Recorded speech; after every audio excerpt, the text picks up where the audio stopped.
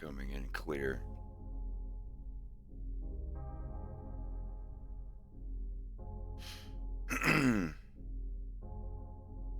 Oh shit. You've really fucked it up now. Yes. Okay. Yeah, I deleted it in 2019. No.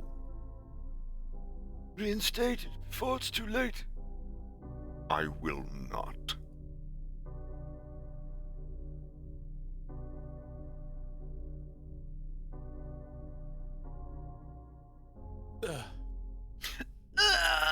I can breathe.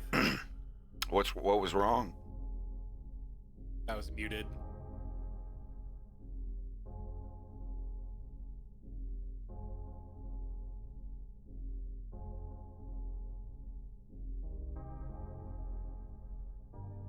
I have to stop eating these Brazil nuts, or else it'll just sound like I have cotton mouth when I'm on your stream. That's no good. It's not. No good. So sad.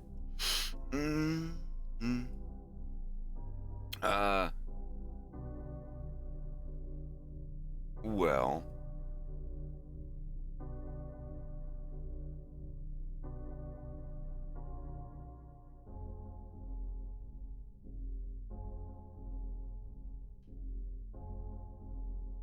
Let's do a survey. Can I have a survey? Pink Floyd Laser Light Show. Temple Terrace.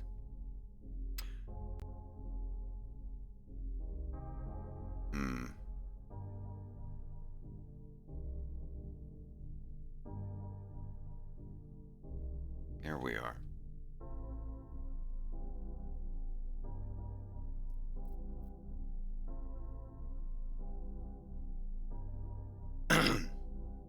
What is it?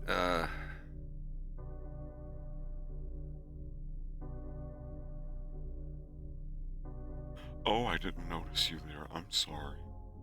Yeah, I'm good on that. I don't need that anymore. If it means I make less money and have less followers, I really don't care that much. I didn't have that many. I barely broke 20,000 like the day before I deleted it. I think I deleted my Twitter the day after I hit 20,000 followers. I was like, oh, neat. Bye. Yeah. Poll. Who are we seeing today?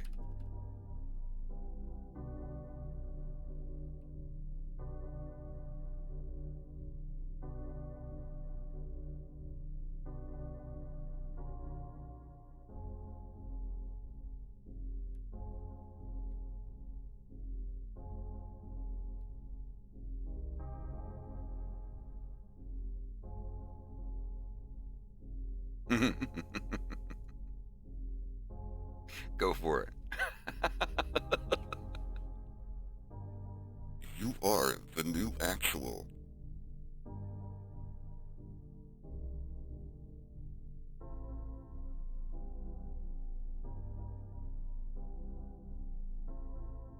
Captain Ocean is the hyena. Wolf O is, well, it's wolf.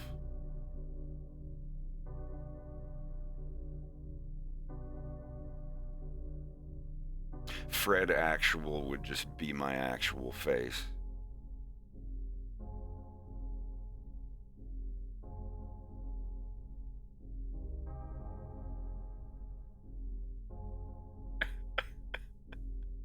I'm still getting some Blender stuff set up.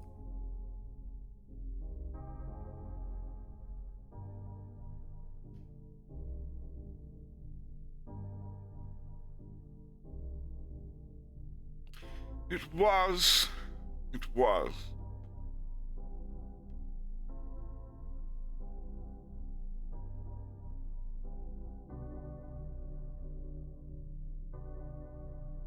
Oh, please tell me I didn't lose my Piotr.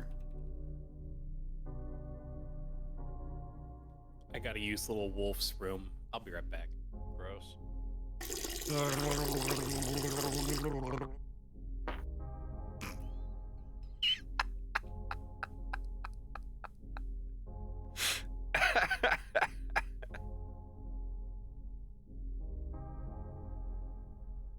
1 vote for the hyena. It's so weird. It's so weird that certain days people be like, we want to see the hyena face rig.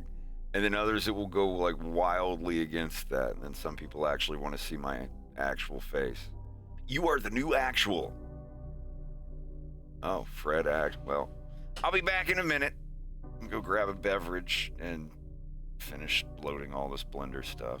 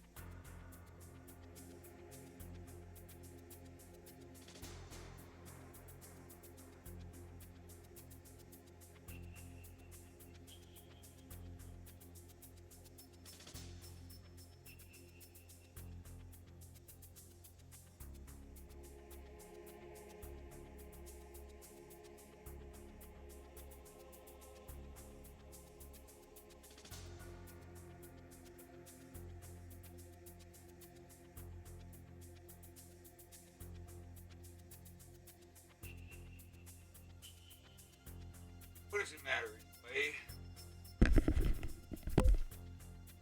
All right. Where are we at?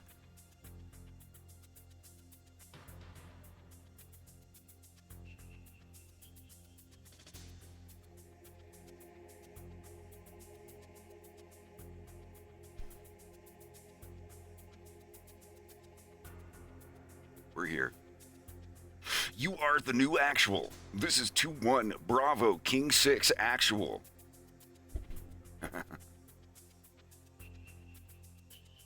So I didn't hardly get any work done yesterday. Started late, had to go to the gym, had to mow part of the lawn. The not so huge.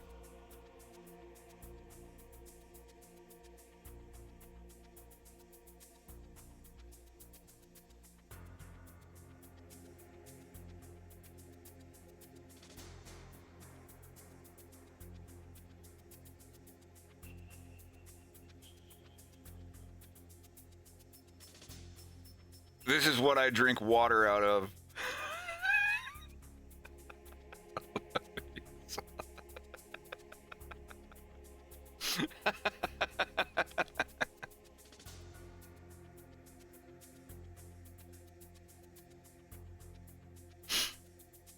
It's silly, but it was on sale at Walmart last year. I had to procure it.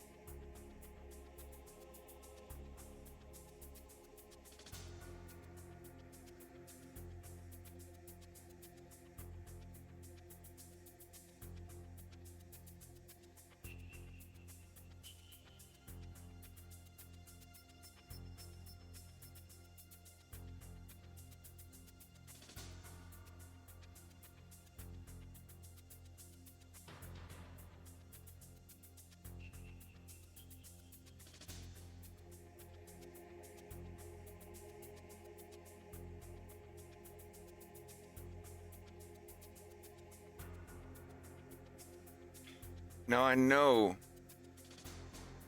that I pinned Kit Scenerist to this. Oh my god. I'm back. Thank God.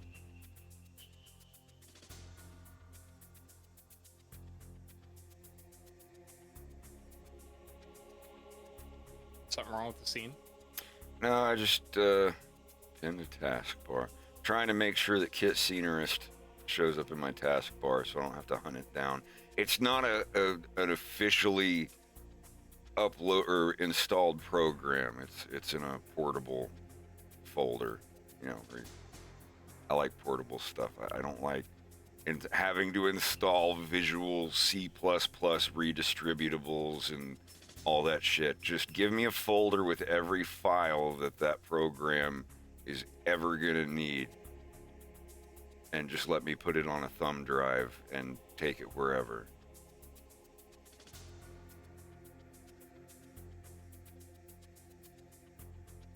Primos is the new Velma. I don't know what Primos is. Is it another raunchy adult animation made by airheads? Who's to say? I will say the animation on Velma was actually really decent. It's like just about up there with Venture Brothers and stuff. But like that. This is the only nice thing I can say about Velma, was that the animation was decent. I just didn't like what they were animating. I'm sure the animators probably didn't either. What if like season 2 comes out and we watch it and we're like, oh hell yeah. Like they fucking, like this is the best thing since Venture Brothers. Like what if they nail it? It would have to be the greatest writer in the history of the industry.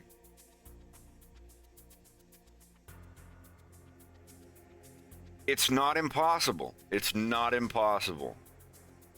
If they start out season 2 of Velma, where it's like, wow, man, what a fever dream. Who is this horrible airhead who is the front person of this show? In my dream, in my horrible theoretical fever dream that portrayed a bunch of stuff that didn't actually happen in the canon of our show. Yeah, you did. Poor Frank. Anyway.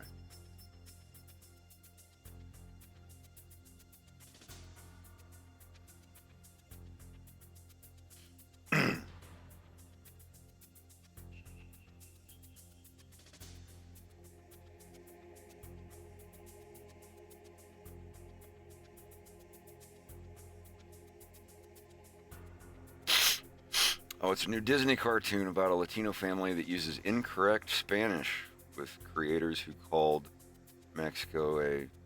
that's not very nice.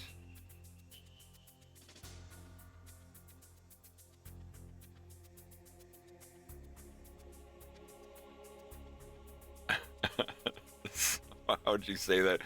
Song del Sur.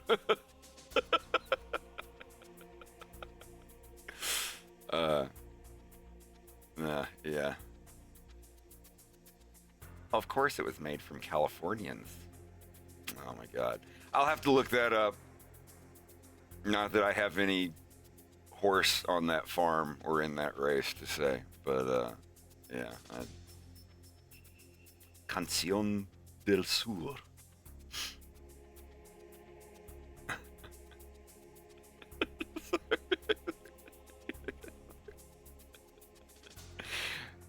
Yeah, I'll have to check that out. I don't know. The animation scene is taking some serious L's in the industry, but not in the independent sector.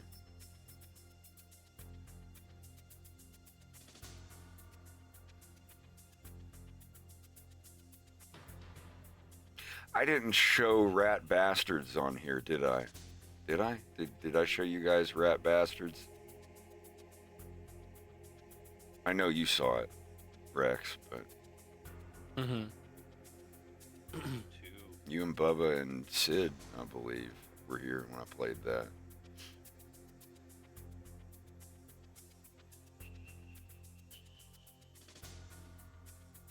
Yeah, sorry, Chacon. You're gonna have to take second seat. Second seat. And I will be voicing a character in Rat Bastards Episode 3, but I shouldn't be mumbling or talking about that yet. I actually do the voice recording for it day after tomorrow. I don't want. I shouldn't even say anything. I don't want to. I don't want to ruin anything. But yeah, dude reached out. It's basically, hey, I like your cartoon. I'm making a cartoon too. I'd like you to do a voice in it. I'm like, I just watched this cartoon and this is really, really, really great. I'll do a voice in it. Okay, let's to sum it up. But yeah, let me put this on. I'm sure John won't mind.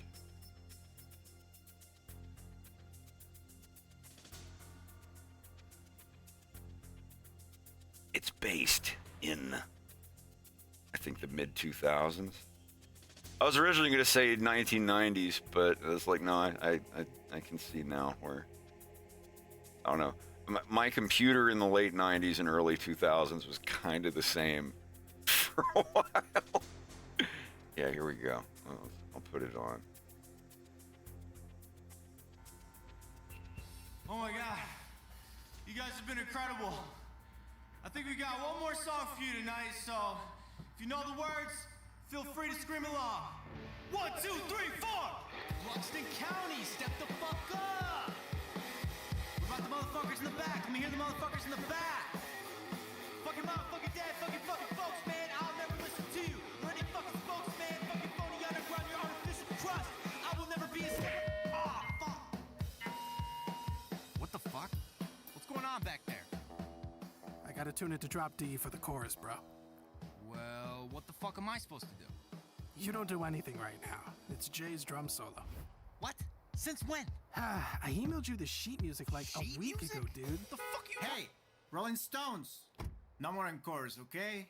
Rodney, your mom said you will help me bring those computers down the basement.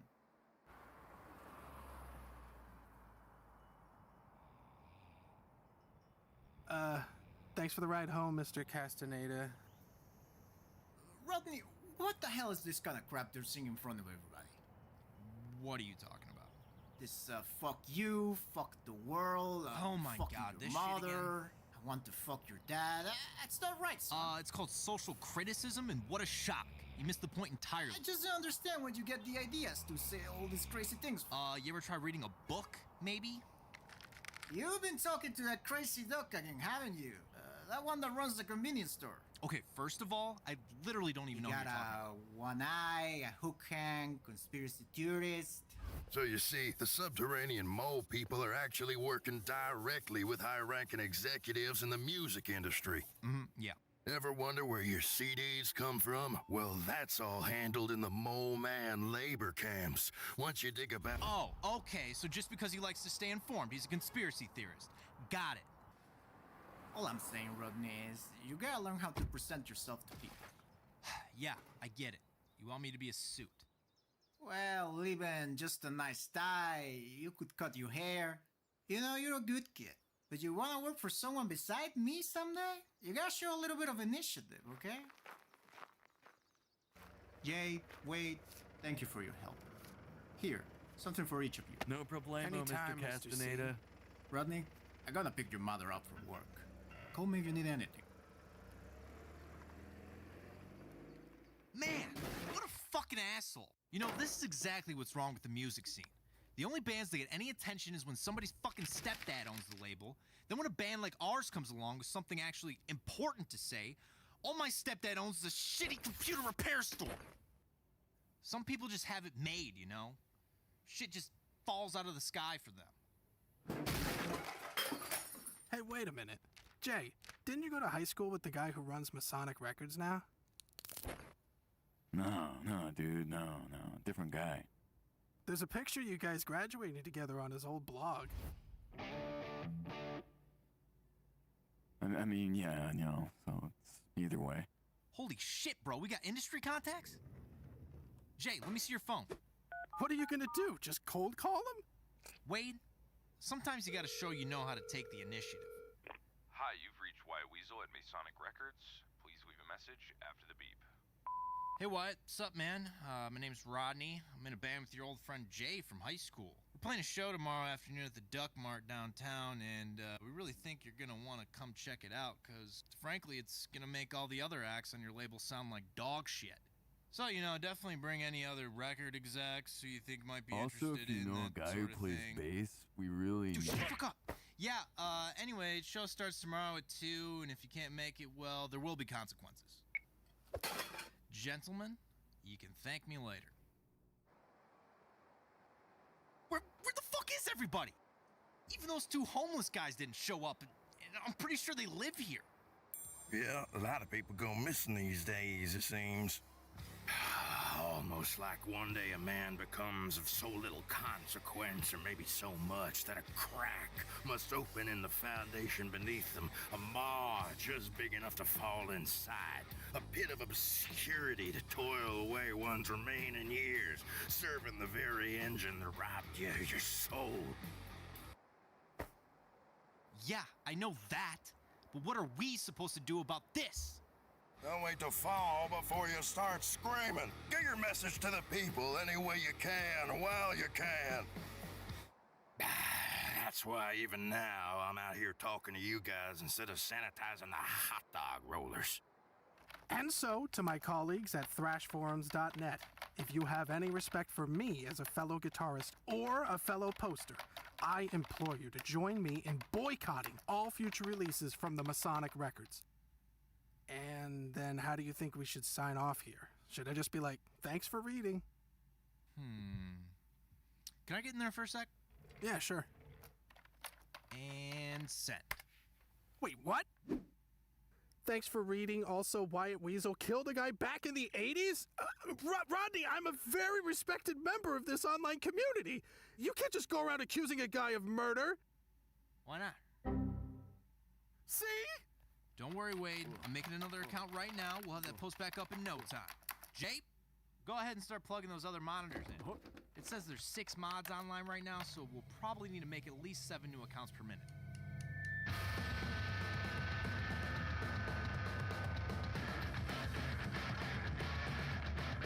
This is what it felt like owning a computer back then. I can totally relate.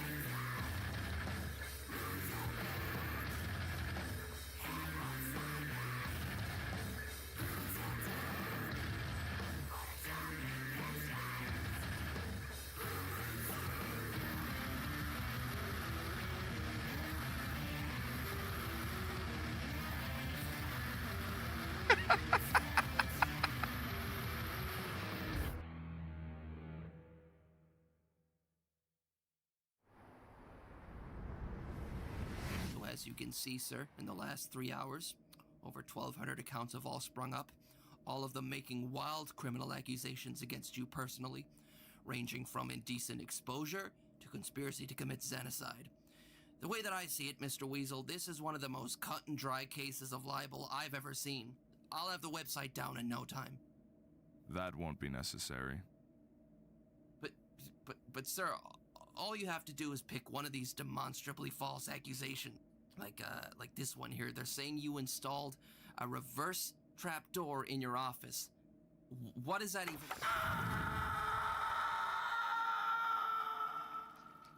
Janice, give me the mole people. Well, fellas, it was a lot of posting, but we finally got ourselves that record deal. No, we didn't. What the fuck are you talking about? Oh yeah, well, why did we do this again? Oh shit! Oh my god! Wait, just hang on a second. We can talk about this.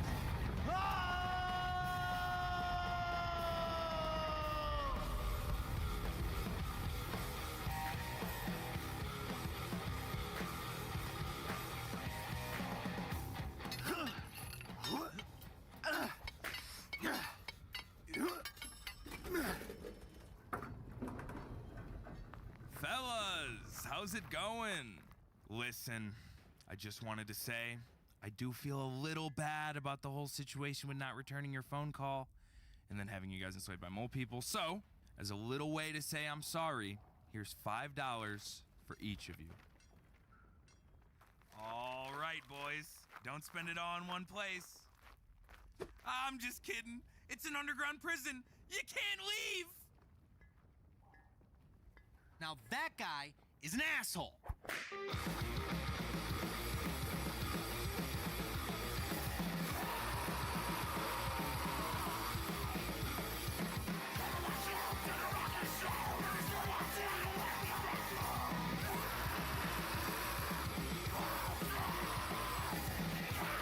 It's a masterpiece.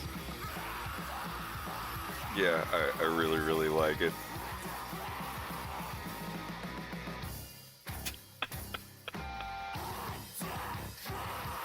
I really think the art's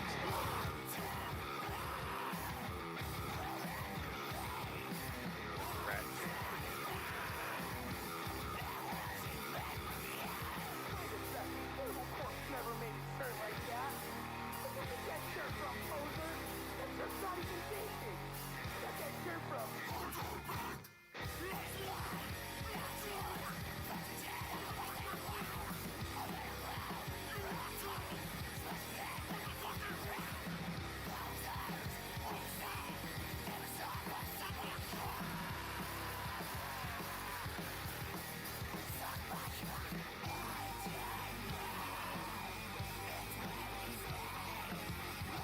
Here, I'll put a link to it.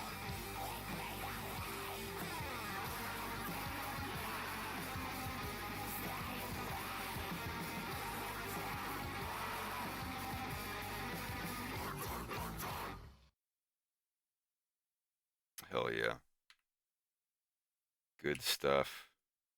We don't get stuff like that very often, do we?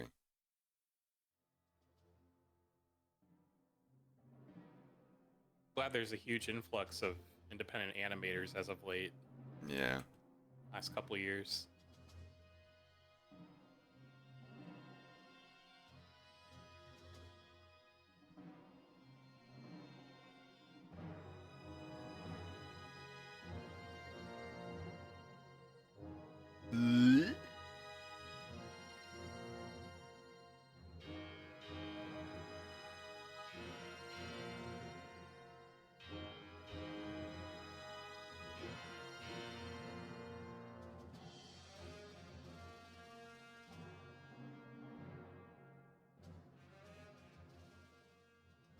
What does Control 1 do?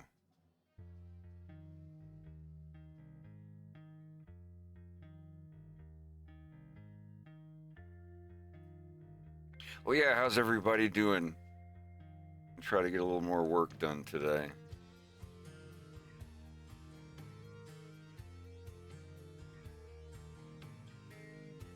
Gonna get started on Piotr here in a few minutes. Cool. I'm just playing Diablo.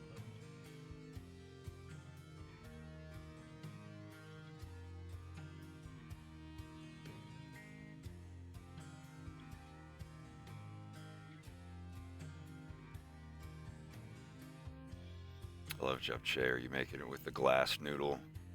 I don't even know what that is. Japchae, the Korean food, the pancakes with the glass noodle stuff. I think I'm stir fry. Yeah, I don't think it's the pancake specific, but it's. God, next time that y'all come up, we'll have to get some. Oh god, I miss that like smoked noodle dish that we got when we first. Oh, the got Cantonese sausage and noodles, the sweet cinnamon kind of. Frick, that was so good. That and it was from the same place we got the Mapo. Yeah. Yeah, that is some good stuff. You've had glass noodles though, right? Many times, yeah. Yeah. Japchae is like stir fry with glass noodles and whatnot. But the way they do it here, you get a potato pancake.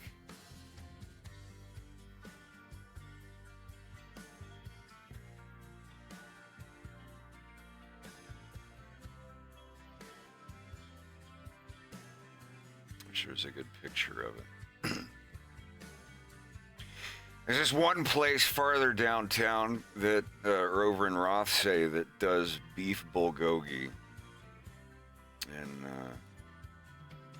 it's one of those things that makes you sit there and think about it after you eat it.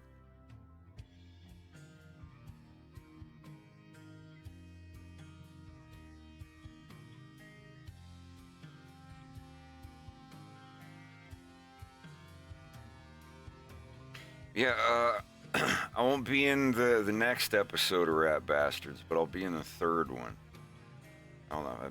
I don't know if he wants me to say anything or not. I don't think he'll care. I'm not gonna say who I voice, but when you see it, if the script doesn't change from the script I was given, yeah, it'll be like, oh yeah, of course Fred voices this character.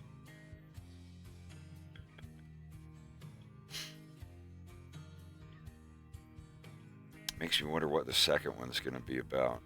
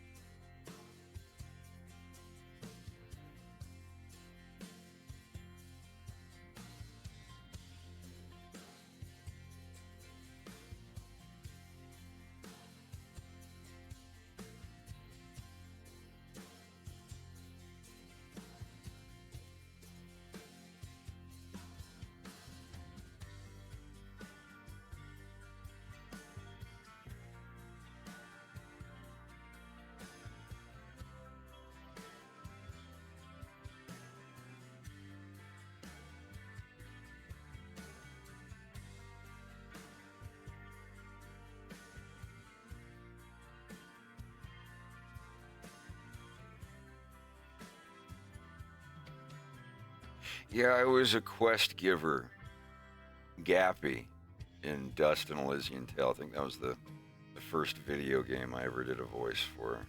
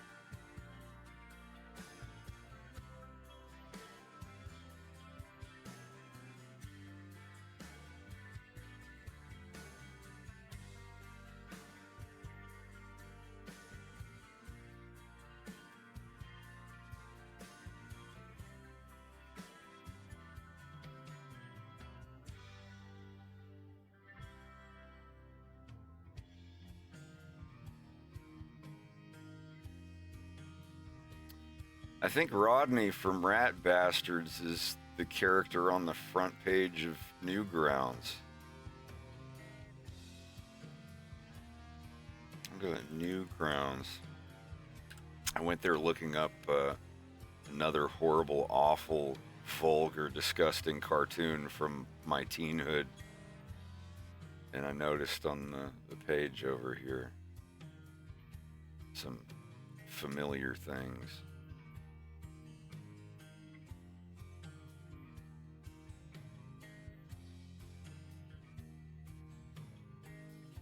Where are we?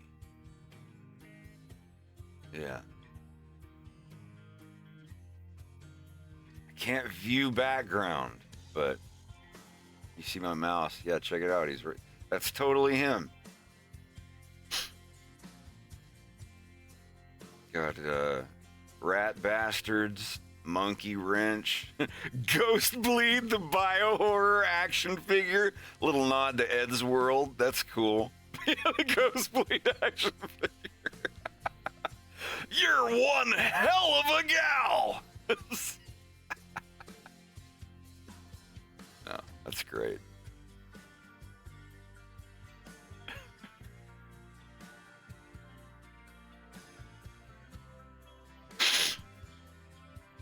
When was this uploaded? It's been converted? Is it actually converted to a... No. Wow.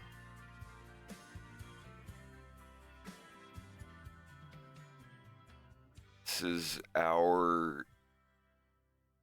God, when did I upload this?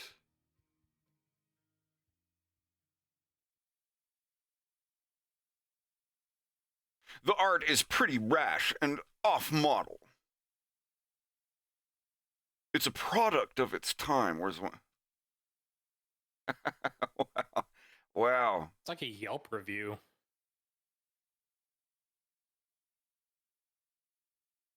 Oh, wow. These are people from the Lackadaisy stream when I mumbled something about this being on the internet. Hey, y'all want to see my very first Flash animation of Star Fox? This should be the most motivating thing in the world for you. This is, yeah, this is Newgrounds. I uploaded this June 2001. Tomorrow will be the 22-year anniversary. Today's June 17th. I didn't even notice that. God almighty. I was so proud of this.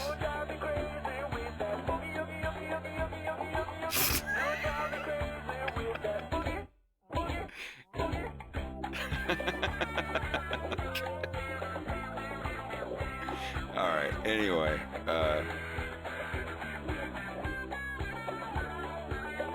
Jesus Christ. I miss Fred's old style. I like this better than a Fox and Space. God.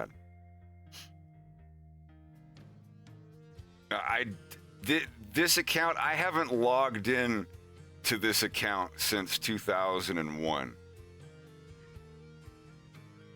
Oh my God, how many people have viewed this?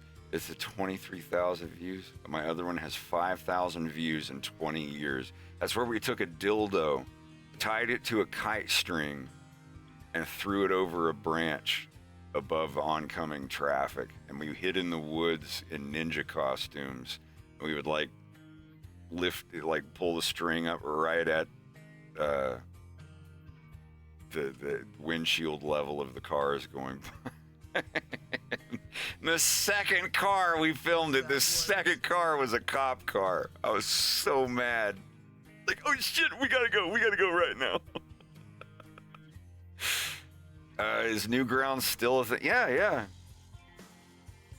It's more like an everything site now. Like, it's not just, it used to just be Flash cartoons, but it's definitely where you can go to watch cartoons that you can't put on YouTube. You can put any kind of cartoon you want on Newgrounds, pretty much. I may actually put the violence on Newgrounds, because I don't think it'll be able to be put on YouTube. I don't know. We'll see. We'll find out.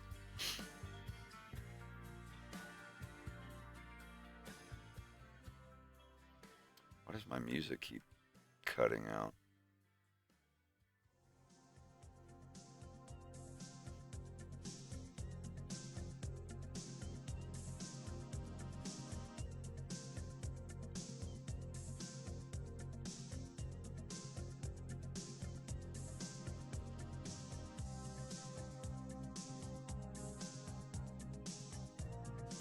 pick up Steam here in a minute.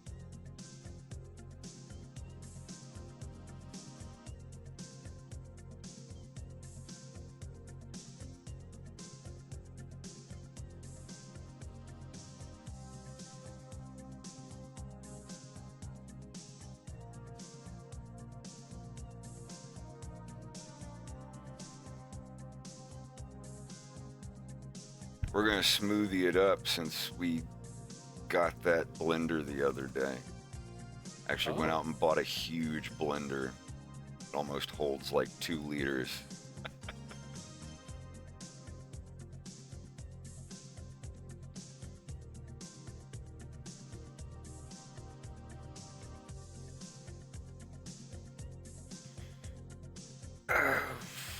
I'm not sure.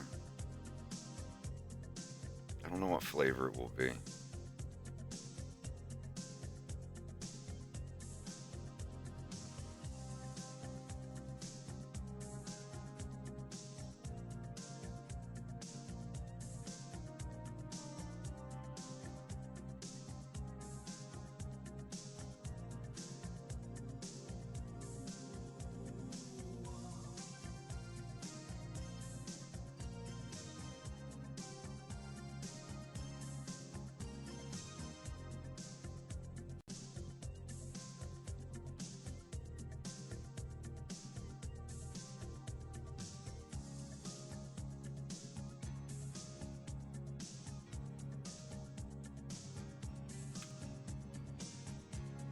Really love this new keyboard. Like I'm upset that I waited so long to get a new one. I mean, my Logitech, I've had that Logitech keyboard since I lived in Tennessee. Like I've had it for like 4 or 5 years.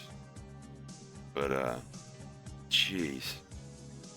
The keyboard that came with my new desktop sounded and felt like a mechanical keyboard, and it technically was, but it had mechanical keys that pressed down onto a membrane board at the bottom, so it just mimicked being a mechanical keyboard.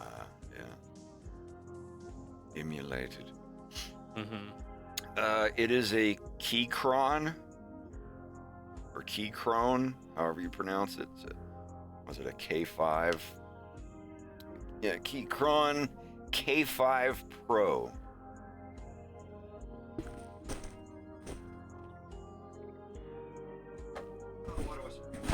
This. The box is here. Yeah, this guy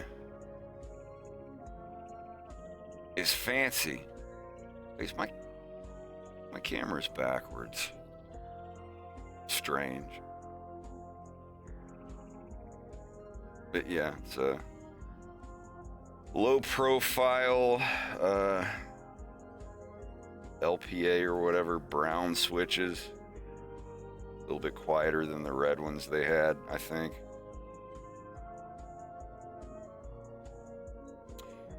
And I can link it to 3 different Bluetooth receivers. I just realized that I could make this the keyboard for the other. I've got a monitor up on my ceiling that I have to lay back and look at. I didn't even realize that. Yeah, function 1, function 2, and function 3, like holding the function key and hitting 1, 2, or 3 will change it to another computer. So yeah, I guess I don't need another keyboard for my secondary computer down here. I just hit function 2 on this keyboard and it switches. Wow. I didn't even, sorry, I just looked at it now and realized that. The battery lasts for like 2 weeks if you don't use the backlight, which is nice. It's like my mouse lasts for about 4 or 5 days before I have to charge it again. And it does have RGB. Give a fuck about RGB on my keyboard. I don't want to be distracted by a rainbow colored keyboard while I'm no-scoping noobs. But yeah, that's I'm extremely happy with it. And it's very, very, very quiet. The keyboard is something that I think is easily taken for granted, and it's something that you use all the time for hours and hours. Like, you might as well get a nice one. Yeah, I definitely want to spin. It's just like my graphics card. I got a 4090 because I'm going to be using it's for work. It's not because, like, oh, I want Doom Eternal to look a little bit better with ray tracing.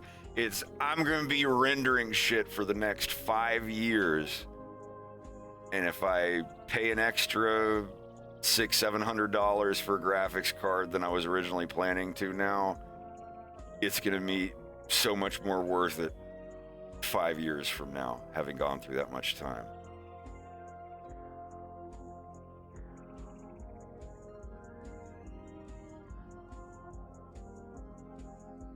Just like with the keyboard and stuff, it's like if I'm going to be using this for my job, my literal job, for the next 5 years, I'll take the hit now, you know, spend a couple months paying off the credit card, and then that's it, then I'm good, as opposed to buying the medium choice now, and then in 2 years it's slow, and I've got to, you know, upgrade to the newest medium choice and keep doing that. You know, I don't want to mess with that. I have not missed a credit card payment in, well, I haven't missed a credit card payment since I got the stuff. I have a perfect record, but I don't think my credit score will get any higher until more time has gone by.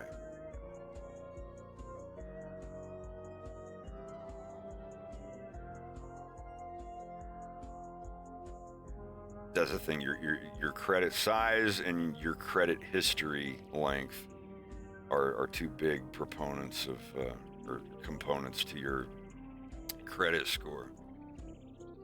I'm right at 750. It's as good as it can get. But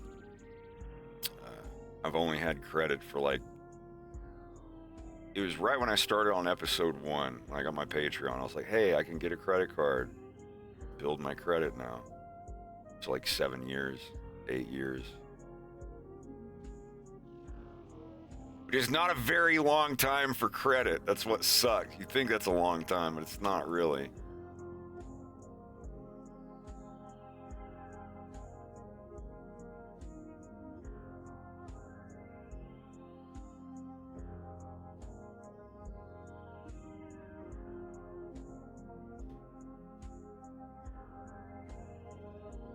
And for Piotr, however you want to do his chewing mouth is up to you. Just know his teeth are just like sawtooth. There's no like canines, molars, and incisors or whatever. It's just triangle teeth. Yeah. He's not super big on the screen either, so I don't gotta go too full ham on it. Yeah. But I'll still make it look good. I did have a delinquent cable payment recently for internet, because when I moved out of my place, I sent them the modem back and they didn't receive it, so they put it in collections. And then like a month later, it got sent back to me for improper address, and then I called them. I got the address from a guy, wrote his name down and everything, and sent it, and it was again to a wrong address. So then like 3 months later, the collections people call me and they're like, yeah, you owe $200. I was like, here is the picture of the package I sent. I sent them a picture of the package with the postage paid, the receipt and everything. I was like, I sent this to you guys. If you don't get it this time, or if you didn't get it, I sent it to you. There's nothing I can do. And you know, and they're like, okay, forward us that picture and we'll take care of it. But I don't know. I don't see it on my credit record anymore, so maybe they did take care of it. God, that was so shitty. I was so mad. Mm-hmm.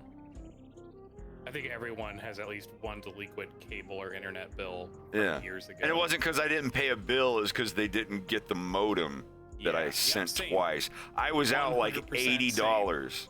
$80, like $40 shipping on the first one, $40 shipping on the second one. And I told the dude on the phone, I was like, this is $80 that you guys have already forced me to pay for shipping to get this box back to you. And you're telling me the second time I sent it back, like, are you running a racket for FedEx to get shipping money out of people for bullshit? Yeah, I was super mad. I was very polite. I was very polite to the person. It wasn't their fault. But holy shit. Dude, because I went through, like, a mirrored example of what you went through with that. And I didn't know it was for a modem, because it was my first time checking my credit. And I was living in Oakland, California at the time. Very long time ago, like just a little over 10 years. And they were like, oh, you have this delinquent thing from, like, Verizon. I guess, like, you get in contact with them. And it was the cable modem thing. And I found it because they mailed us one, but I never opened it because the roommate that I moved in with, like, he brought. You already his had own. a modem, like, right? Didn't have to rent I guess one. we don't really need this, so I kept it in the box, just put it in my closet, and so I contacted Verizon about it, and I was like, "Hey, I still have this in the box. Can I just, like, mail it back, and we can just kind of, like, 86 this whole thing?" And they were just like, well, it's too obsolete now, and, you know, we won't be able to take it back. And plus, it's also in collections, so it's out of our hands. You have to deal with the collections agency. They did the obsolete thing on me for an older one. Granted, though, on that one, I did, like, that was one from, like, I think that was actually, like, 2012 or 2013. And by the time I found it, I was like, hey, I've got this. It's literally exactly what you said. They're like, well, we don't use that model anymore, and it's already in collections. So, and I ended up eating that. Yeah. But no, this was like 2018, 2019 on a modem that I rented in 2017. So yeah, fuck that. Yeah, but once I paid it off, like, my credit went way up. Like, it completely corrected course. I'm glad I finally got the air conditioner hooked up. Jesus, it's been so hot and sweaty. So glad the stream is here to make up for my crappy... Yeah, you're the one doing with the air conditioning woes earlier. Yeah, it was when Sid was here the other day. And we were starting to cook. We were starting to make the mole stuff. And we're all just standing around, just like sweating and panting. I'm like, nah, I'm gonna, I ran upstairs, grabbed the wall unit and walked downstairs with it and put it in the window. We've been putting it off. I'm lazy. I'm like, I don't want to fuck with it. But it was just so hot. I was like, nope, I'm gonna do this. If we're gonna be in a hot kitchen cooking stuff all night, Yeah.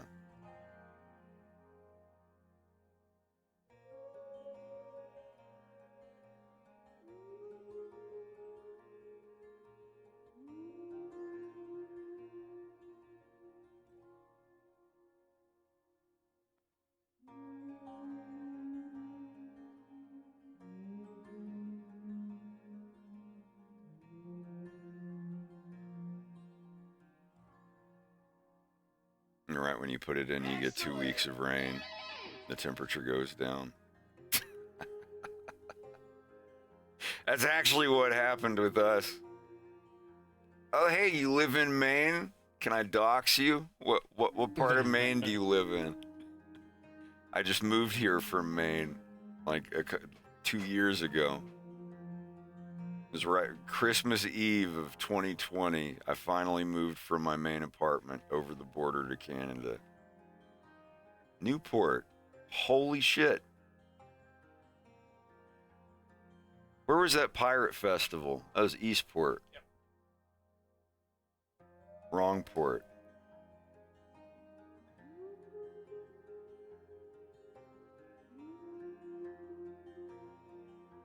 Let me take a look. It's a little bit west of Bangor, right?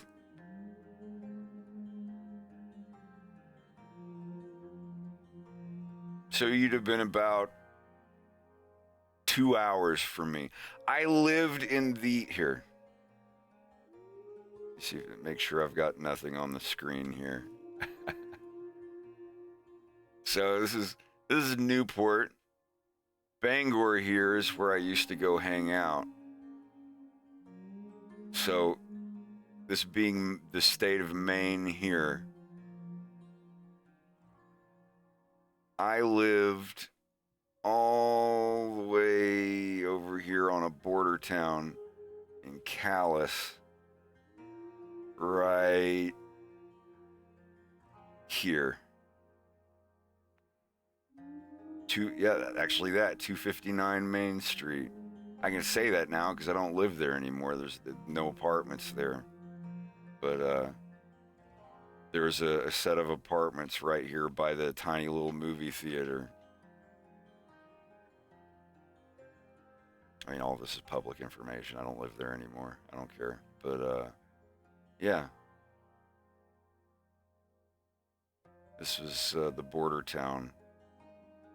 I love it. I mean, it's ever since COVID, most of the businesses closed down. But I would cross over here and drive all the way to where I live now. I live in St. John, New Brunswick. So it's about an hour, 20 minutes to go down Transcanada Highway and get to Calais and then continue down 9 or whatever to Bangor. This drive on 9 is so pretty. It's so nice. You get absolutely no cell phone coverage. Yeah. Newport is like, I don't know, 3 hours away.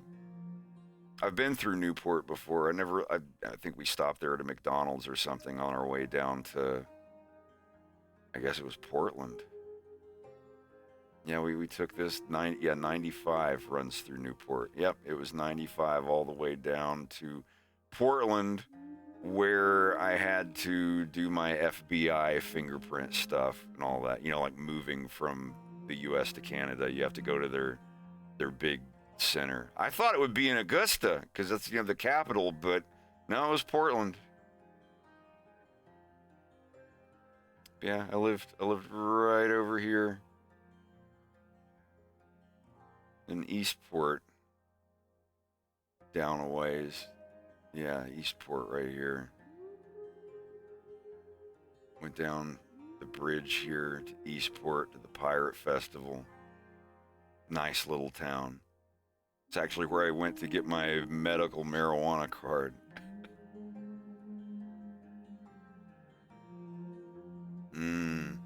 Greg, what is this?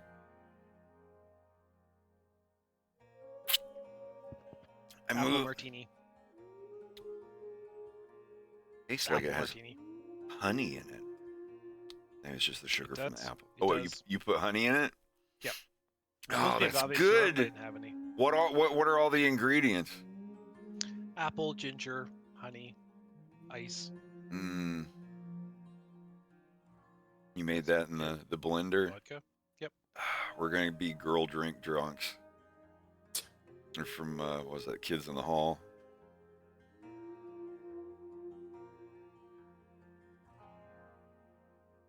Yeah. You're a girl drink drunk! I can't stop! Paying kids to go get you fruit and alcohol from the store because they kicked you out.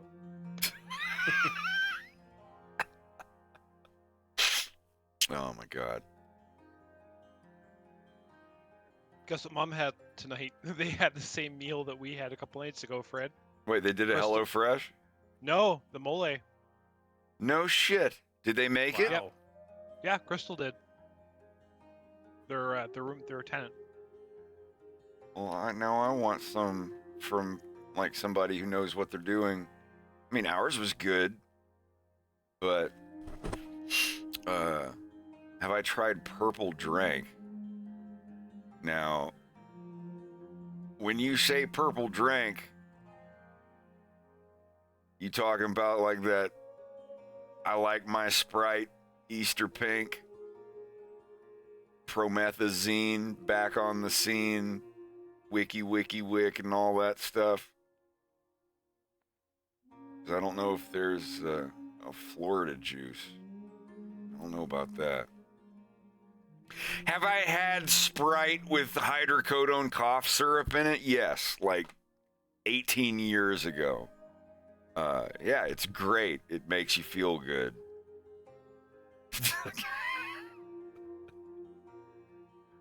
Finger flipping and swerve sipping. Yeah, I remember that. It's basically like, I want to be a heroin addict, but instead of using needles, I just want to drink the stuff. So then that's what you would do.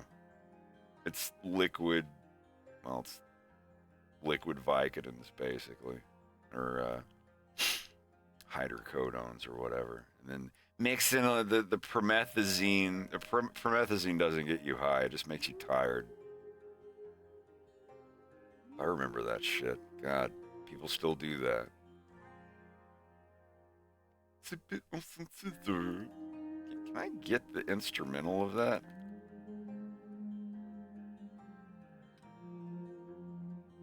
Triple six. Oh, it's a remake? Yeah.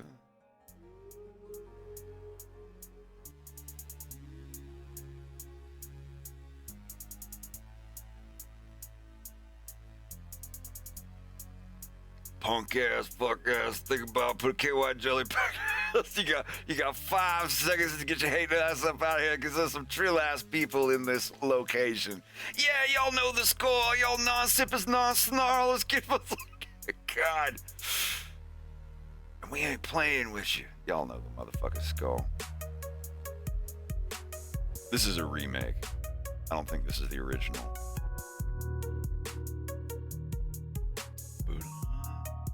I love a little E piano. Hell yeah. Sip it on some scissors.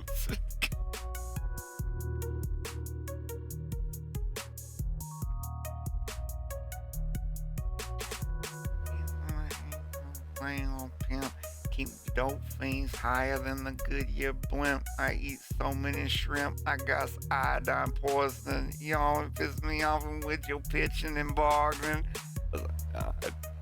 As a navigating a minefield, trying to karaoke that on a live stream. What was it? Hydrocodone on the hands-free phone. They don't open it, I be getting high all. Oh my God. Yes, I used to bump this. It was another time.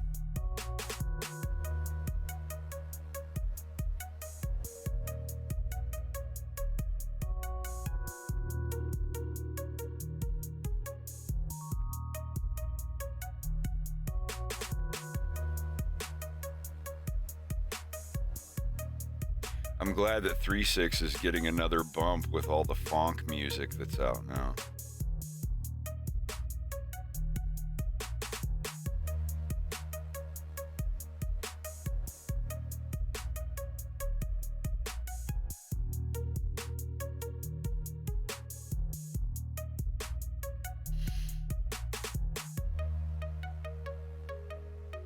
Dude, I hate to break it to yo young ass, but 20 years ago was definitely another time.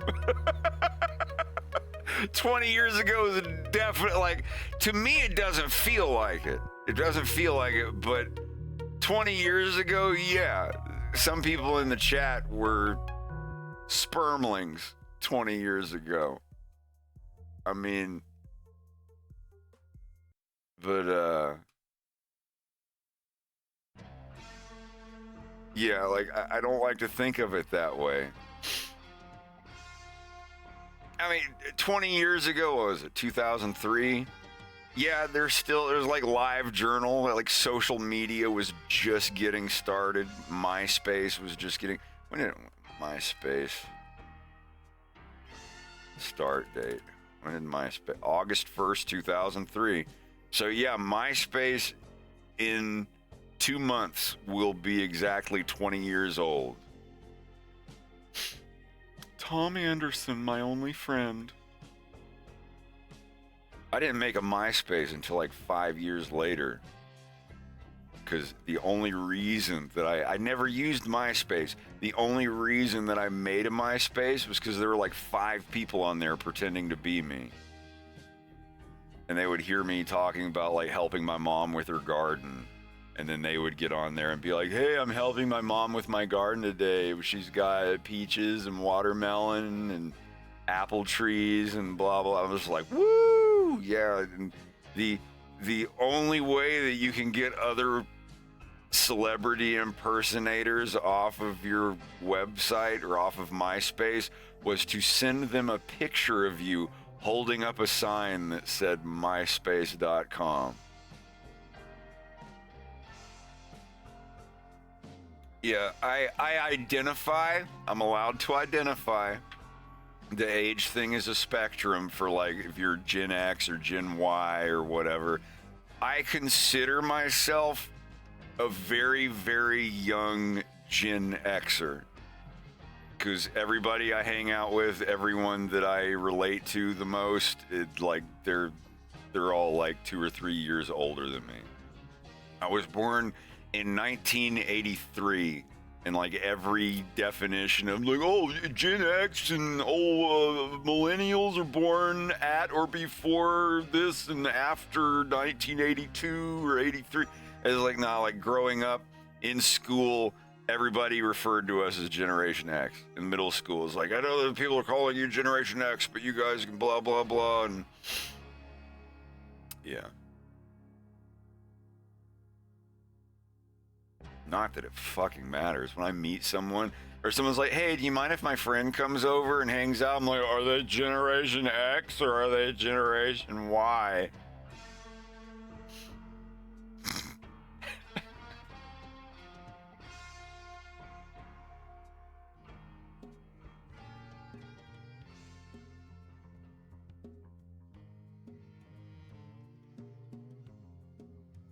Basing your generation on which creator made their Tolkien thing.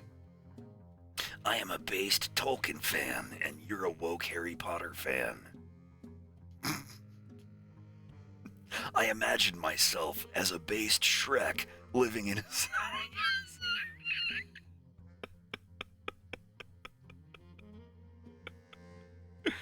Oh my god. I will never delete that video. I'm so glad that I was able to experience that, even with the AI voices, like the Solid Snake thing. Y'all remember the Chippendale Rescue Rangers cope video, the Russian cope video.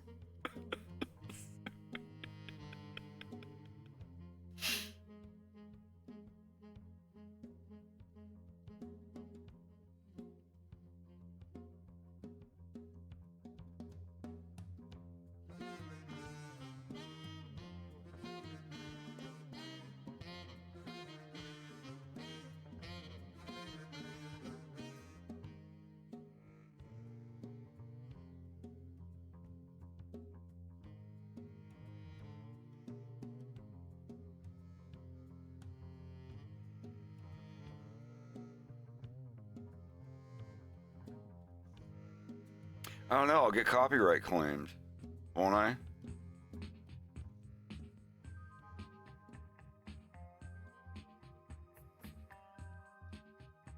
Let me break it. It's gonna get flagged. Not that I care. No one watches these VODs anyway.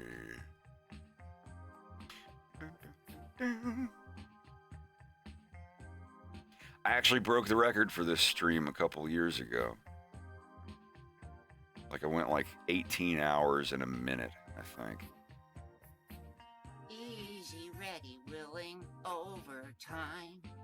Where does it stop? Where do you dare me to draw the line? You got the body, now you want my soul. Gay. Don't even think about it, say no, go, yeah. I'll do anything that you want me to, yeah. Do almost anything that you want me to, yeah. But I can't go for that, no, no. No can do, I can't go for that, no, no. No can do, I can't go for that, no, no. No can do, I can't go for that, can't go for that, can't go for that, can't go for that. I can't go for being twice as nice. I can't go for just repeating the same old lines. Use a body, now you want my soul. Ooh, forget about it, now say no, go, yeah. Let you do anything that you want to do, yeah. Wonderful, Greg. Let you do anything that you want to do, yeah. But I can't let you do that, no, no. No can do, I can't let you do that, no, no. No can do, I can't let you do that, no, no. No can do, I can't let you do that, let you do that, let you do that, let you do that, yeah.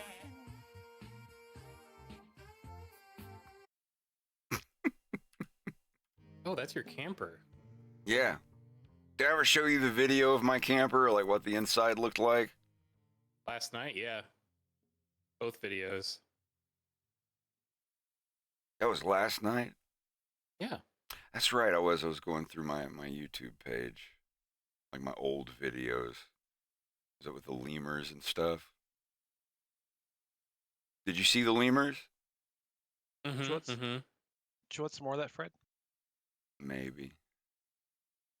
It tastes like applesauce, honey, ginger, and liquor. Oh, that's pretty much right on the point.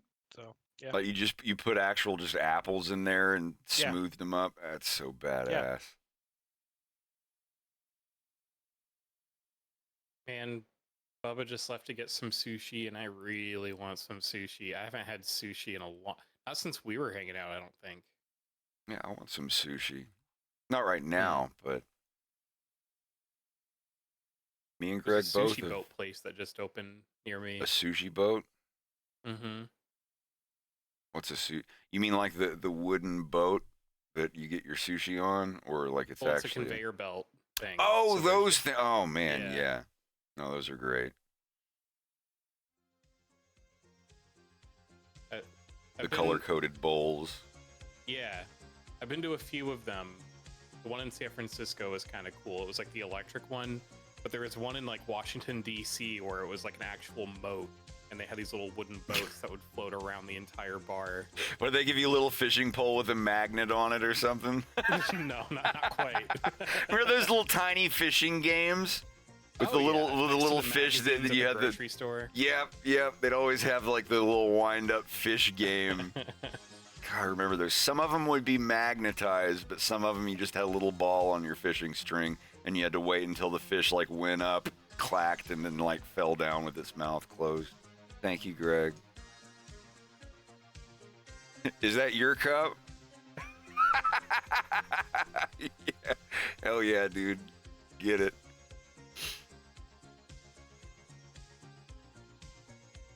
Did we go to a sushi place in Bangor? No, we went to the noodle place. We went to some boba udon ramen place there. My buddy Matt Delano did the voice of Bill. He's a friend of mine that helped me learn ZBrush.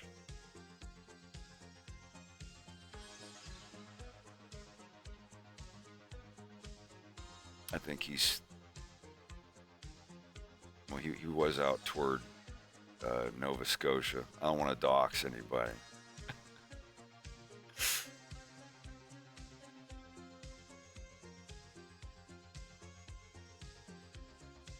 Yeah, Bill's accent in my cartoon is definitely East Canadian, New Brunswicker type accent, I guess, as little as I know about that stuff, being an unwashed American. There were a lot of people in the comments. They're like, "Hey, is Bill a New Brunswicker?" I'm like, well, in space terms, sure. He's a space Canadian from space New Brunswick.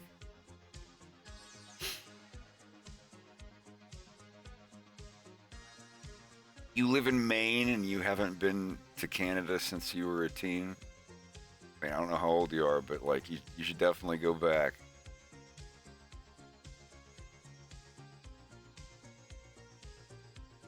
Oh yeah, Fill Your Boots is definitely Canadian. Fill your boots, you one-eyed nab. Nab. You nab. I missed that video. That was so much fun.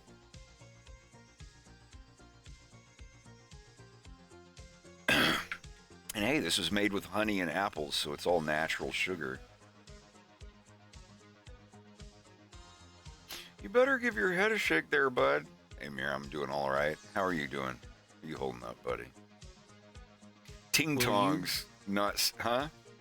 Will you be upset if I left to get boat sushi? Excellent. I mean, you'll be back in like an hour or so, right? Yeah. I mean, it's Do it. like Do it. Fill your boots. 10-minute bike ride. Not even 10 minutes. Okay, well, I'll be back. Wait, are you eating in or are you taking out? I'm eating. I want that sushi fresh, bro. Yeah, I got you. No, yeah, I'll see you in an hour or so, right? Yeah, I'll be back. If not, I shall be very, very disappointed. I'll get over I'll be it. sad. I'll shit my pants. I love it. Okay, bye. All right, have a good one. I have this button on my soundboard. Let me show you. That's my soundboard. Look at all the different colors.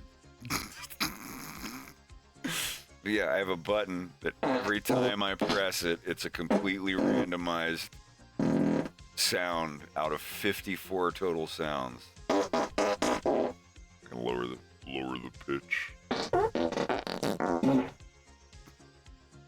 Sorry.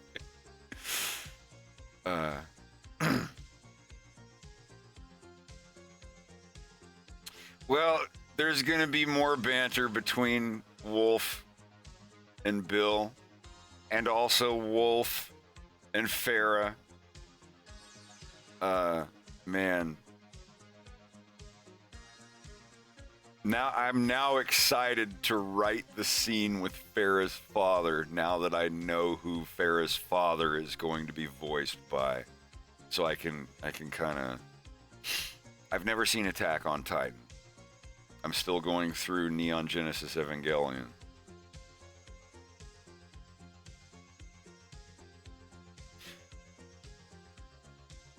Ambrosius, go! I remember that scene.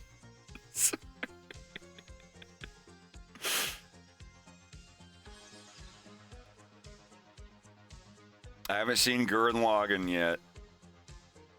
Like I plan to watch anime. Yeah, the scene between Farah and her father, where she comes in and he addresses her very angrily. That's going to be a really, really difficult scene to write. but I think it's gonna be great.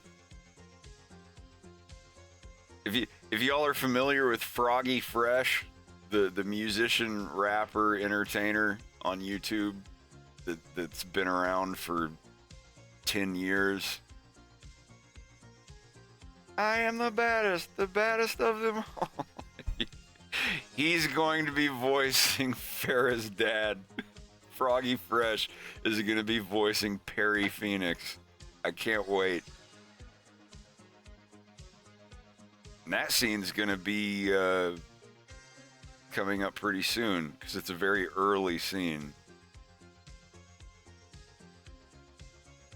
Y'all know Froggy Fresh? Froggy Fresh! Krispy Kreme, Moneymaker Mike's co-host guy.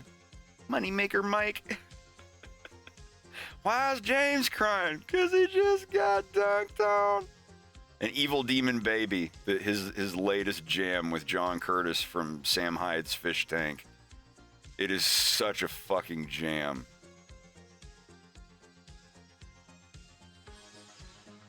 Baby gonna catch me. I better.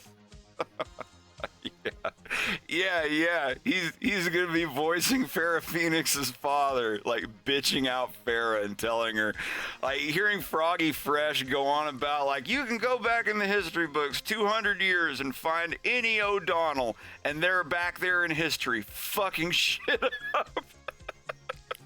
It's gonna be something like that. Like Farrah's father is very, very well versed in history, Cornerian history, and family names and whatnot. And he is not a fan of the O'Donnells. The O'Donnells have always been trouble. I'm gonna actually ask.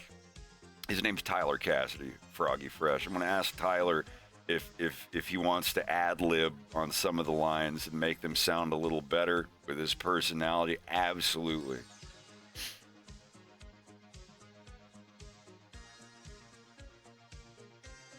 I'm your father and I approve this message. Get out of my office, girl. Now he's gonna say something. He's like, go on, girl, leave me be. And he's just like down like this. Like, I can't wait. He's excited. He's on board. I've already like exchanged information with him on Instagram, and I have a ghost account on Instagram that I don't post on. I just use it to contact people because not everybody has Discord. I don't blame him. Discord's wild. And I just got my copy. Actually, as of yesterday, I now own a hard copy of every official Star Fox comic ever made.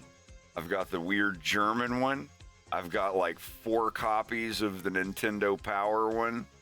I've got Farewell Beloved Falco in near mint condition. I have all the digitals of those, so I'm not like going to go open them up and physically read them. It's like, there, I've got them. Now to store it away somewhere and never look at it. But, like with the Zelda, the Legend of Zelda Link to the Past graphic novel that came out in '94, I think it was. Like a copy of that to put away, and then like a copy I got for like $50 off eBay where the spine's ripped and one of the pages is bent or whatever. A reader, if you will. I think that's what they do. Like when someone buys an important comic book, they get 2 copies of it. They get one, vacuum seal it and store it away somewhere, and then the other copy they put tape on the spine and just chuck it on the shelf and be like, there, this is the reader, whatever.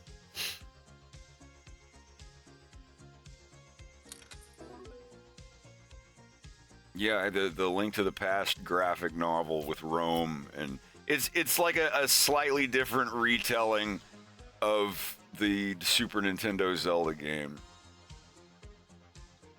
But yeah, that's usually isn't that the standard, Greg? Where somebody would, like, when you buy 2 copies of an important comic book, you save one and then you put tape on the spine of the other, and that's just like the beater or the reader. You ever heard of people doing that?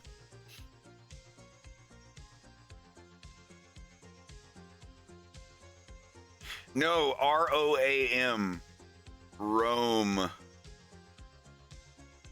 He was the I can't remember what he looked like. Like the dude with the big bird nose. And then like when he went to the dark world, he actually turned into like this badass bird eagle guy.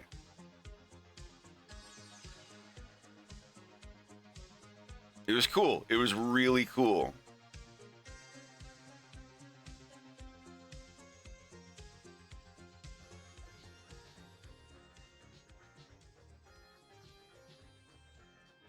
I like that character, but he wasn't in the actual game.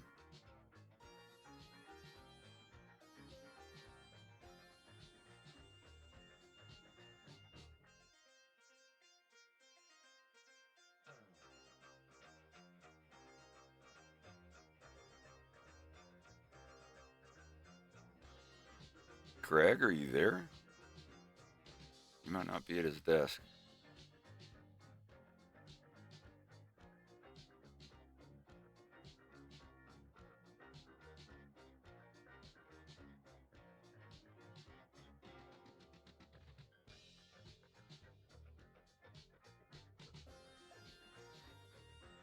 Test. There we go. I done see my headset. What's up? No, I was just asking if that's a standard thing with comic books. Like What's that? when someone buys an important issue, they'll get 2 copies of it, one to store away, and then the other they'll just like put tape on the spine. Just have that as like the general reader if someone wants to read it. Some folks do. Some folks will buy like, you know, a copy for their, you know, to read and whatnot, and a copy for To their put away. collection. Yeah. And of course, then you get like these days, you get so many big issues that come out with multiple covers. You get people coming in, it's like, oh, buy one of each cover. And they'll walk away with 8 copies of the same comic. Yeah. That is not uncommon. Puppy's being a fussed pot. What is he fussing about? No idea.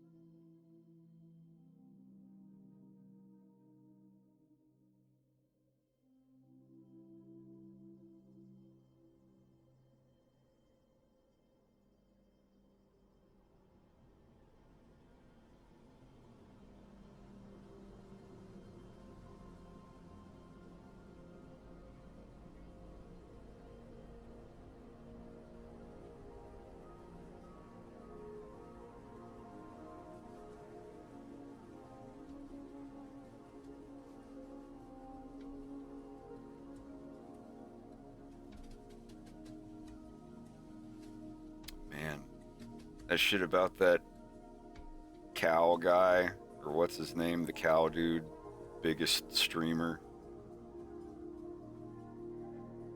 on Twitch, moving over to Kick. Kick is basically like, it's Twitch, but produced and owned by some gambling website. Yeah, XQ Cow or whatever the fuck. Like, I don't know any of these people. I'm sorry. I'm out of the loop. But yeah, stake.com. They brought a bag of money to his doorstep. Yeah, $100 million. Okay, that's a bag of money. I would He got 100, and it's not even exclusive. He can still stream on Twitch. It's just like, come and do a stream on our website. And there were like 70,000 people watching it the other day. He wasn't even in the room for most of it. Like, he went out and got like a rib dinner takeout and just sat down and ate food and watched old 2000s episodes of Gordon Ramsay. And there were 70,000 people watching it. I'm sure that number might have been padded a little bit, but that's got to be a hell of a thing to just be able to even have an empty room and then just come in and eat, people watching you eat and watch TV and get paid oodles of money.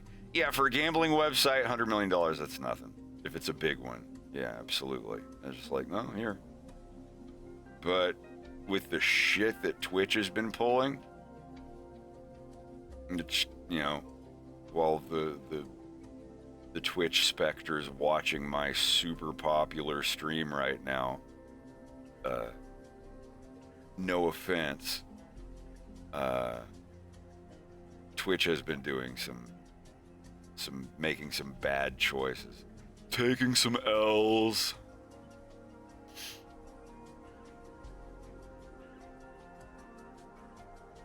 Just their new policies and stuff. I don't know all the details. Some shit about sponsors and whatnot. Things that I don't really have to worry about, but it's still, you know, getting rid of the 70-30 split and being like, we are taking half of the money that you make from subs and supporters, which is radically insane. So now Kick is coming along and they're like, hey, all of your subscribers and everything, you get a 95-5 split, which I'm 100% positive won't be a forever thing, but they'll do it until they can pull a bunch of Twitch's people away, unless Twitch sees the writing on the wall and they start like changing their split back. Yeah. Yeah. Player. They came out and said something like, these choices we were going to make are bad for the Twitch family and blah, blah, blah. All right, well, let me tell you. If you sub to me for $5 a month on Twitch, I get $2.50 of that. I get half. I get 50% of that. If you sub to me on Patreon, I get 95% of that. Because I got on Patreon super duper early, I still have the 5% fee thing. I think it's like 10 now or something, but I get much more money on Patreon. Plus, I upload stuff to Patreon that you won't see on YouTube. You'll see everything I do here on Twitch, but nothing downloadable most of the time. That's fine. If it's easier for you to sub to me on Twitch, that's fine too. I have no problem with that. But if you want like the most pennies of your dollar going to me, it would definitely be Patreon. And the thing about Twitch moving to everyone being 50-50 instead of 7-30 with, or 70-30 with partners, it's gross. I do think it's gross.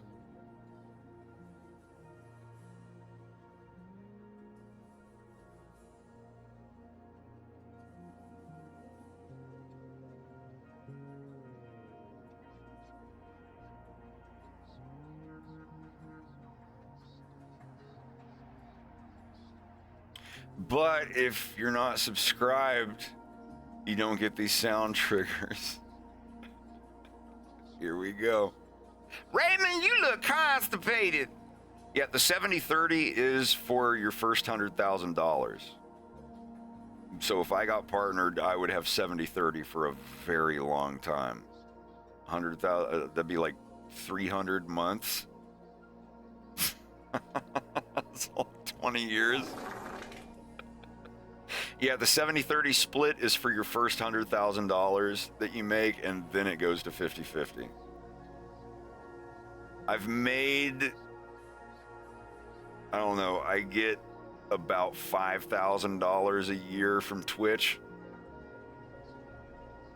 $4,000. I get anywhere between $300 and $500 a month on Twitch for my subs. So It's usually closer to 300, but on like busy months or whatever, I'll get like 500.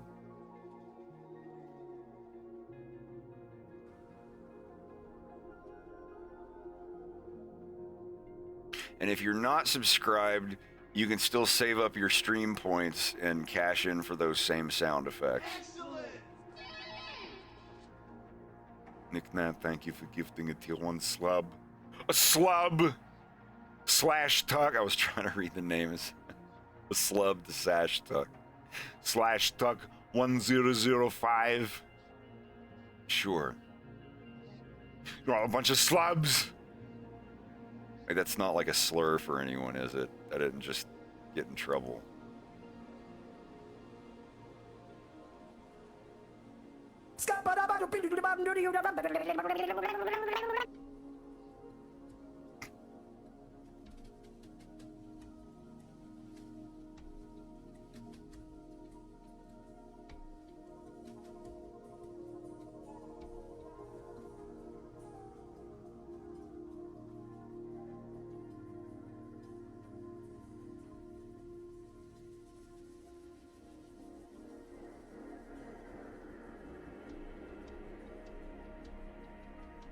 Don't let me forget, I gotta do that voice recording for Rat Bastards on Monday.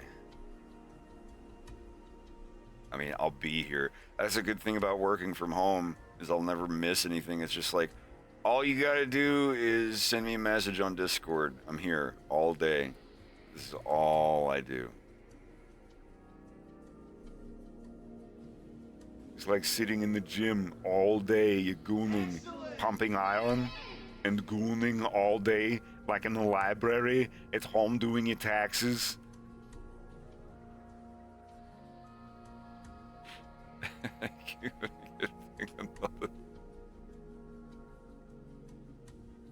Tumugen nomi koto 888.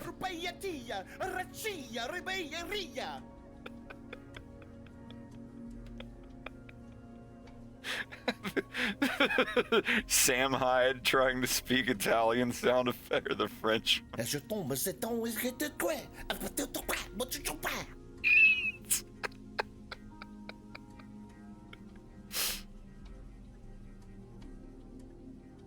Oh my god.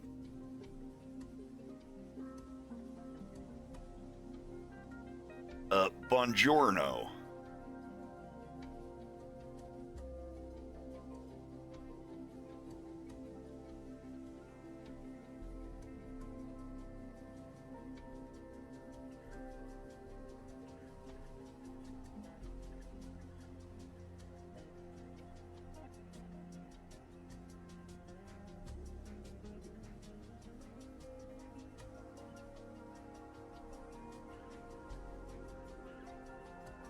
I have a bunch of empty slots for emotes that I haven't filled in yet.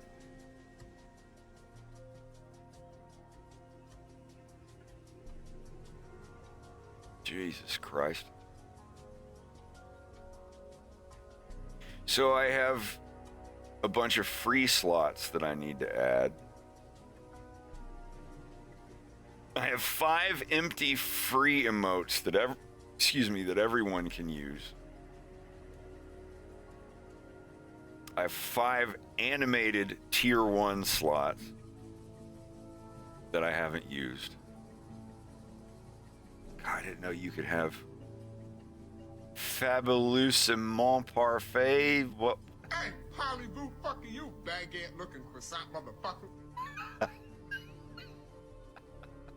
Je tombe, c'est ton whisky de quoi? What's he saying there, Greg? Are those words? Je tombe, c'est ton whisky de quoi? Those are not words that Does anybody in the chat speak Italian?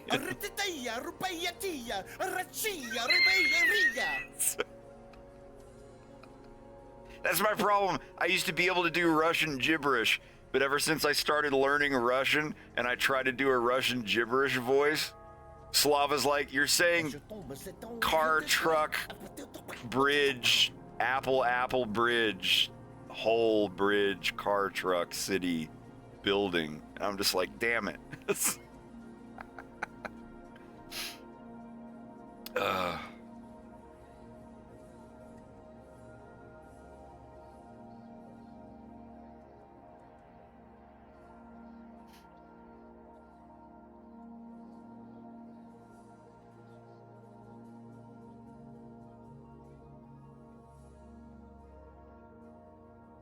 I can speak Italian. Molto forte, crepuscolo sul mare. As a,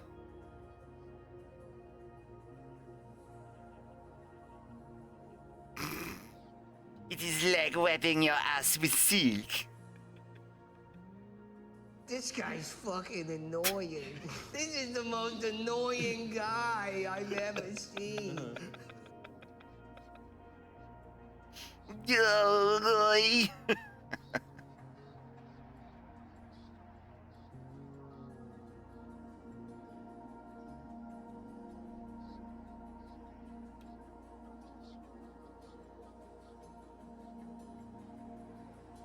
Presen calling in nine Tuso. That's a good one. Prison call in answer 9 years old. You the cold maze, say one prison call in answer 9 years old. Alright. That's a banger.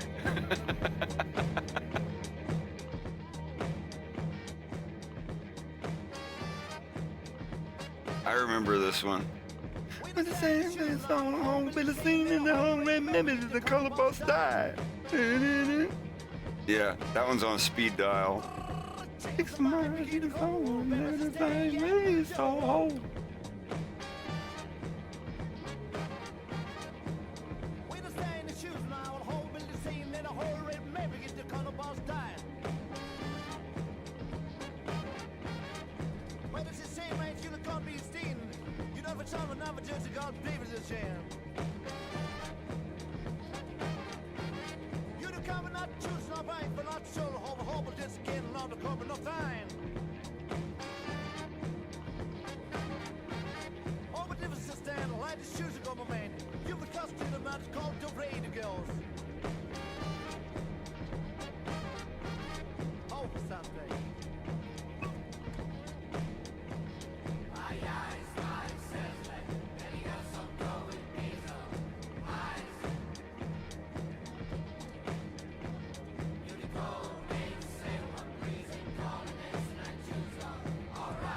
All right.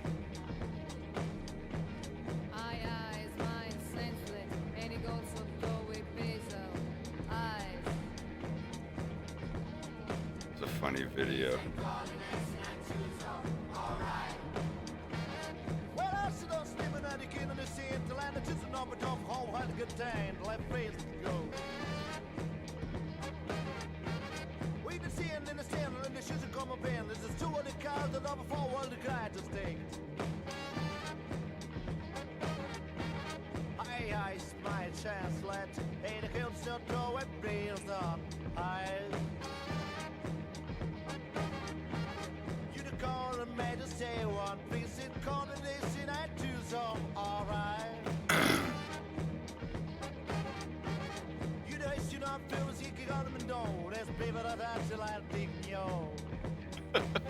This is the jam. Yeah, this is Adriano Celentano. He was trying to do a song that I forget what it was. He was trying to prove a point that like you can make anything even if it's not actual English. If it sounds like English, people will play it and listen to it. And I think that's what the point that was proved was. He's like, it's cool, it's the latest English song, and it's like, it's just gibberish. It's an Italian doing a song that sounds like what English sounds like to them. I believe when I was reading about it, he was basically trying to prove the point that Italians will like everything if it's sung in English. Yeah, something like that.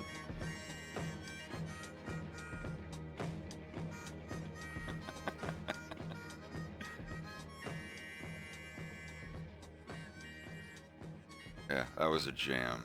Definitely a jam.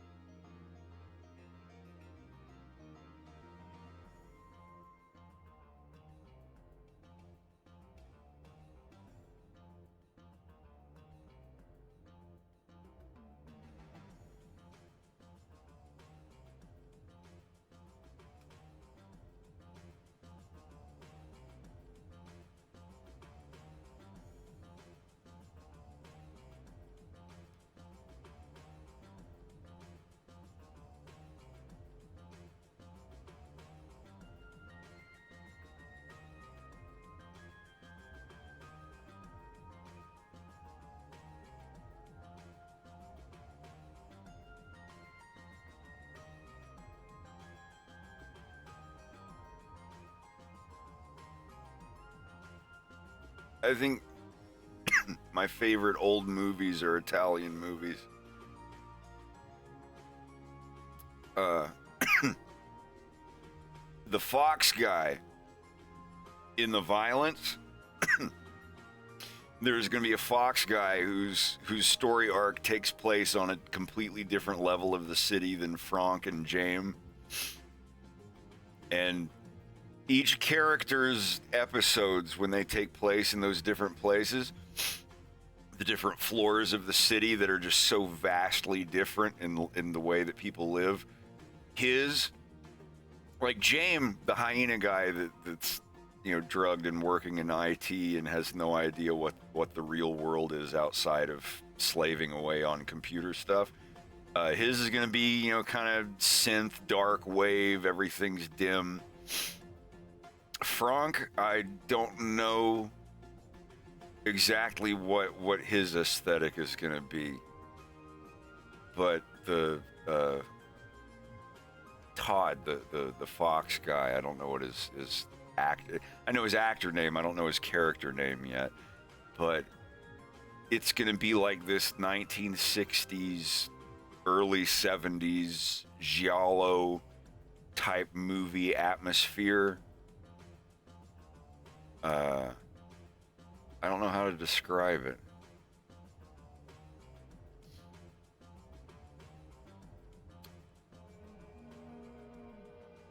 But yeah, like music like this. If you've ever seen a 1970s Italian horror murder mystery movie, yeah, Suspiria, that's a good example. Argento with Goblin composing. That was the one I was playing earlier is this loop. The game you're watching on the Sega Genesis down there is called Chakan the Forever Man for Sega Genesis. But yeah, this is Stelvio Cipriani and I forget which member of Goblin. It was like a Stelvio and Goblin mix. Yeah. I heard the new Suspiria was good, but you should definitely still see the original one. It's horrifying. But I love a lot of Argento's movies, any of the murder mystery stuff where Goblin is doing the soundtrack. Like, I've not seen a single animator or content creator or whatever the fuck that you want to call it. I've not seen a single one that has like recreated this aesthetic, like 70s giallo movies. Giallo, just like it's the Italian word for yellow, and it's like the movies, the setting and the cover art and everything, and like I forget the origin of it, but is Giallo, and it's an entire genre of like 1970s Italian murder mystery. Yeah, lurid, stylized horror. And some of them are. Some of them are just, like Anti-Gangster Squad, or like the cop movies or whatever. A lot of them are just really, really thematic. Like whether like a girl's getting stabbed to death, or like guys are getting shot up by police, or whatever. Like there's a style. And some of the movies are lower budget, and some of them are long and very, very slow burn. But I love that. Deep Red, Profondo Rosso, like whichever title you want to call it. Like that's my favorite Argento movie. I'm not a big film nerd. I've seen 2 Fellini films ages ago. I don't remember anything about them. Lucio Fulci, what did he do? Okay, I've seen The Beyond. Like that's a popular one. Don't Torture a Duckling. I haven't. City of the Living Dead and The Beyond. And I have the soundtrack for Zombie.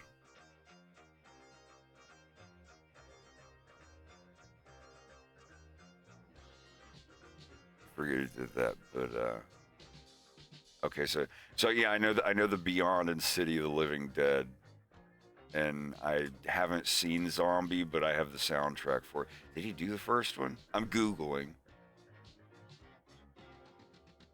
But yeah, like every single movie on this list has a very Giallo themed poster to it. Hey, look it up. Let's see if I won't get in trouble. Just to give you an idea of like what Giallo themed stuff is, this. Make them a little bigger. But like you see these old 60s, 70s horror movies where there's usually a woman in distress and some guy holding a knife, and like it's pushing boundaries of horror in the 70s.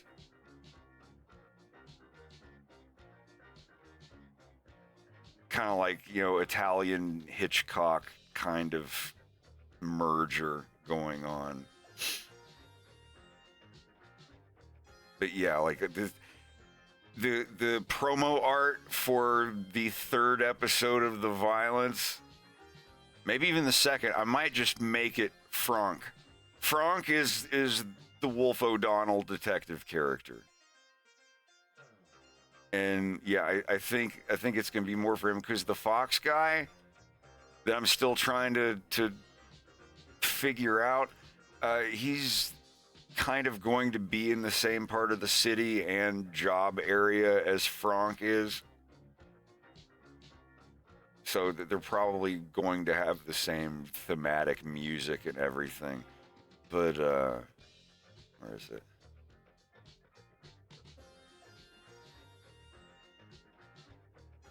Situazione. I can't speak my Italian pronunciations anymore. They still come off as Russian. Situazione. Crepuscolo su mare. Fuck. Yeah. Anytime I try to speak Spanish now, it comes out as Russian. Yeah, just music like this. Let me find the actual Icy Eyes soundtrack. Man with the Icy Eyes, the movie's kind of it's all right, but the soundtrack for it, so good. Yeah, let me try this. This is not the right version.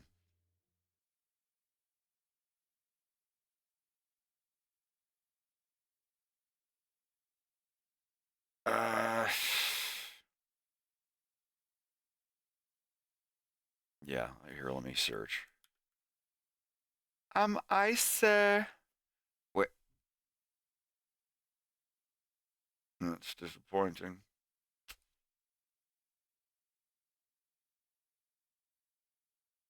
We'll get there in a second. Hold tight.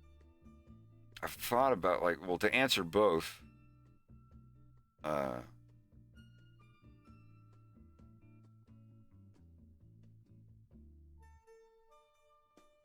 I've thought about doing anime style stuff.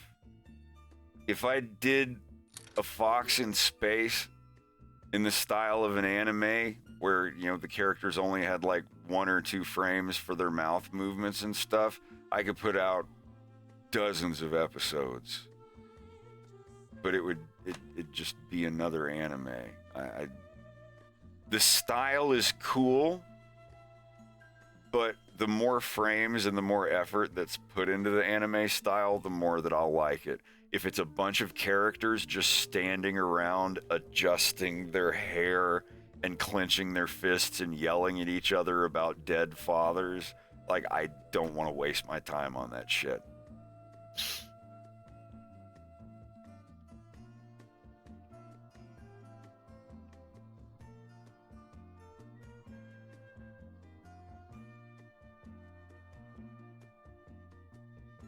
Oh, hey, Bolts.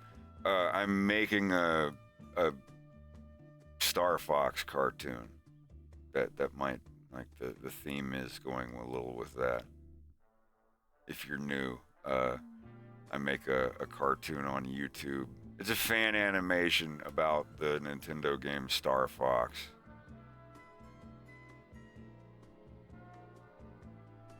But it's not called, it's called A Fox in Space, so. And this is the 3rd episode I'm working on now.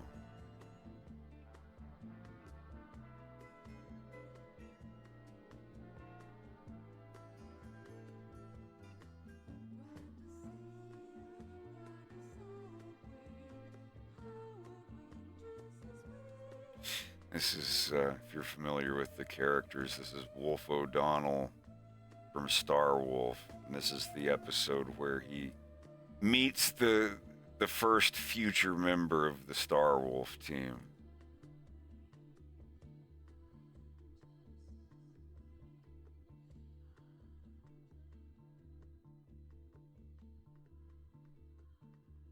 But I trash on hateful people. I'd love to make an anime that was detached from my name and just like a socio-political commentary on the world we live in today.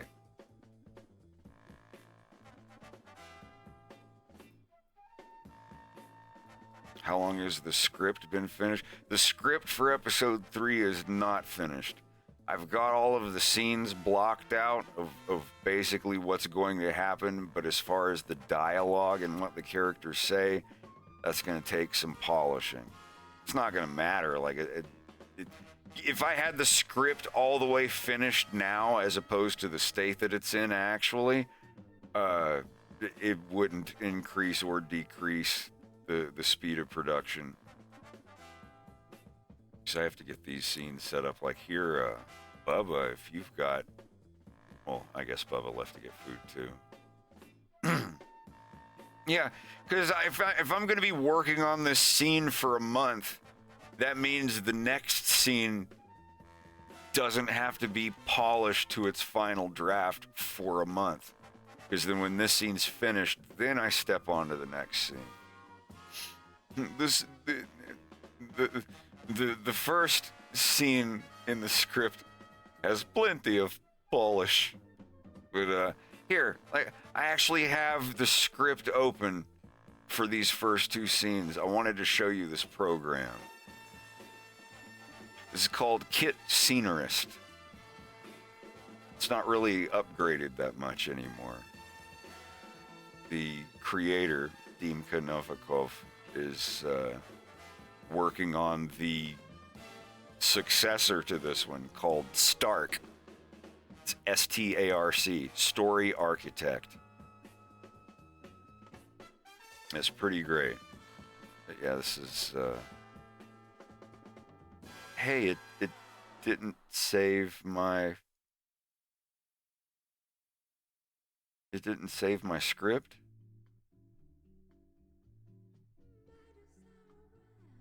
I made the change of the shot here. Hold on a minute.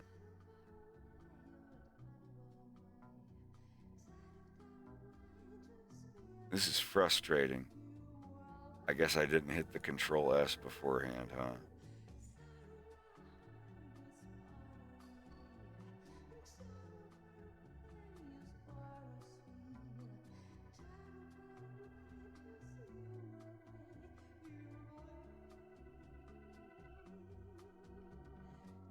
Yeah, it's fun. This is my very first time doing this in screenplay format, but I still have to add some Blender tags in here. These shot 13, shot 14 things, these are tags for Blender. Here, I'll go along with the script real quick. Did this yesterday with less success. There. I assume that you guys can read that at that point there.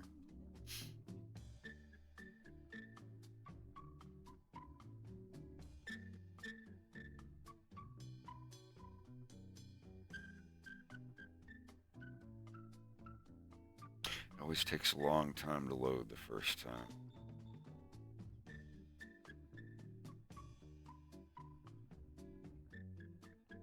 Load all of the shaders. Yes, this is, you can see the shots down here too, like shot 1, shot 2. That's what these little lines are. Shot 3, shot 4. It's when these lines here are whenever the camera changes.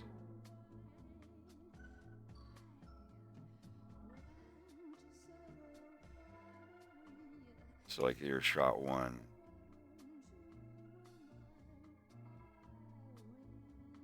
Five reptilian men, Maciek, Yarek, Pyotr, Stanislav, and Nikolai, are circled around the grill, eating blah, blah, blah, blah, blah. Oops. Wrong screen. And then shot 2. The men look beyond the camera at the ship landing. Nikolai walks toward the ship. Shot 3. The landing gear of the ship locks and the canopy raises. Wolf gets up out of his chair as Nikolai approaches the ship. Wolf climbs down from the Greenie's extended rungs. Nikolai approaches smoking. Two stand several feet apart. Nikolai takes a drag off of his cigarette.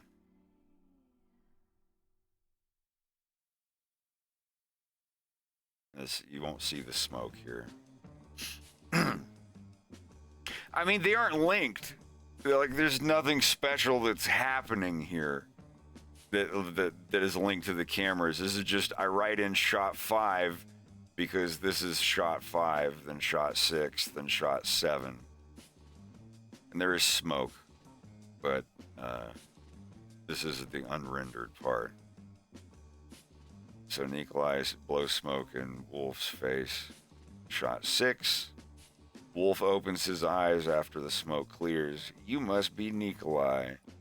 And then shot 7. I still have to finish the last part of this. But Nikolai extends his free hand and he's just like, you have a launch key. And Wolf like leans a little, gets the launch key for the ship out of his pocket and gives it to him during this time that this shot is going. And then shot 8, it cuts to a short black for like a second or two. And then it cuts back in at this similar shot again, where in the distance, Nikolai sits in the cockpit of the Greenie, and he's just like, zzz, zzz, zzz, like moving stuff around, like making the cockpit open and close. Wolf has joined everyone else circled around the barbecue. Maciek turns to Wolf. Shot 9. Maciek gestures toward the barbecue, looking at Wolf. In Polish, he says, "You hungry?" Wolf stares at the sizzling bug skewers on the barbecue. It's like, This is where he's got to make his big impression. If he's got it in his mind that he wants to work for these guys, he's got to fit in. So there's going to be, like you see the heat waves and the light roasting on these bug things. But I don't have this done yet. Like I said, I'm still just setting up these scenes. And yeah, Wolf stares at the sizzling bug skewers on the barbecue. Maciek, grinning, looks to Stanislav and Pyotr. So he's gonna be smiling and looking over like, hey, guys, yeah. But then, he leans in and he says in Polish, go on, take one. And Wolf looks over and then in English, the only English this guy probably knows, he's like, take. And Wolf reaches forward and tugs at the topmost bug on Maciek's skewer, slipping it off the end. And then shot 11. Wolf holds the cooked bug in both hands, gazing down at it. And then when he raises skewer, the next one, he's like, how do I crack this thing open? Oh. So let me play this out real quick before I read it. So he's like, so how do I crack this thing open? Oh. So what happens here is Maciek raises his own skewer. After Wolf is like, so how do I crack this thing up? Oh, huh. So he's like, you don't see it down here, but he literally just bites off this entire half of the bug.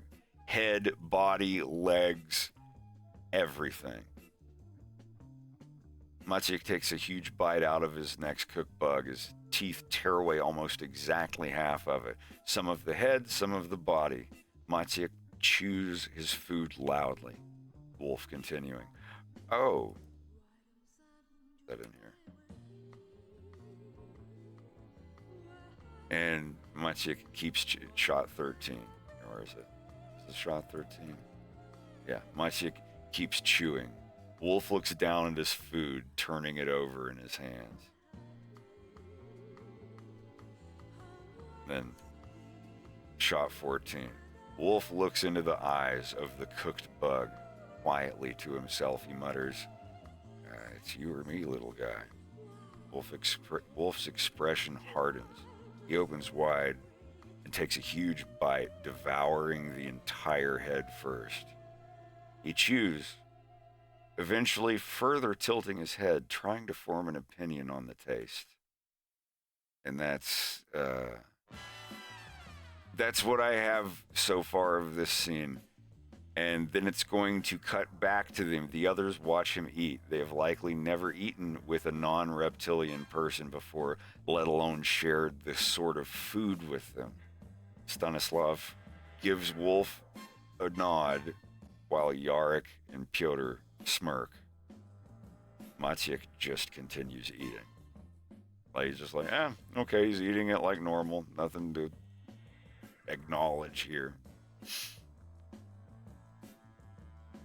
But yeah, kind of a seafood but not seafood bug thing. Because we don't know where these come from. These could be aquatic. They don't look aquatic, but I love this shot so much. It's just like, come on. He's like, do you want some? He's like, so what are you guys eating? Oh,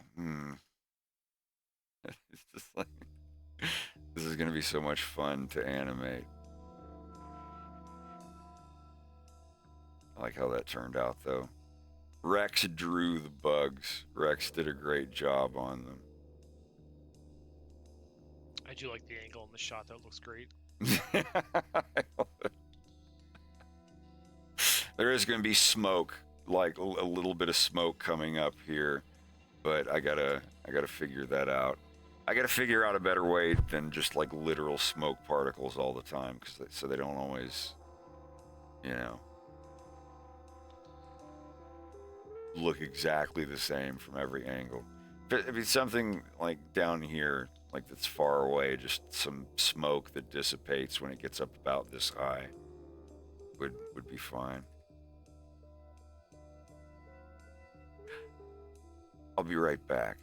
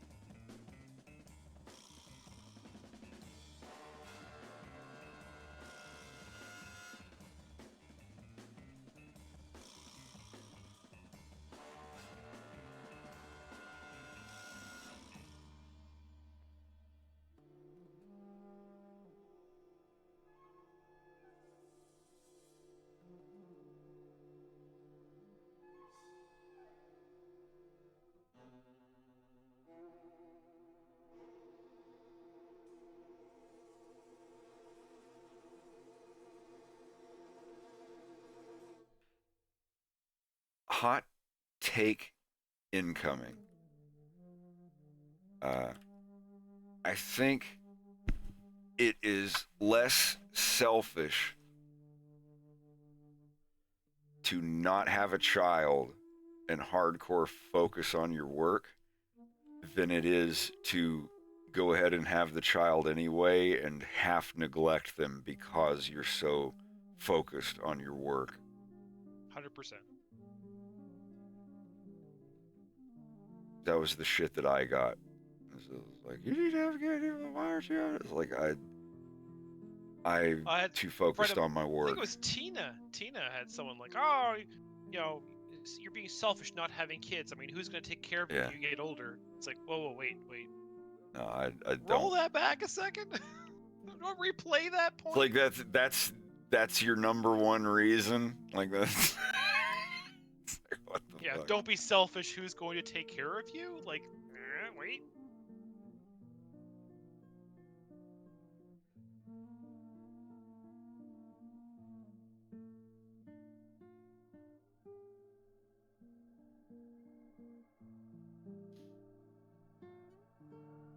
I mean, I understand it from a traditional point of view. Like if my mother needed help from me, of course I would give it. She's my mother. But having them just for that reason, yeah, that's kind of messed up.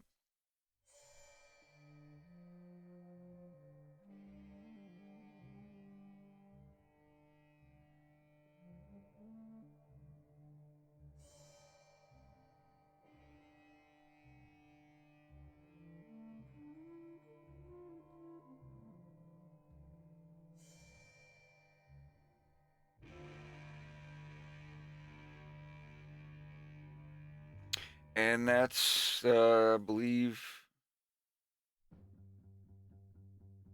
yeah, just this track for 1:20. But yeah, that's the soundtrack to Man with the Icy Eyes.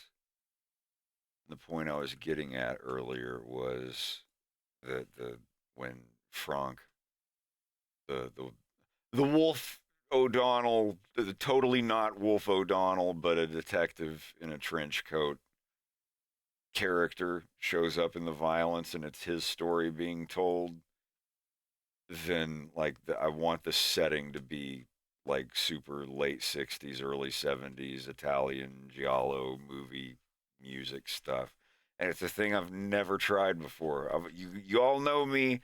I've always been like a late 70s, early 80s, like that sweet spot, like 75 through 85, somewhere in there with like how my stuff looks and sounds and acts out. And I don't know, I got to make it work.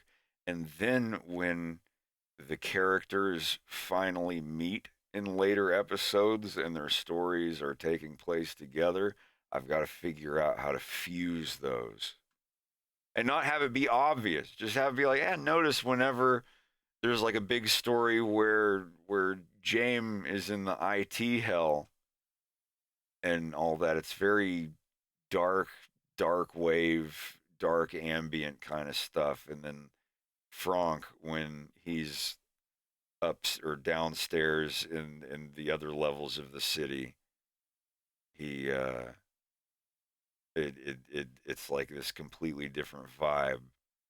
But then when when say James goes down to that level of the city, you've got like a style A character in a style B world.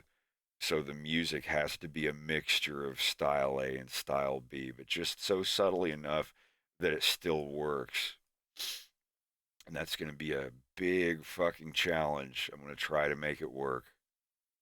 I usually don't have any problem with music. But all the music that I made for episode 1, like especially when Fox is behind the laser bars and everything, like that rendition of that dynamic little bit there that didn't really end up going anywhere.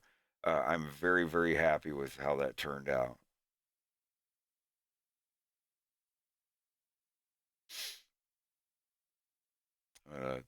The big reveal of where they are underground and why they're there, it might not come until way later. It might not come at all.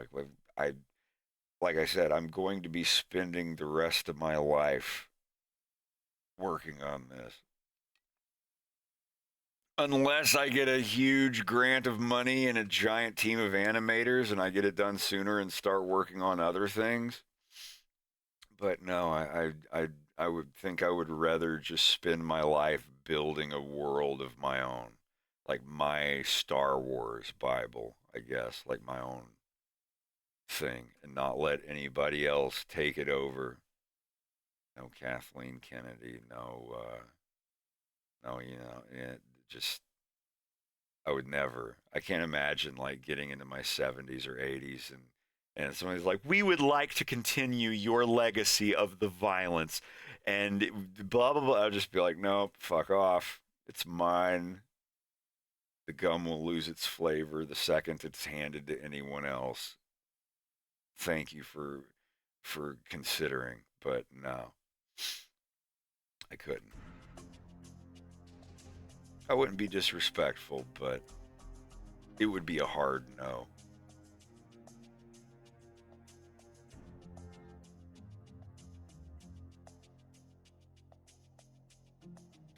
The violence will definitely be a very, very intense R rating. It will not be for kids. It will not be for children over 13. It will be a very, very icky, rough adult rating. Not X. Not maybe NC-17 for some violent stuff in it. But I don't know. I don't know what all will be in it. Very adult situations, very offensive language, very, very rough things. Greg might not even like it. It's gonna be really, sorry, but I'm firmly in the camp of if you're gonna go rough, you gotta go hard. Or I didn't mean it to come out like that, but if you're gonna go, you gotta go hard. You gotta, I don't know, something Charles Bukowski. What did he say? If you're gonna try, go all the way. And I like all the scenes where where I'm like, ooh, that's gross. Or that's mean. That's so evil. The character wouldn't do. Like, would I actually I don't want to do that because I don't want my mom to see that. That means it needs to be done. No offense against my mother, but there's a scene where there's some shit that happens that's going to make your mom sitting there watching it go like, oh God, Matthew, oh God, sorry. You knew I was a snake when you picked me up. That's my mantra. I say that in the mirror every morning when I get worried that people will be offended by really rough situations, like Deadwood. I mean, like I said, I'm not talking about like some like horrible edgelord 4chan horse shit. I mean something like Deadwood or The Wire or something but even like a little bit more rough, even something that would still make an HBO producer go like, oof, we may have to turn that down a little bit if we're going to put that on HBO. I'm not talking about like edgelord gore stuff, just some, I don't know. I want to go like 1980s cocaine era Stephen King, when he was on one foot on the cocaine platform and one foot on the alcohol platform, I guess. I love 80s Stephen King back when he gave absolutely no fucks. And of course, nowadays you can be like, oh, some of the stuff I wrote was a little, and we're gonna take that off the shelves. And it's like, no. I want the alcohol, cocaine, 80s Stephen King era writing. 100%.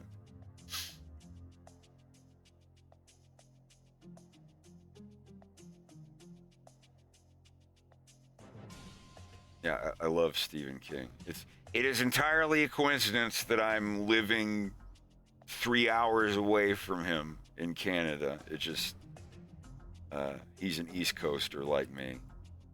I can always relate with East Coasters. Whether you're from Canada or the United States, East Coast is its own thing. I've never been to the West Coast. I'm afraid of going to the West Coast because I'll go over there and be like, oh, heaven. And then I'll be dead in like a week from having a little too much heaven.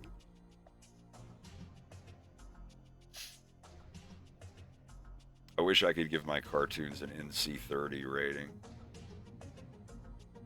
Just like if you're 15, just don't. I don't know. You come back and watch this when you're like 30, then you'll get stuff. Nothing to do with like, oh, you're not smart enough. It's like, no, there's certain things you won't relate with unless you're at least 30. All my early 20s people in the audience are smirking and rolling their eyes. That's fine. When you get to 27 and 28 and you start going through second puberty, when you start going through second puberty, you'll get it. You'll know. It's nothing super grand or mind-blowing, but it is like, oh, this is where things start to level out, and then you start having things like, oh, when things that are wrong with you, the answer is no longer, oh, you'll grow out of it, and the answer is now, yeah, that happens. You've got it forever. Like that's because like when you're growing up, it's like, oh no, I've got my feet are crooked or blah blah blah. It's like you'll grow out of it. And then you're in your 20s, 24, 25, 26, and you're like, wow, hell yeah, everything worked out. And then, oh, why is it every time I eat anything, even lettuce, I just get horrible.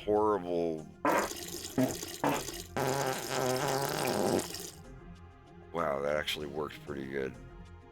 Yeah, go look up the college humor animation called Second Puberty. If you are about 27 years old, 28, like starting to get close to 30, you definitely 100% need to see that video. It's a funny video, it's a parody, comedy, whatever, but like I blushed while I was watching it because I felt like I was being personally attacked. I was like, this is what happens when you get close to 30, and it just, yeah. Even if you're 32, like, check it out. Do I have that video? I do have it. I'll just go ahead and play it. It's in a tiny window. No one will care. Where's let me get rid of the scenerist. Yeah. As you approach the monumental age of 30, the awkward transitional period of your life becomes nothing more than a distant memory. Until now. Welcome to second puberty, the stage of life when you actually become an adult. You're going to begin to notice some changes, like hair where there wasn't hair before, in your nostrils, on your back, and in your ears. Pretty much everywhere except your head, the one place where it matters. You'll see your body blossoming into womanhood, womanhood being the doughier, wrinklier version of girlhood. Cellulite, stretch marks, smile lines? That's right, smile lines. You're being punished for joy. The day-to-day stress of your adult life will lead you to seek out comfort foods. Unfortunately, your new adult stomach can no longer handle delicious food. So you can either deal with the overwhelming cravings or diarrhea. So much diarrhea! That brings us to exercise. Not being fat takes a ton of work now. But with a strict regimen and a healthy diet, you might be able to transform that very chubby body into a sorta chubby body. And all it costs is your social life. As a man, you might start to notice you don't crave sex the way you did when you were a teenager. This is referred to as the dicks are assholes phenomenon. You see, men reach their sexual peaks before women, when their chances of getting laid are the lowest.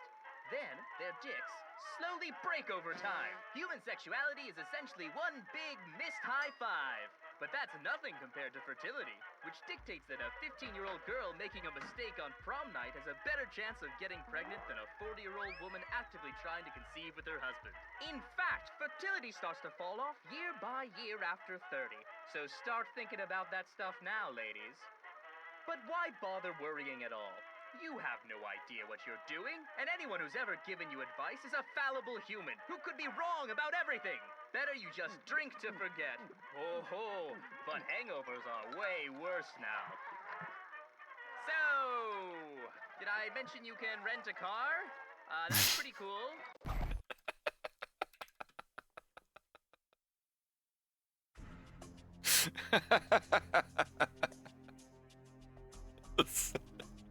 Yeah, it's like I listened to all of that, and at the end of it, I was like, yeah, actually, at least I can rent a car now. It's like all the other stuff was like, I can deal with that, that's fine.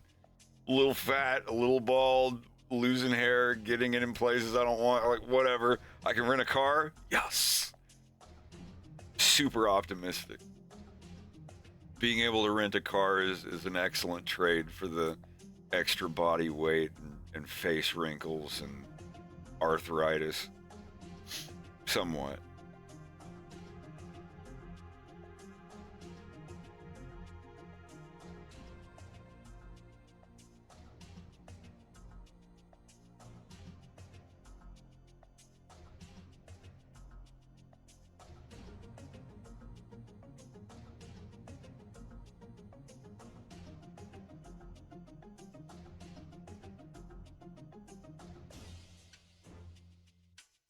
You know, I haven't lost hair yet, thankfully, but, well, I've a little bit of receding up here on the corners, but it's more of getting hair in places that you don't want it. Like taking your shirt off and having like a 4-inch long white hair sticking out of your shoulder, or 20 of them. Ear hairs. Not even the ones inside the canal, just like the long white ones sticking out of your lobe. But yeah, my 30s have been my best decade so far. I don't know, 0 to 10 was pretty great. It was a lot of fun, a lot of good times. But as far as being an adult, you know, being in your teens or your 20s or your 30s, no, like the 20s were a fucking shit show. Wildly good in places, horrifyingly bad in others. But no, like when I turned about 31, it was basically when I got Patreon. The day that I got Patreon, when I was like 31, that was, yeah, that was it. Like everything from that point on. Like a lot of my friends too, they're like, yeah, I stopped like drinking 5 Monster cans a day and going out and wasting all my money on bullshit, and I settled down and found a trade or a hobby or whatever in my 30s and got into that, and I don't get FOMO anymore. And I can totally relate to that, because in my 20s it was always like, oh, so and so's goes, I want to go too. Where are they going? Oh, there's a new convention coming up. Oh my god.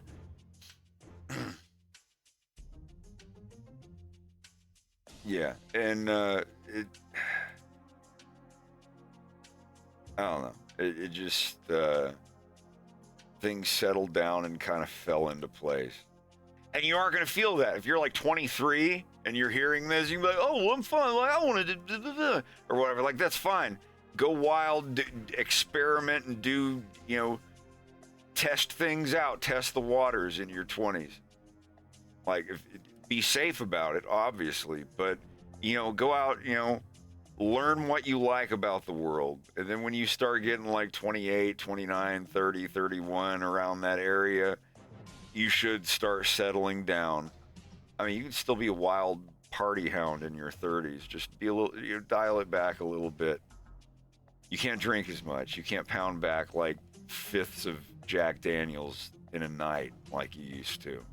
It's easier to have that kind of mischief in your 20s, because once you're like, yeah, if you're like, oh, I haven't done that, and I'm like 35, 40, you know, I'm gonna do that now. Like, it's gonna be a lot rougher, mentally, physically. Yeah, I've seen. I also like, think that shit's excessively romanticized too. 150,000%. absolutely.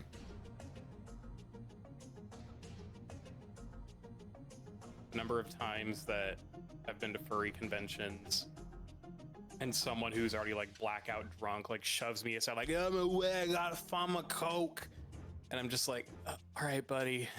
And they were already like older than me, and I'm like, man. Yeah, like, going to a con and seeing fun, someone I hope you're okay. in their 50s taking triple stacks of Molly and groping people is just like, dude, come on. You know.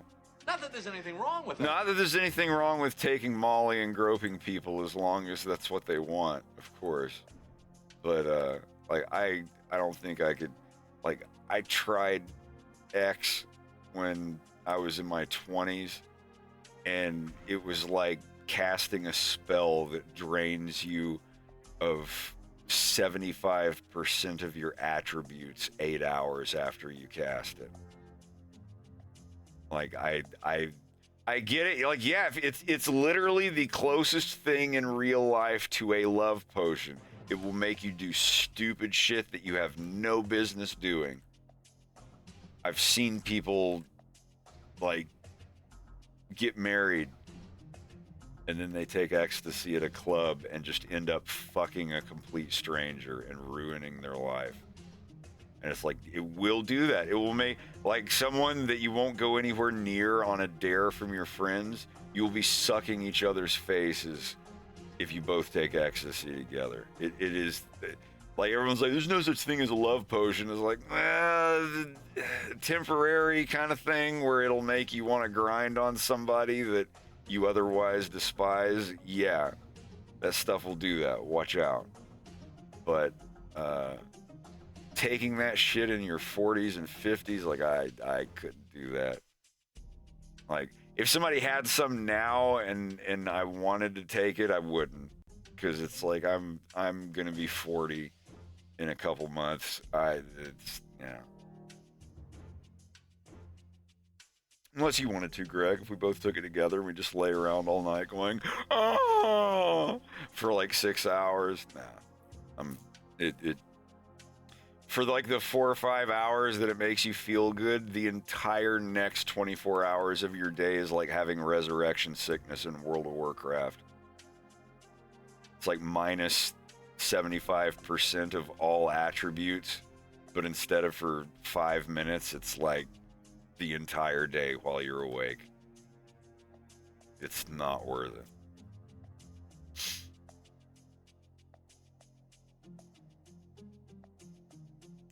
And feel free to disagree. It's just coming from somebody that tried everything they wanted to. It really does just come down to drinking and weed and the occasional mushroom episode. Mushrooms are my favorite thing in the world, but I haven't done them in ages. I don't think that's something that you should do a horrendously large amount of. It only takes one. Takes one time and you're like, holy shit, I get it now. Like the Danny DeVito thing. You don't I was have really fortunate in the fact that the first time I tried those things, it was with someone knowledgeable. Yes.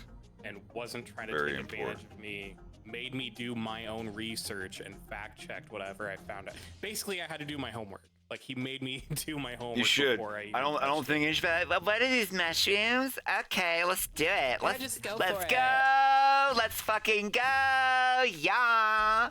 Like, no. Like, dude, that's not the type of person that should take mushrooms. You're gonna come out of it going, everything was silly, it's so stupid, I can't stop laughing, oh my god. Like, no, you have to seek it out. You have to be like, I want to, and I'm not gatekeeping anything, but you know, if you're just looking to get fucked up, oh my god, like, then yeah, you're gonna have a wild time on it. But if you're like, there's been a lot of stuff going on in my life, and I need a change of scenery on the inside of my skull, and I need a little help with positivity in life. It's a good thing.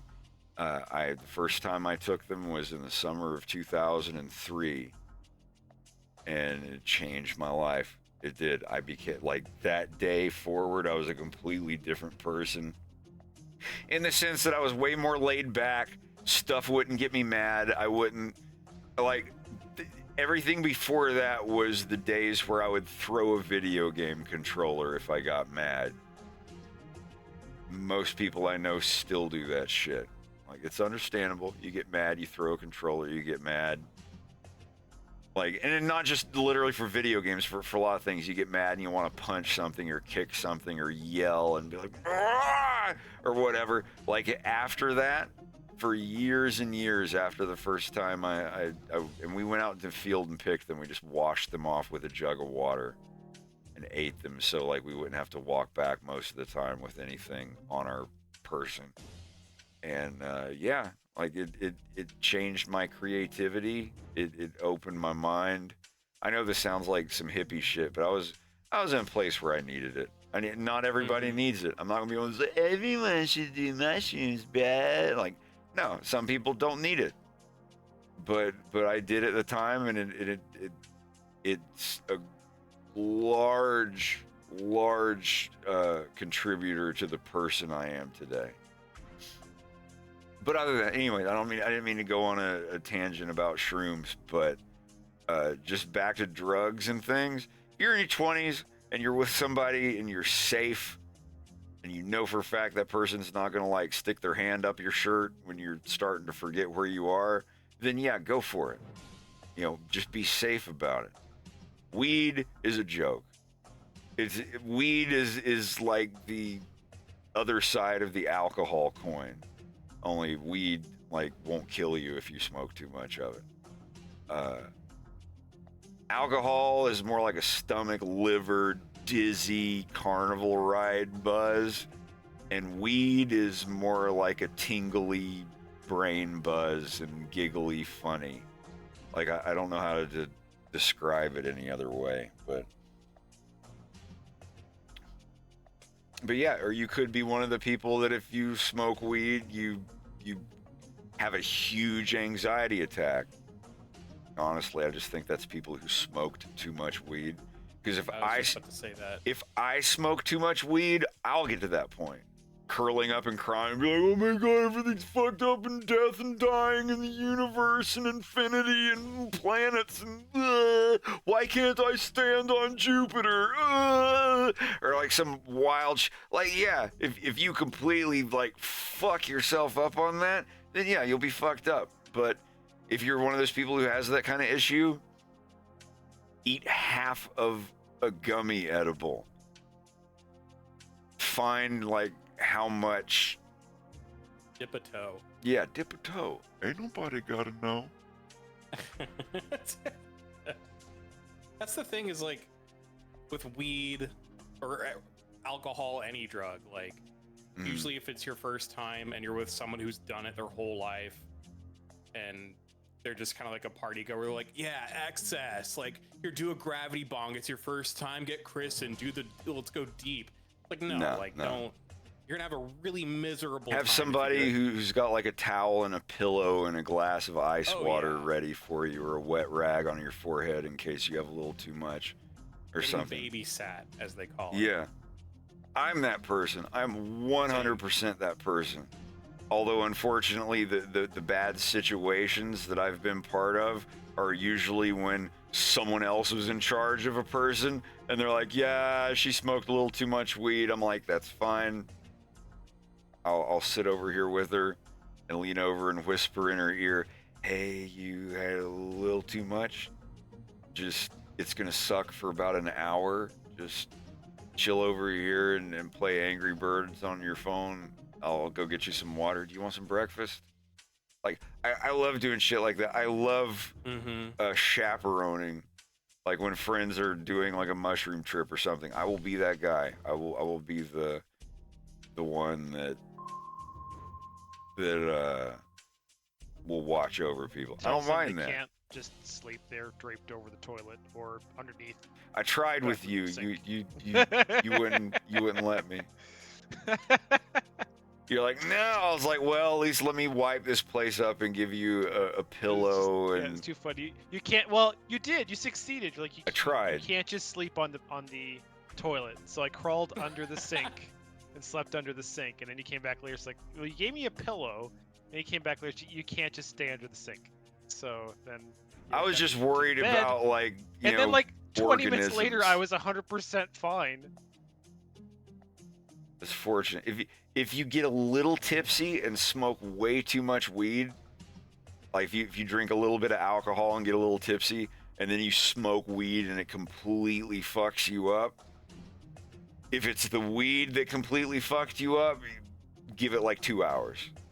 You'll be fine. Probably, but if probably you're a good thing to do is don't do both, because then you're just gonna have a miserable time and be sick like I was. just don't do a lot of both.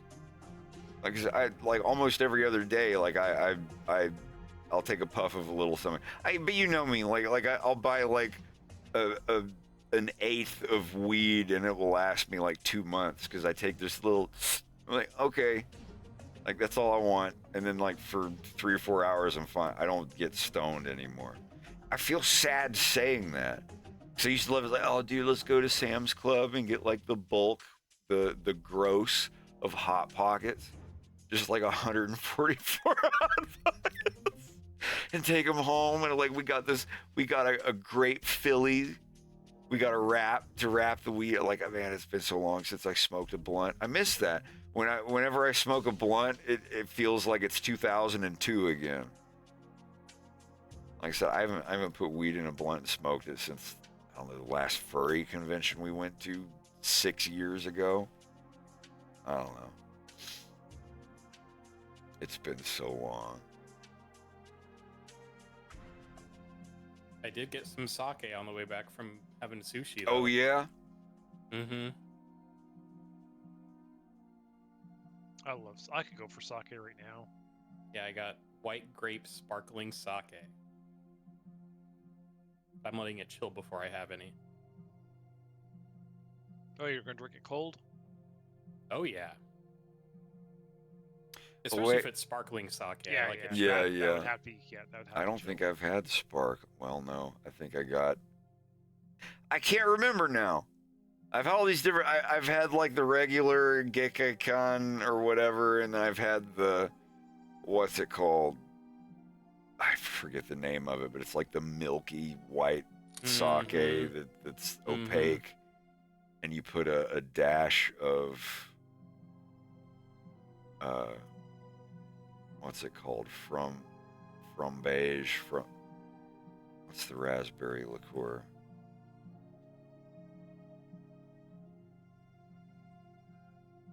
Chambord. Yeah, Chambord.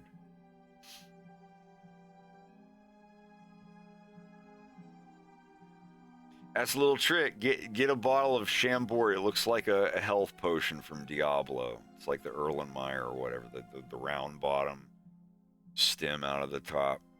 And you put the tiniest splash of Chambord in your sake when you heat it up. And it's a secret trick. It's a life hack. I posted... I'll even put it in the chat. But I shared a link to my favorite sake in the whole world.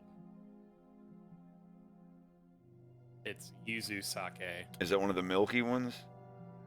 Sort of, but it's yuzu infused, so it's like a Japanese lemon. It's like a very specific type of lemon. Dude, it tastes like lemonade sake. It's so delicious.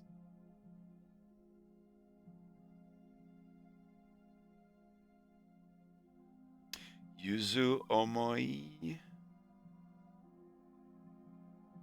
You don't necessarily have to get it from that website. You can probably get it just about anywhere, but ooh, if you love sake and you love like yuzu I kind of or want to see it lemon, now.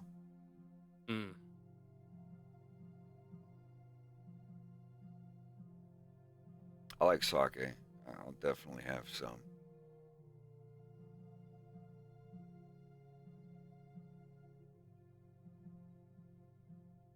Greg, can I have a little bit of that vodka? Absolutely. I can hold your vodka. Only if you make me some.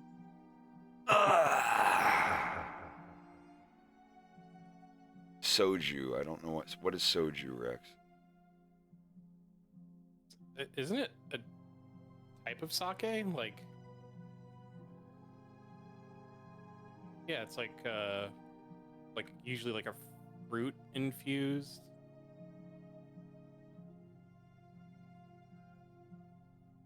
Oh, it's like It's Korean. Yeah, it's like Korean sake. I don't know how it differs in terms of ingredients, but it might just be like a regional difference. Soju in Korean. So...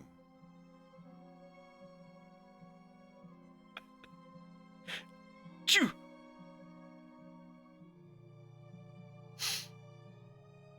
I'll be right back.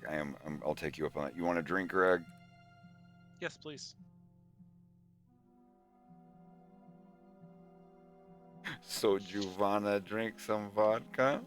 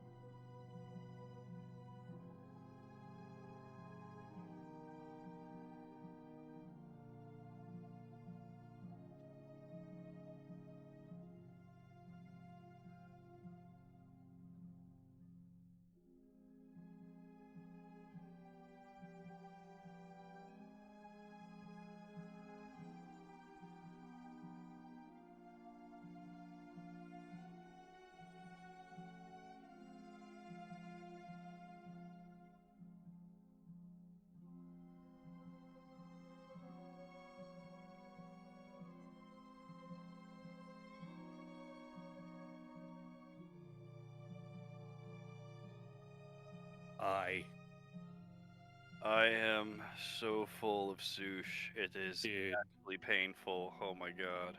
Man, I also went out for sushi when you said you were getting sushi. Mm-hmm. And I went to a sushi boat place by my house. Oh god. And it was all you can eat. Oh and god. Not only was it all you could eat off of the rotating thing, but it was all you could eat off the menu.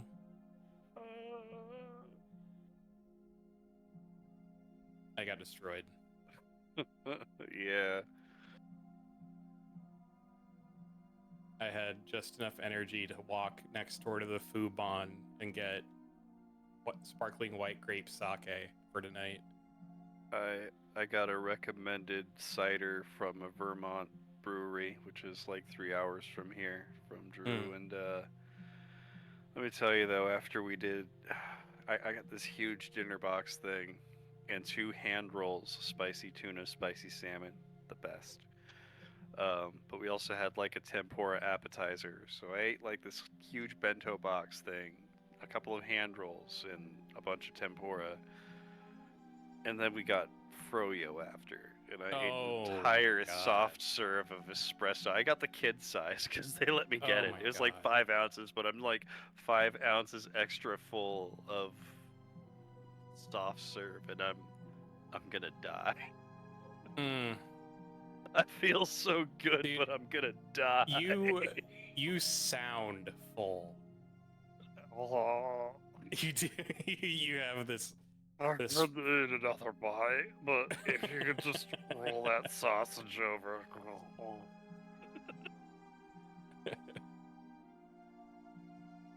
I'm so fucking full. Thank you, Abe. Check out Shochu. I don't even know if I'm saying that right, but let me look that up. Where now? Oh, it was in the Twitch chat. Ooh. Wait, what? It's a distilled Japanese beverage. It's typically distilled from rice, barley, sweet potatoes, buckwheat, or brown sugar. It is sometimes produced from other ingredients such as chestnut, sesame seeds, potatoes, or even carrots. What? Interesting.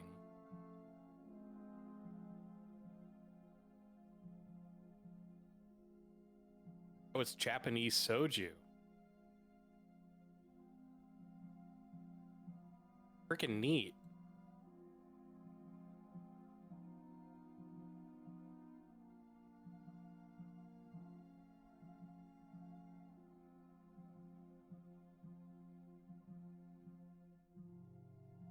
Different from sake, from what I'm seeing.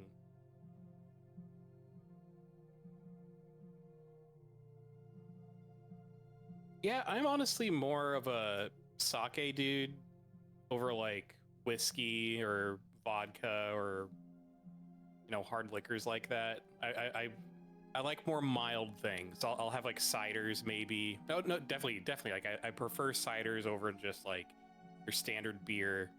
Ciders Sake and over your lambics. normal wine. Yeah, lambics are delicious. Mm-hmm.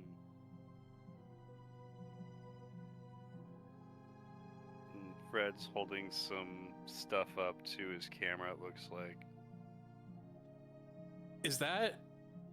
Wait. Farewell, beloved Falco. I thought so. And also the German one. Nice. I had to open it for the first time. God, this is Oh, that probably was so- from the package you were expecting. Yep. Yeah, this is the comic.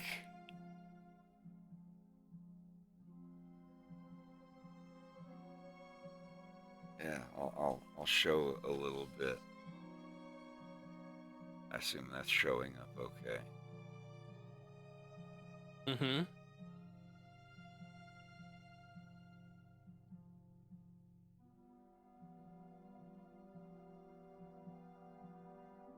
I now own every Star Fox comic that was ever officially put out.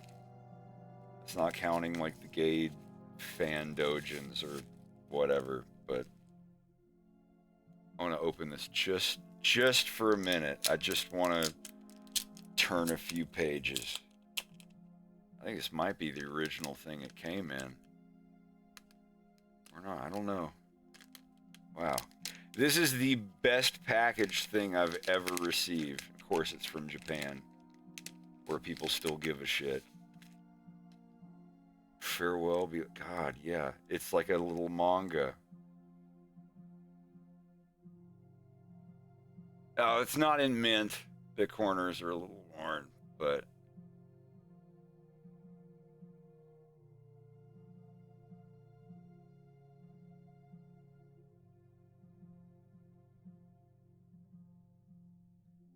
This is probably the only time I'm ever going to open this. because I have the comic digitally already. But these are some of the characters that only appear in this comic are going to be in episode 3. I'm excited about that. I have a lot of semi-well-known people, actually very well-known people, to do some of the voices. Oh, I hate this. This makes me so nervous. When there's a sticky side to a thing, it actually must have come in the actual GameCube. God, it's so hard to pack everything back in. There we go. Yeah. Never to be opened again.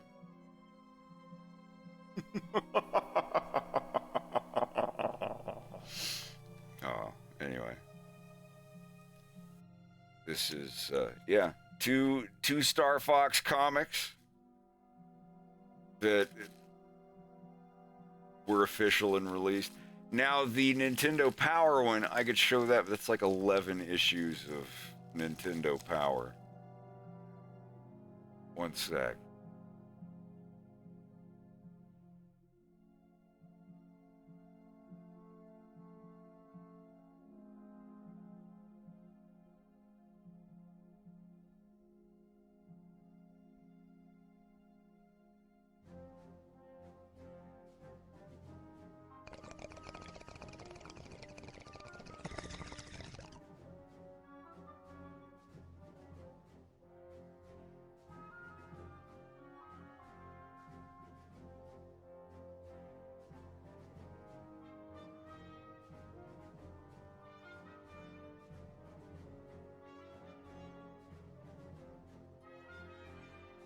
So, yeah, I've got all these. I have like 3 to 4 sets of 1993 Nintendo Power now. This one was only missing the January issue, which is the only issue that didn't have a Star Fox comic in it. The Star Fox comic for Nintendo Power was February through December. Yeah. Hell yeah.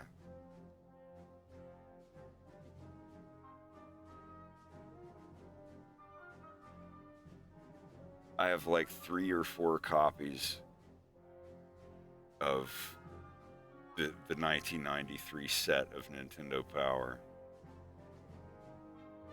And one day, I'm going to take one of them and take a razor to the spine and get all of the pages out and get them professionally scanned and converted to a single hardcover copy of all of it. A big 130-something page graphic novel. But yeah, this is all of the 11 issues of Nintendo Power that contain Star Fox comics. It says right there, like, new Star Fox comic, even though it's backwards. I don't know why it's like that, sorry. It says tips for Zelda. No, wait, what is this? No, Dragon Warrior 4. Tips from Ginny Parker and John Rogers.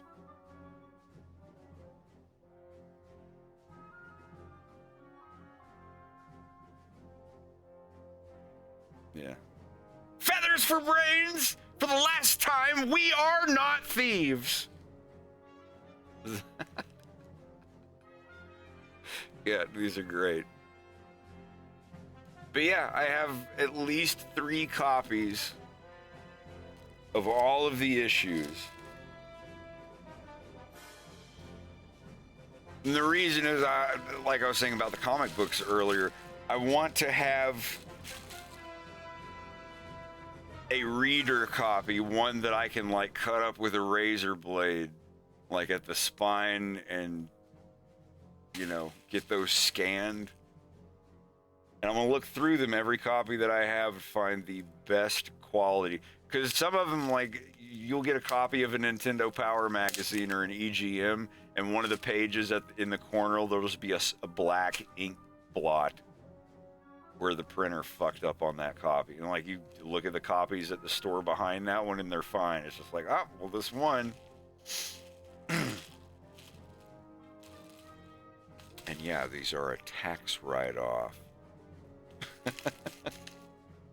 Now, it was like $100 for the whole thing. $100 for 10 issues in a row with all the Star Fox comics. Done. If these were individual comics or whatever, they would have been way more than that. Also, there is a Star Fox toy from Taco Bell. Did y'all know this? No. It is. I haven't opened it. It's still in the thing. But you can look this up online.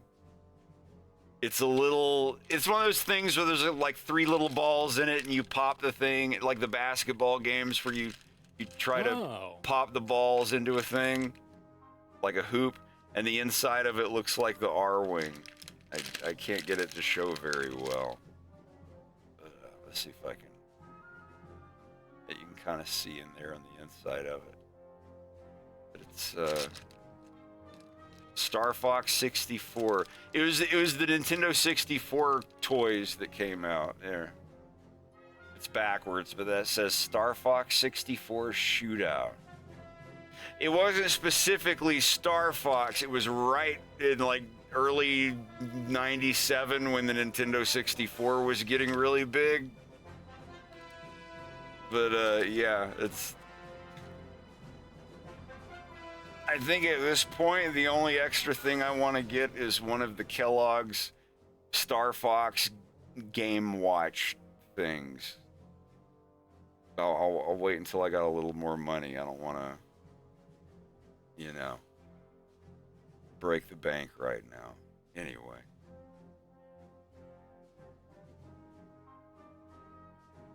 I like old Star Fox collectibles. If it's for 64 or Super Nintendo, yeah. If it's just like, oh, the amiibos, the new Star Fox, Star Wolf, nah, I'm good on that.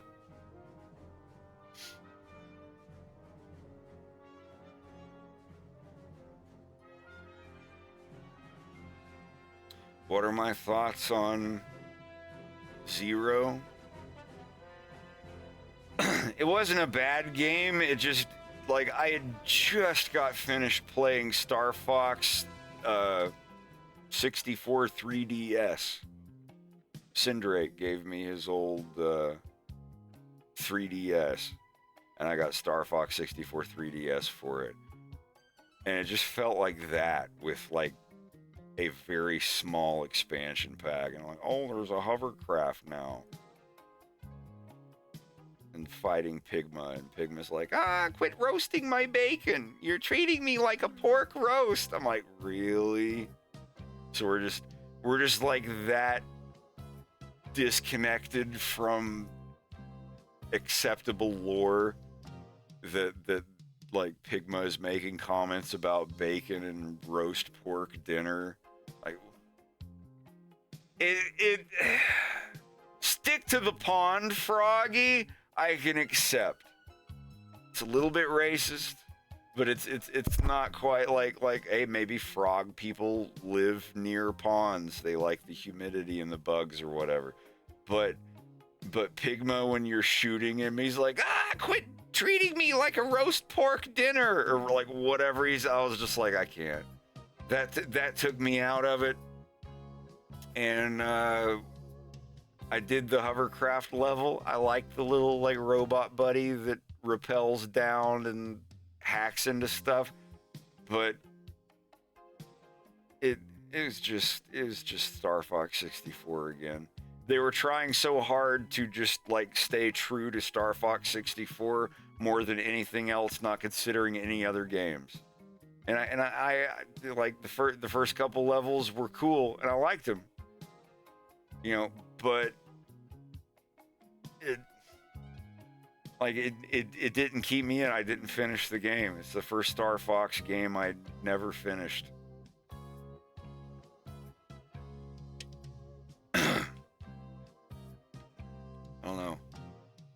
It's cool that it came out. I'm glad that they made it, but it wasn't anything new.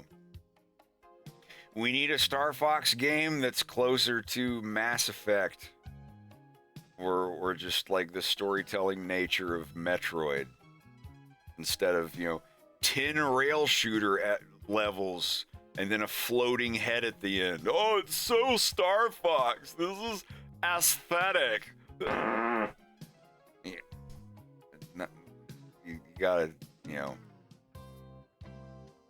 Mario isn't just a side scroller jumping on turtles and breaking bridges. Like, there's story and lore to it with characters that interact. I don't know. And that's just Mario. That's like the most basic 4Kids video game you could imagine.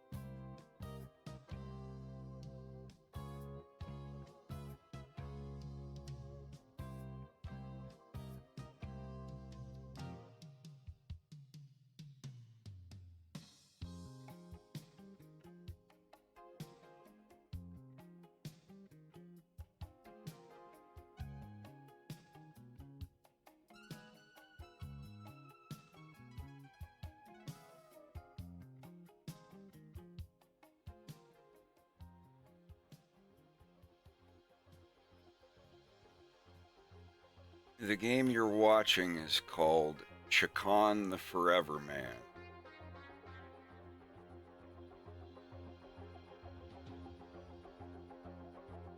I wish they would have made a sequel. They were trying to make one for Dreamcast, but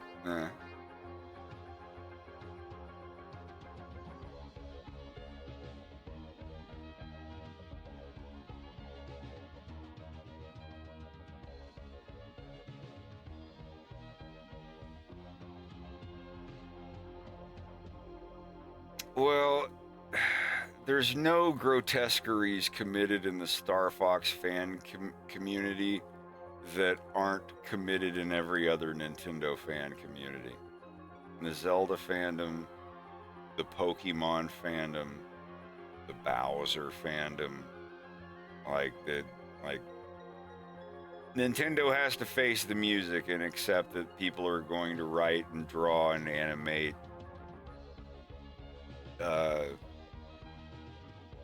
adult stuff.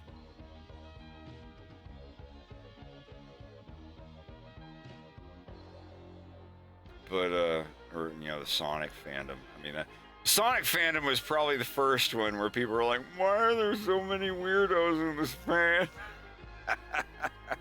I was one of those people that like got in the Sonic fandom and was like, wow, there's a lot of people in here that like Sonic way more than I do. Maybe this isn't the thing for me. Didn't the creator of Sonic go to prison recently? What, for tax stuff? Insider trading. Yeah, that's what it was. What, Yuji Naka or whoever? Yeah. Well. Can you imagine if that happened to Shigeru Miyamoto? No, it was insider trading involving the Final Fantasy people. That's what it. Yeah. Enix, Square Enix. I mean, Yuji Naka insider trading this. Right, yeah, insider trading. There we go. Yuji Naka, admits guilt in Square Enix insider trading case.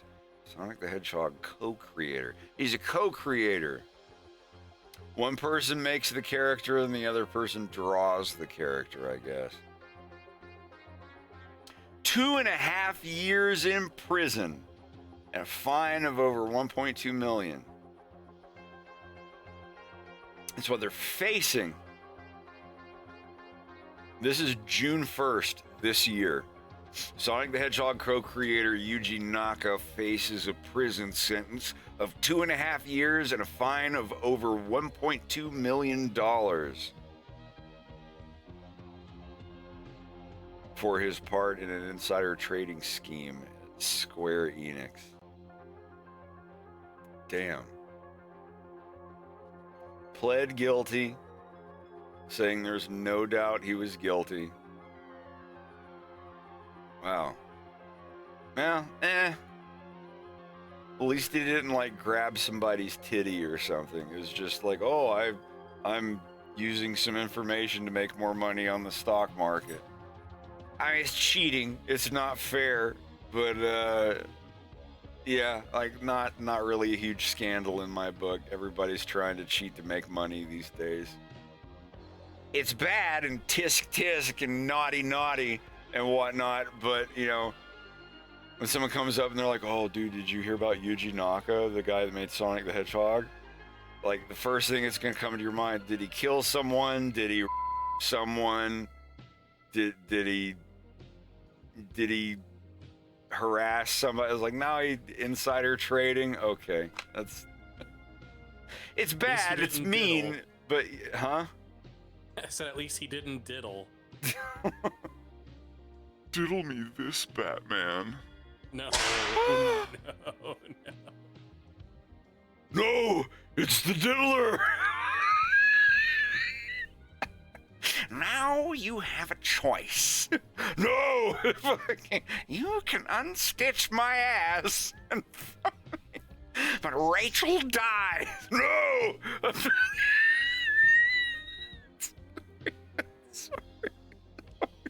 Moisturized. No, this is not on YouTube anymore, and I can't play it on Twitch. I'll have to play it on Discord. But the Come Town Nick Mullen hypothetical gay Batman animation, it's not on YouTube anymore. You can't get it. Cut his mic. Yeah. Yeah, Come Town. It is there is no more Come Town. They changed over to the Adam Friedland Show, but it was a podcast by 3 center-left stand-up comedians. Think of Chapo Trap House, but a little less to the left and a little more vulgar. Now, those dudes make like $120,000 a month. They're fine. It's one of the biggest fucking Patreons on the website. Yeah. I think Nick Mullen is my funniest comedian. Like, I can't think of a comedian that has made me laugh more than him, except for Shane Gillis. Pablo Francisco, Dave Chappelle, Shane Gillis, Nick Mullen. Like, last one's toward the top. Yeah, Bill Burr, too. Yeah, I love Bill Burr. I actually have Bill Burr down for a character in The Violence. When I get closer, I'm gonna ask him, or his agent, what amount of money he will require to voice a character in my cartoon. I hope he does. I don't know. I think he would. And for less money than I would be willing to offer. I don't know. Just sit and talk to him about helicopters in Arma 3 or whatever, and then be like, hey, I'm making this gay furry cartoon.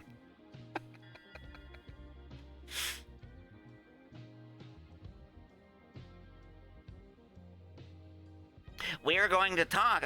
Yeah, no, who is that? Fucking Ben Shapiro.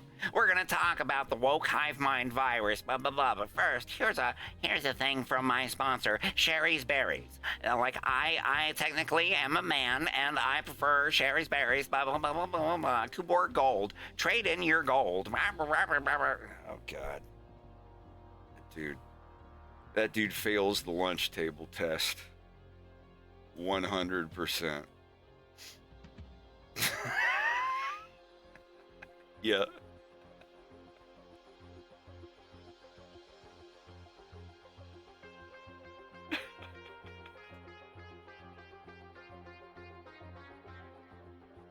Oh God. Yeah, no, what was it? It wasn't Guy Fieri. I can't remember the guy's name. It was from the Gillian Keefe special. Like, I bought it. You remember it, Rex? When he like pulls up in the car.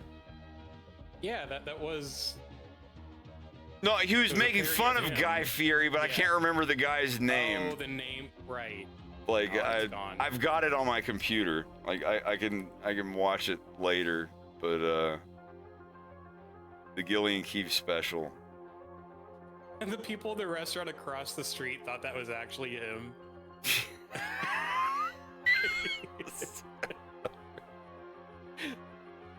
Tony Pitcairn.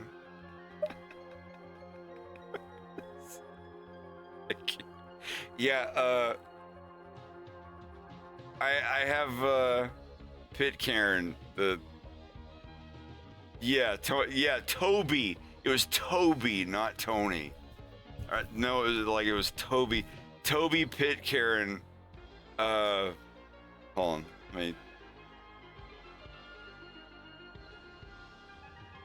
Toby Pitt. As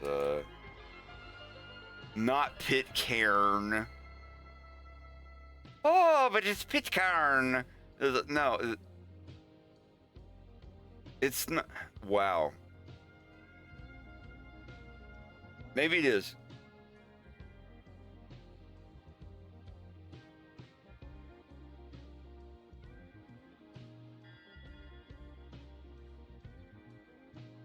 Okay, this says Toby Pitcairn. But anyway, it's Shane Gillis doing the parody of Guy Fieri. Oh God, the sleepwalking police officer one. You remember that one? The narcoleptic when he's like like all of his friends are over and they're all eating pizza and he comes in and is like, no, he's asleep, and he pulls his gun out and everybody's like, whoa, oh, and he keeps going like, he's like but from the other, oh, I got it's like, oh my God, like I laugh so, and the OnlyFans dad. Oh, OnlyFans dad is the greatest. The last all-white football team. Oh my God. Yeah, I think that it's a tie for my favorite. I have not seen Death Note. I've not seen any of the Death Notes. I think my tie for favorite comedians of who I think are the funniest is Shane Gillis and Nick Mullen. Oh, hoity-hoity, Shane Gillis and Nick Mullen. I think those are both. Is Gillis an Irish name? I'm Scottish as fuck. I'm like 75% Scottish.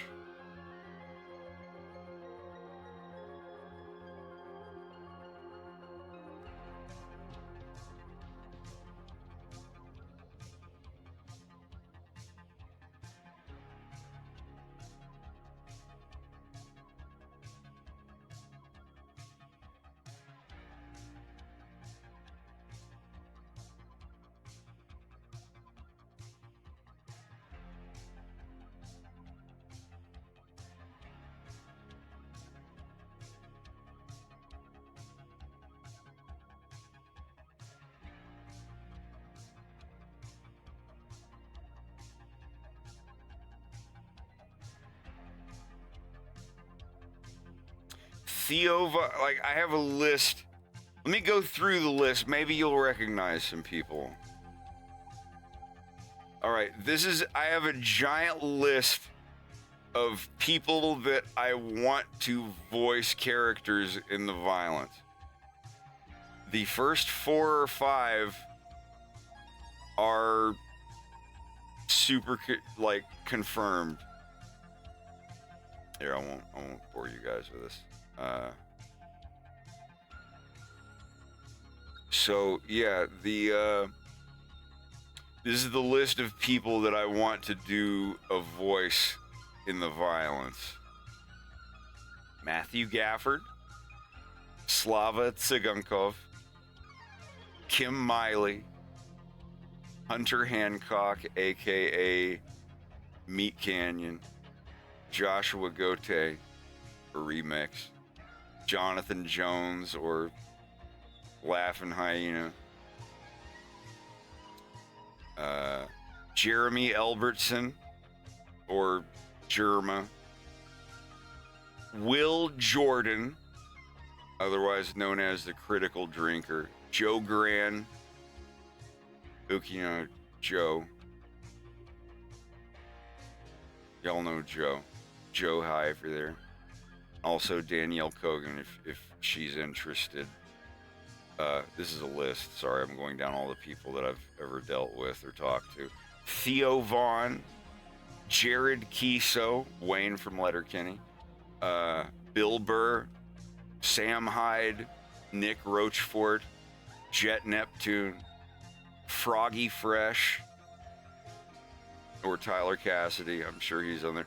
Slouch, otherwise known as Isaiah Tull, The Minute Hour, Nick Mullen, Stavros Halkias, Adam Friedland, Digby the Goat, Vic DiBitetto, Joe Pera, Simon Rex, Shaggy, Violent J, Alan Resnick, Riff Raff, and John Gimberling. These are those are the some of the people that I would like to have voice act in the violence. Give a little bit of that, a little bit of this, let them know ya. Shug it. Don't give me no lies and pass the jaw. I ring a bit of Nazayo. Is that the Shaggy you were talking about?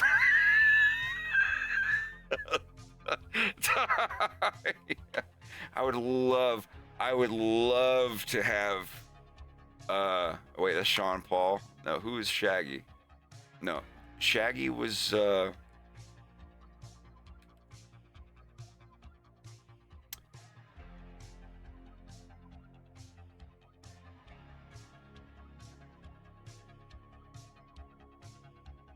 no. Here, I'm gonna have to search the lyrics because there's one of his. Yeah, I remember. Tommy banging on the sofa. It wasn't me. Even got me on camera. Yeah, it was Love Me. Give a little bit of that, a little bit of this, let them know ya. Shug it. Original Lover. Yeah, I remember that song. Shug it. Hold on, let me find it.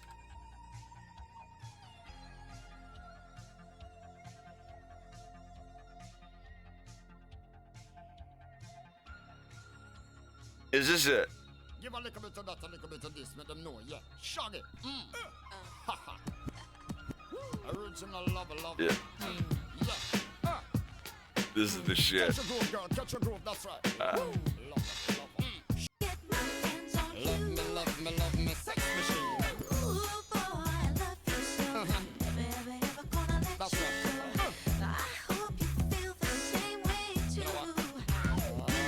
Yeah. That's man. Yeah, how many years has it been since you've heard that little nugget? Little historical musical piece there.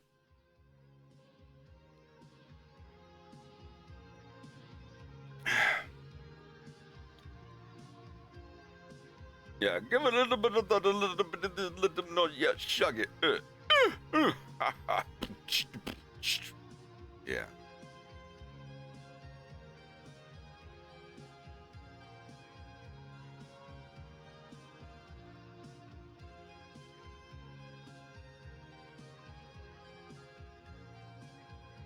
Yeah, that wasn't Shaggy. Don't give me no lines about who did you say that was? Sean Paul. Yeah, no, sorry. No. I know Shaggy from It Wasn't Me and from like the Original Lover thing. Yeah, no, like I want to go. I have a couple buddies who are friends with ICP who could probably arrange me something. Like I said, for all those people, it's just like, you know, let me throw you a couple $1,000 and you come hang out with me for 2 hours and record some stuff for my cartoon. Like, I'm not gonna be like, oh, I'm the famous YouTube animator, and he was like, I'll do it for free. And he showed up and he recorded all. It's just like, no, like, these people want money. Like, are you worth the time? It's like Bill Burr. I'm sure Bill Burr would love to lend his voice to my cartoon, but it's gonna cost money because he's a busy guy and whatnot. But if it comes down to that and I want to do that, I'll save up the money. I'll talk to his agent and be like, hey, you know, someday after he's doing the Monday morning podcast and he doesn't have anything else to do, if he needs me to drive to New York City and bring my voice recorder thing and do it there and pay him like $2,000 or $3,000 for all the lines. Because this is the thing, I'm never going to approach anyone unless I have every single one of their lines that they are ever going to do in my show. Or at the very least, the full episode, just to get it done. I'm gonna be like, oh yeah, I gotta do this is good, and I'll be back. I might need to get a hold of you in a month again for some more. Like, no. You never know when people are gonna die or if they're just not interested in your project or whatever. You get everything laid out and done right there. And that's the thing, like, if they have one, like with Jared Kiso, I'll tell him, I'll be like, dude, if you've got your own personal sound booth and you can do these on your own time, I trust your own voice direction. Just record them in an hour, send it to me after I pay you. Like, I'll pay them first, absolutely. And then if it sounds great, then whatever, then we're good to go. But that's gonna be tricky getting a hold of Jared Kiso. Jared Kiso, the guy who voices Wayne in Letterkenny, he's going to have 1 or 2 minutes in A Fox in Space episode 3 if I can get a hold of him.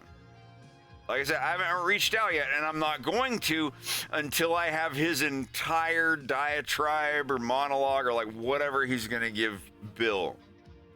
But it's gonna be shit. He's gonna be giving him shit. He's gonna be shit talking. He's like, holy fuck, I've never seen someone so fucking dumb, bud. Like, how could you, like, something like a big long thing of basically, you are demoted and kicked back to planet Katina for this shit. Even though it's been wiped by the new president of the planet and you're not in any actual trouble, I'm still punishing you and demoting you for what you did. And if you try to speak out about it, you will be fucked with a capital dick. You should make him a German Shepherd. He is. You don't remember the picture? Do you remember yes, I the do picture now, yeah. I did of Bill, and then I did a picture of the German Shepherd guy with his hands behind his back, standing there with blue jeans on but no belt? Why don't you wear a belt? Because I buy fucking pants that fit. Sorry. Yeah, like that's gonna be the guy. It's gonna be a German Shepherd character that looks like Jared Kiso as him.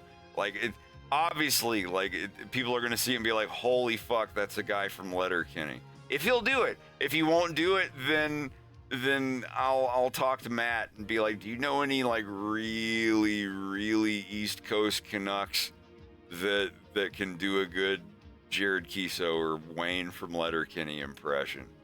And we'll go from there. But I'm gonna try. I will contact his agent and be like, hey, I'm making a goofy little cartoon on YouTube. How much would it cost for me to get him in a booth to voice like 2 minutes of voice acting? And if it's, you know, a couple $1,000, I'll do it. If it's something ridiculous, then it's like, well, so sad.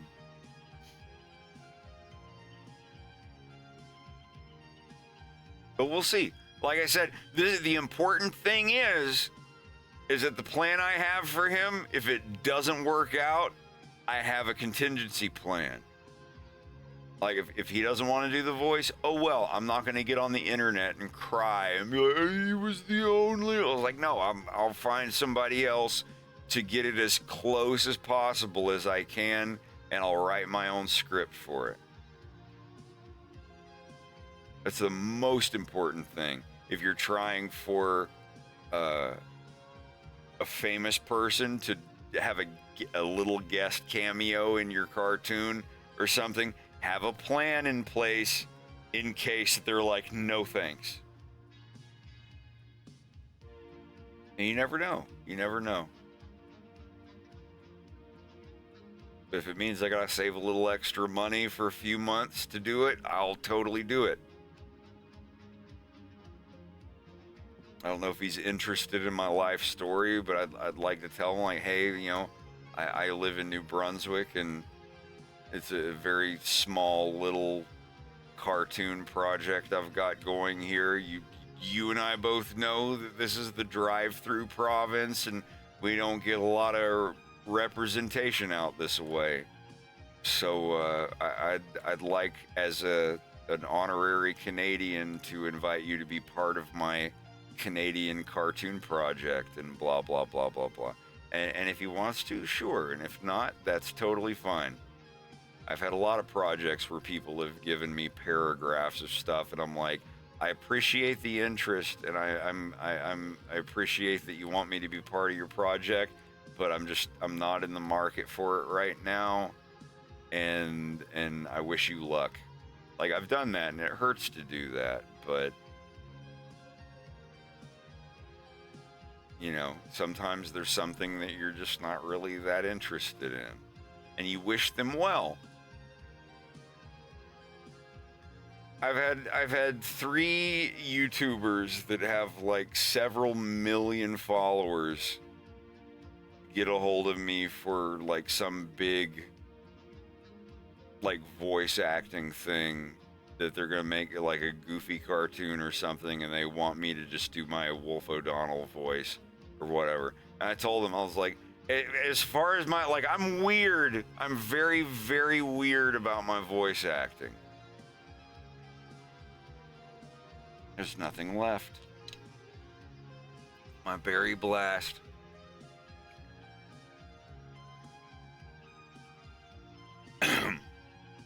If I get offered something in a very, very big YouTube channel and I don't feel like doing it, I tell them, I was like, I'm not personally in the market for a voice for this right now, but I am friends with someone who is a very, very established voice caster guy that knows a lot of really professional voice talent. And 100% of the time that I've mentioned that, they're like, oh, yes, please, like, hook me up with them. And I'm like, yeah, I got you, babe. I got you, babe. And I hook them up. Because it's like, if it's a voice acting thing that I'm not in the market for, I don't have time for, or whatever. But if I know somebody in that line of work that I can help hook up with a thing, absolutely. I don't just go, sorry, I can't. I go, sorry, I can't, but yeah.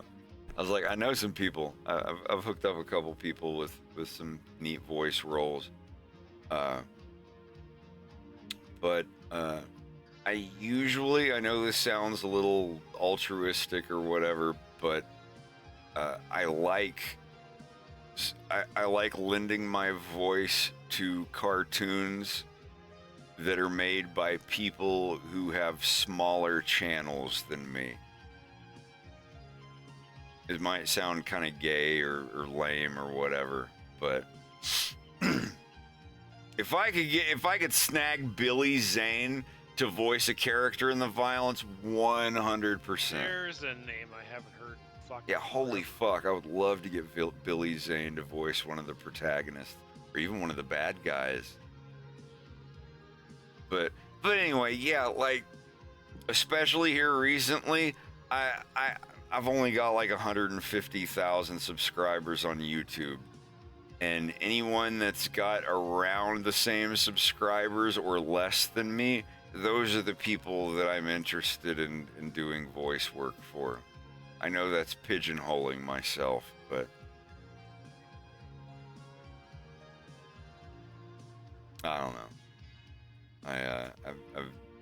I got some weird convictions. That doesn't mean I'm exclusive to that only, but you know, if I don't know. It depends. There's some things that I like. There's some things that, like, even if they are a bigger channel than me, I'll read the script and look at stuff and be like, okay, I'll do it or whatever. But I don't do it for money. I'm not a professional voice actor. If I do any voice acting in the future, it will not be for money. I don't voice act for money. Not that there's anything wrong with that. There's absolutely nothing wrong with voice acting for money. If that's what you're getting into, if that's your thing, if that's your profession, then yeah, make as much money as you can. Sell yourself. Like make people think that you're really good at that stuff. But for me, it's a hobby. I've been paid for it in the past, but just because it was like, if it's a video game where they're paying all of their voice actors, then yeah, like I don't want to get anyone in trouble. But if it's just something that some independent animator is making and like half of their friends are just doing voices and not getting paid for it, I want to be that. I want to do that. Like with Rat Bastards, I don't know if he's like, you know, this is the thing, like some people that like, I just got out of animation school and I'm just making little animations with my friends on Newgrounds or whatever, and I can't really afford to pay everyone $500 for their voice acting booth and all that shit. It's like, that's fine. You're trying to make your thing. You know, I will be paying all of my voice actors because I'm getting money and I like, that's part of my job is making this cartoon. I have no problem. Like, now that I can afford it, like everybody, for episode 2 and episode 1, if I had a voice actor who wanted to voice act and they didn't have a microphone, I would buy them a microphone. And it's like, there, you have, like, and I would ask them, like, do you want me to pay you some money? And they're like, well, I don't even have a microphone. And it's like, well, how about I buy you like a $120 blue microphone, or give you the money for that and you buy the microphone. And then when you're done with the voice acting for my cartoon, you have that microphone forever. Like, I just bought it for you. I don't care. And you know, even if it was someone who only had like 3 or 4 lines, I'd be like, I'll buy you the microphone. I don't care. Like, this isn't, you know. But now that episode 2 is out and I'm making a little bit more money, I don't mind, you know, paying a little more because I can afford to.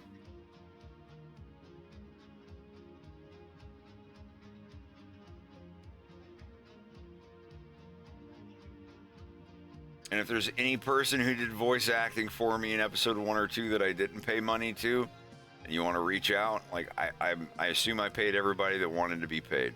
Just like when people reach out to me, I tell them, I'm like, I don't give a fuck about money. If it is a project that I personally want to be a part of and do the voices and stuff and be in it because it's like, I like this guy's cartoon, I like where it's going, I want to do this, I'll do it for no money. I don't know. Nobody reaches out. Nobody reaches out to me to do any voices and stuff. Maybe like one person every 6 months or so. But I'm super picky about it. That's the catch. I'll do it for free, but it's got to be a certain thing. If it's me like making poopy fart jokes and slurs and being edgy or whatever, like way more than I'm comfortable with, I'm not going to do it. But if it's something where I see someone is like really working hard and and like, I really like this cartoon. Like, even if I wasn't a part of it, I still want to see every episode. And on top of that, you want me to be in your project? Absolutely. It's almost like a Patreon contribution. Yeah, like I tried that for mine, but you know, there are a couple people like, oh, if you pay $100, I'll let you do a voice in my cartoon, and then they're like, can I just pay the $100 just 1 month and be a character in your show? And then like at that point, when like 6 people were asking me that, they're like, can I just pay the $100 once and then like be Peppy or Falco or what? I was like, yeah, this was a bad idea. And I got rid of that. But everybody that paid that level and wanted to be a character, I gave them a character in the show. One of the guys, Douglas Patel, was the gorilla guy that was like, "Are you really Star Fox?" And that is one of the most memorable moments of the show. I had a guy who was a friend of mine who was gonna voice Weber, the guy that walks in on Fox and Wolf during the robot legs thing. And he's like, well, I support what this is. I don't judge. I had a friend who was gonna do that, and I sent him the stuff, and I just assumed that he passively didn't want to do it because he never sent it to me, and then the one time I asked him about it, I was just kind of blanked. So I ended up being that character, and it sucked because like he could have been that character, but he wasn't. It's like you could have been this character that it ended. That's the thing. He probably thought that it wasn't going to be that big of a role, so he wasn't interested or whatever. And that ended up being the most replayed scene in the entire episode. That's fine. But I offer things. If people don't want to do it, that's fine. If they do, great. But, you know, even, like, I don't want to be the front man of a band. I would much rather be a tiny name in the bottom right corner of a CD album insert that it's like, oh, you did the guitar on tracks 6, 9, and 10. Oh wow, like I didn't, holy shit, did you guys know that he was like, I'd rather be that little guy than the front man. Oh, girls holding up signs saying hashtag my name, the front man. Like I don't give a fuck about that. I'd rather be like the weird secret guy behind the scenes that gets his name in the CD insert in the tiniest font. Absolutely.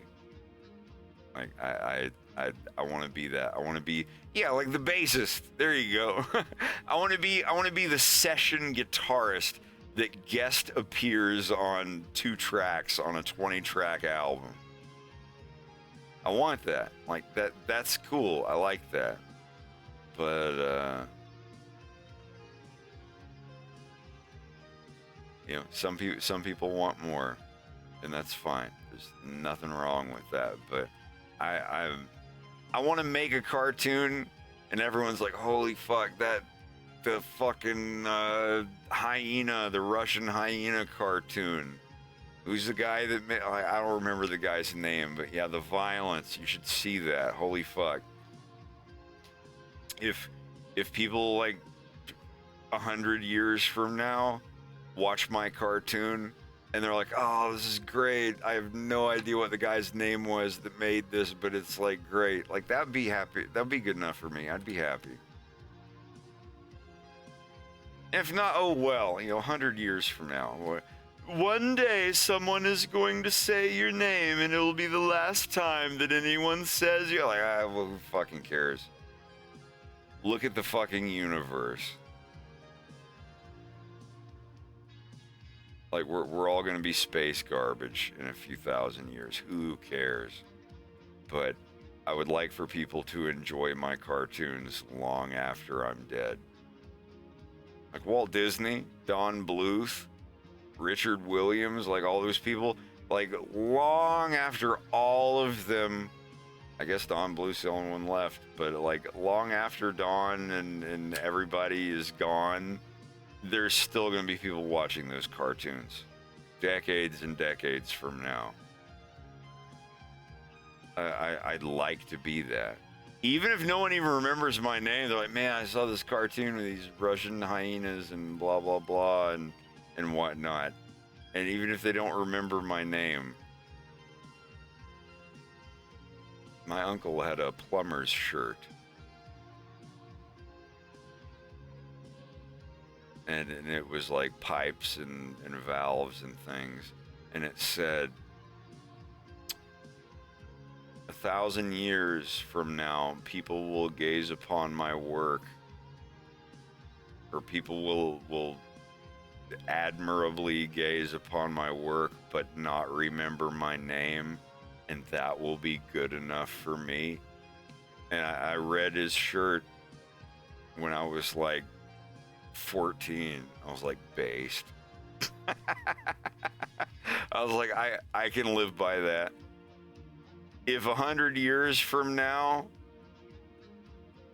people look at my cartoons and they're like, this cartoon's really good. I don't remember who made it, but this is a really good cartoon. I'll be happy with that. I'm all right with that. I accept that. That's totally fine. Probably won't be 100 years. I'll probably be forgotten before then. It's whatever. But if that was the case, I would be pretty happy.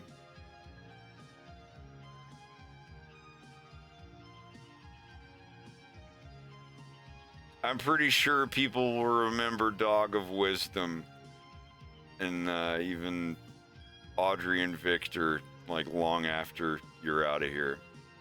Also, like I was there this morning. You premiered the new Audrey and Victor thing so fucking early this morning, Joe. I was up, I was there, I watched it, and it was worth it, and I'm glad. But man, that was like people were eating breakfast when that came out. They're just like me with Fox in Space Episode 2. I was like, I'm gonna release this at midnight Canadian time. So technically it's midnight for me. Technically it's the 26th. But like everybody else was like, what? Like, what is this? It's so late. Oh my God, what a time.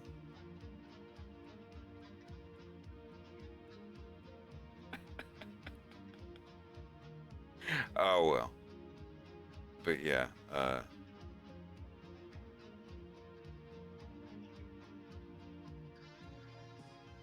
I gotta tap a kidney. I'll be right back.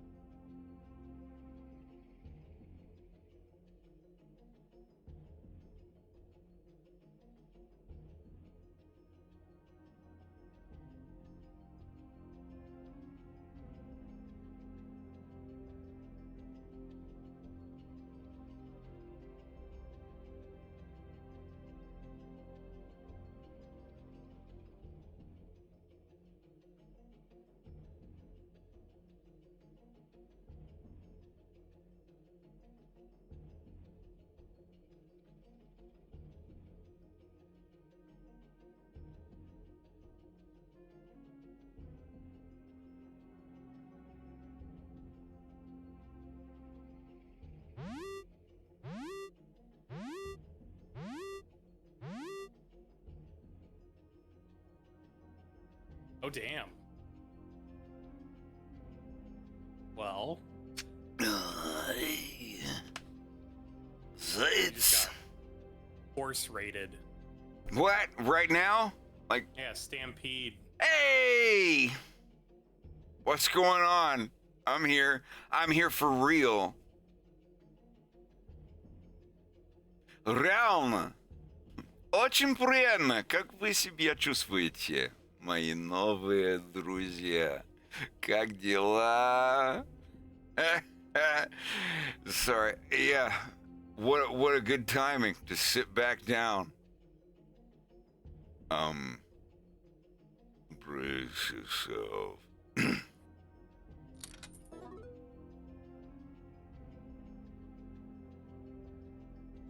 If you're just joining us, my name is Fred.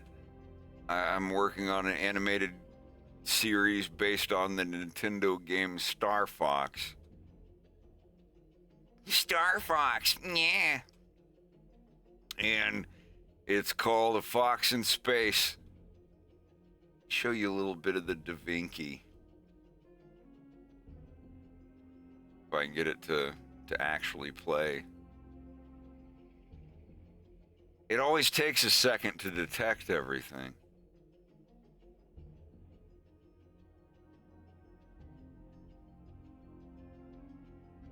Is it gonna... There's no sound! But, like, this is the first scene that we've got the animation on here for here. Валенсия, насилие. По-русски. Если вы не против. Ящерицы. Lizards. На планете Фортуна. А потом волк пришел. И он сказал ему Николая. Он сказал это... Что это... Well, anyway. Blah, blah, blah.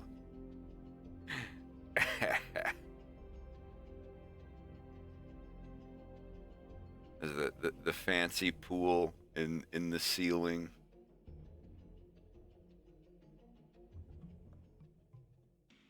With all the Slavic lizard ladies swimming in the pool. I still have to animate the mouths and whatnot. But like this is what the scenes are gonna look like. Unusual bug, you're always welcome. I'm glad that your power got restored.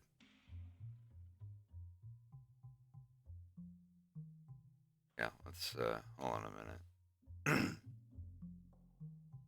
But yeah, this is gonna be the cold open after the previously segment. These Slavic lizard guys, almost all of them Polish, listening to music on a boombox and grilling bugs on a barbecue.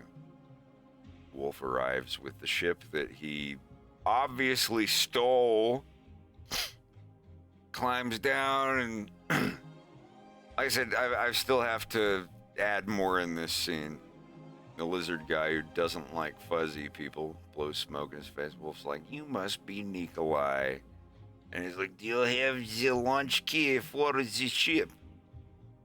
And then, you know, there's another thing or whatever. But this is when he arrives at the Kowalski compound.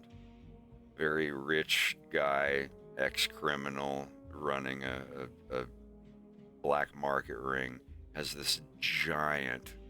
It's not even a mansion, it's a compound.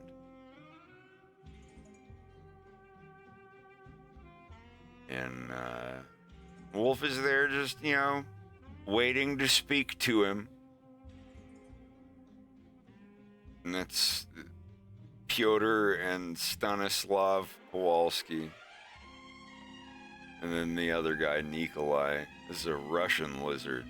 The chameleons and the other species of lizard are Polish. But Nikolai is not a Polish lizard. He's a Russian lizard. He's a linguist, and he translates for a living. He works for Janusz Powalski, I guess I should say, as a translator guy. So anyway, this dude translates for Wolf. Wolf comes there and delivers this ship because Wolf's father owes money to the Powalski family for money that his father borrowed or whatever. It's not really stated. It doesn't really matter. The point of the exposition of the scene is that Wolf's dad owed money to these guys for some reason.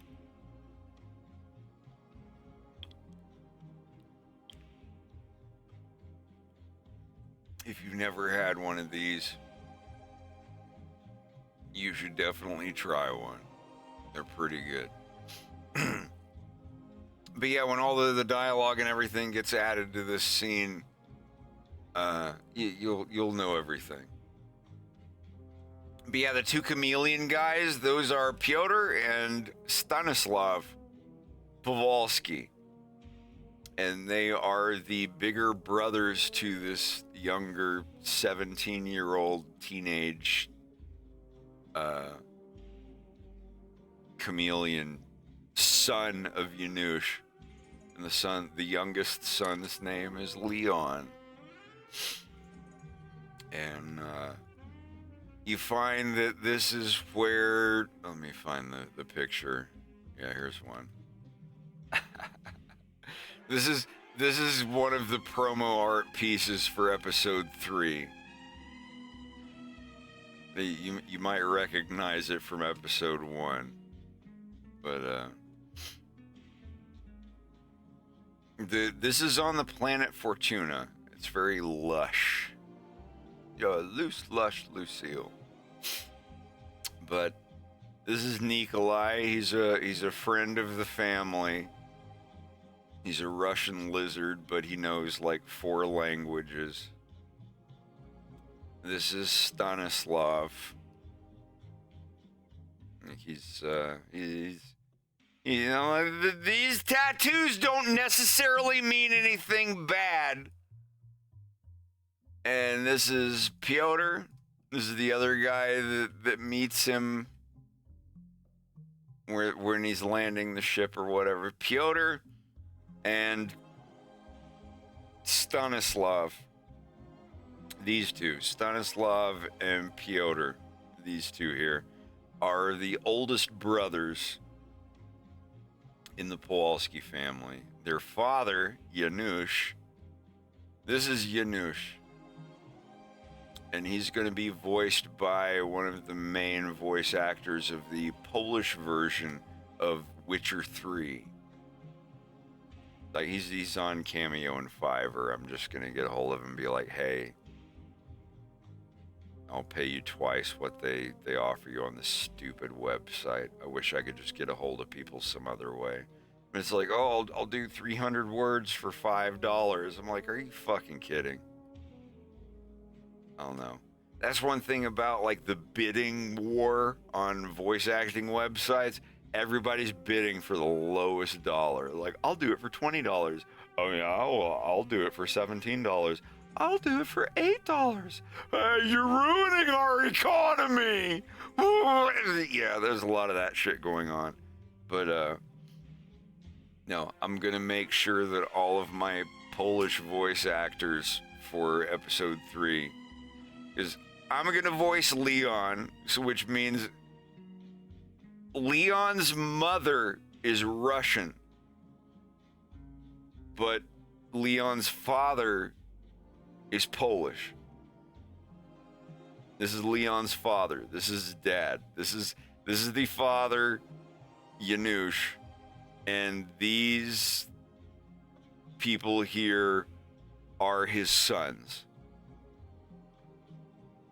That, like, this is Stanislav, Pyotr, and Leon.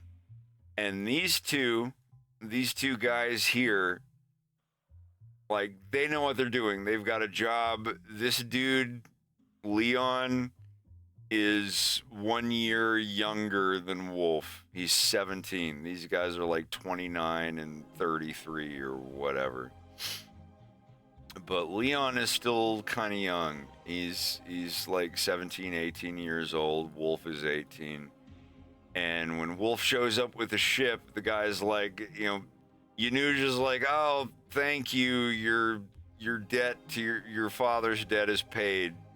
So here's a little extra money, and I'll have one of my guys drive you into Fortuna City, and you can start your new life as an outlaw since you stole the ship or whatever. And Wolf is like, no, Mr. Powalski, I want to work for you. I want to work in and around the type of work that you do. And of course he's like, no, you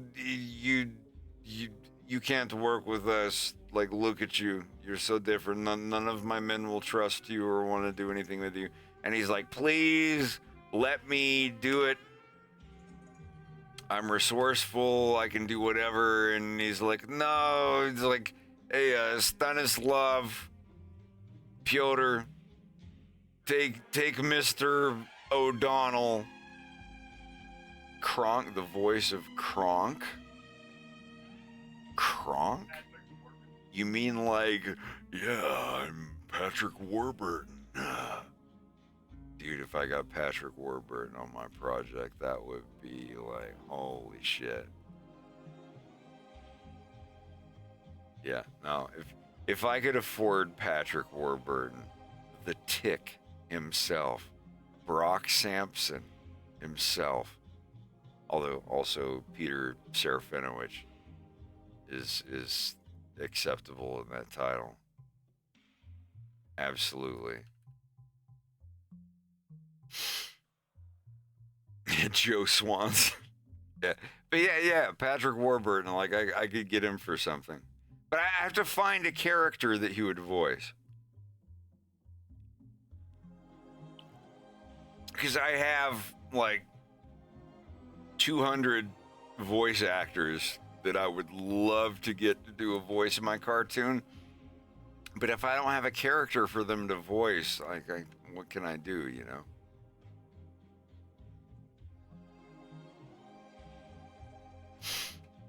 Joe, Gran, Joe, did you ever see the video where I streamed for 17 hours?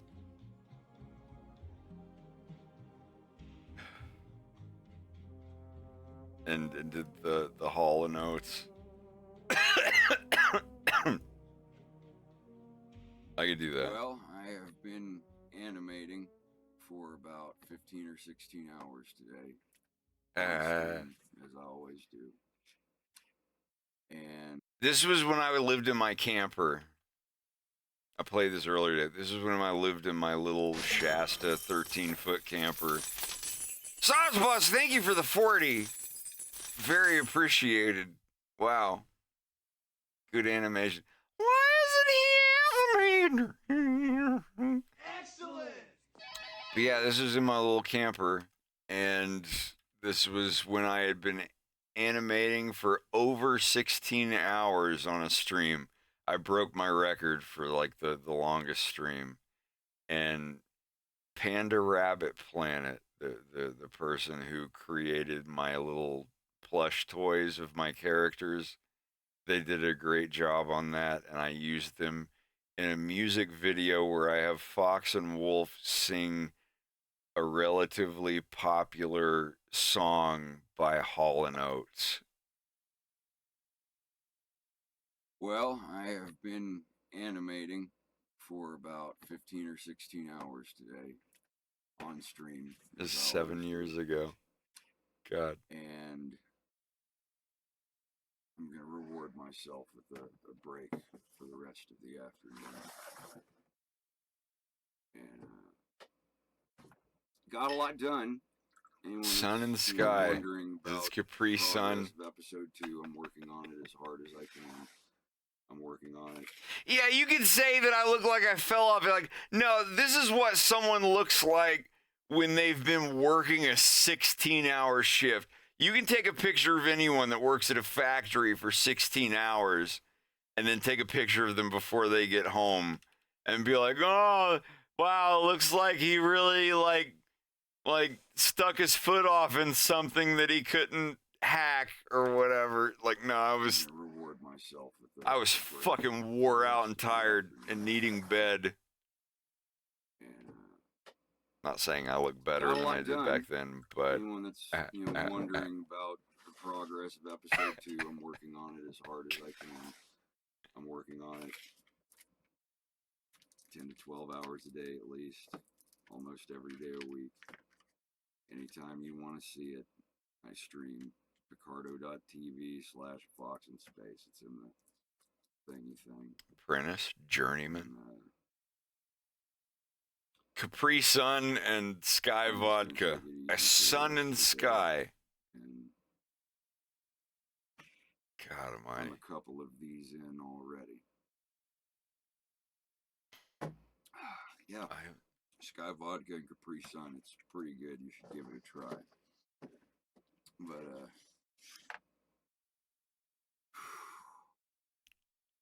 I have not slept in a while. Miss those I'm getting days. enough sleep, but this day was quite a record breaker. God almighty. I miss that camper. I want a camper. I want another camper. I know I can't have one, but man.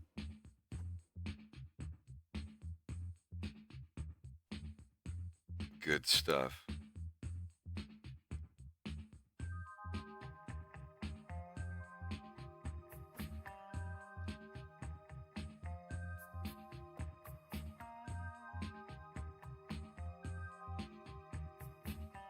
I have a resting mad face. Yeah, I do. If we ever get a big property again, like living out on grassy, like woodland area, I will 100% get a camper again. And that'll be my little studio. Easy, ready, willing, overtime. Where does it stop? Where do you dare me to draw the line? You got the body, now you want my soul. Don't even think about it, say no, go, yeah. I'll do anything that you want me to, yeah. Do almost anything that you want me to, yeah, but I can't go for that, no, no. No can do, I can't go for that, no, no. No can do, I can't go for that, no, no. No can do, I can't go for that, can't go for that, can't go for that, can't go for that. I can't go for being twice as nice. I can't go for just repeating the same old lines. Use a body, now you want my soul. Ooh, forget about it, now say no, go, yeah. Let you do anything that you wanna do, yeah. Let you do anything that you wanna do, yeah, but I can't let you do that, no, no.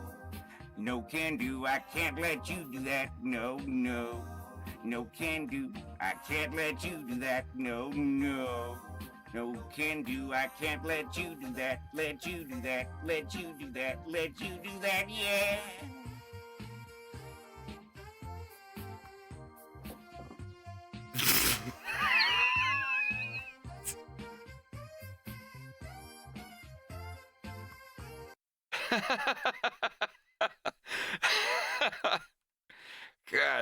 God, that was This so guy's long ago. fucking annoying.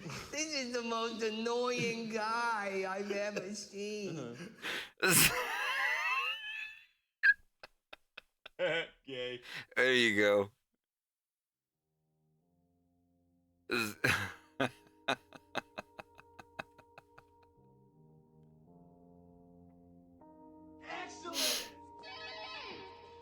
There were a couple takes. I'm not gonna lie.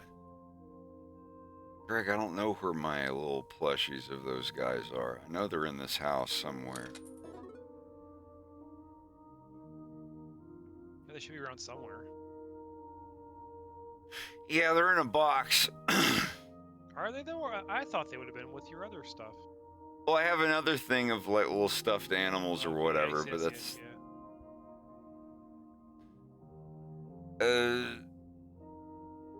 No, they're not up there. I have the one your mom did. I'd love to show that one. Should go around somewhere. I have the one, like the one that your mom did is more important.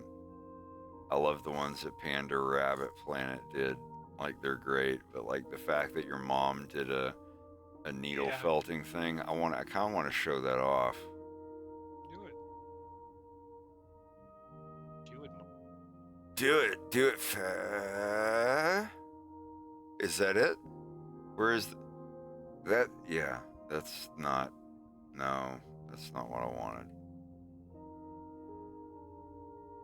Add video capture device. No.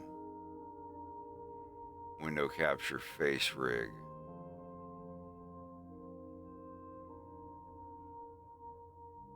Why is it? Oh my God.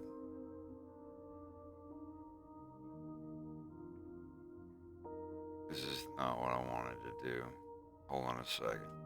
I'll try to find it. Give me just a minute. Yeah, it should be up there with the Felix one.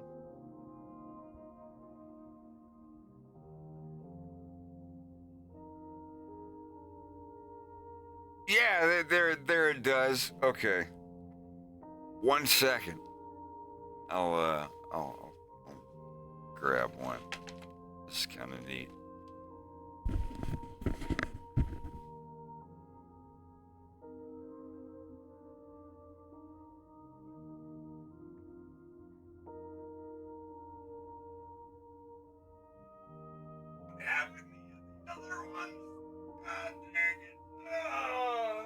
Where are they?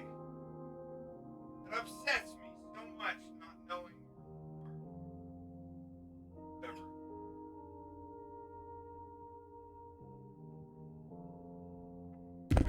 Are we here? Yep. So Greg's mother started doing. This is so unnecessary. Are we? All right. Here we are. Greg's mom did some needle felting. Is that what it's called? Aw. I'm surprised you didn't see these while y'all were here. No, I've never seen this one. Yeah, like my shelf behind my chair that has all the stuffed hyenas all over it. Way too adorable. That looks Yeah, like that was done by like a Star Fox fan. Yeah, seriously. It's just Greg's mom. Let me throw the just. Yeah. It's only Greg's mom. Like, no, Just some normie mom. No, she did a great job, and I like that. What's going on over here? Oh. Yeah, he's got the cocked eyebrow a little bit. No, this is very awesome, and it gave me warm fuzzies when I received it as a gift. But it follows his actual like wardrobe rules. He's got the little belt buckle and the shoes and everything. She did her homework. I was gonna say I thought it was pretty impressive. Yeah, mamas always make the best stuff, don't they? 1 sec.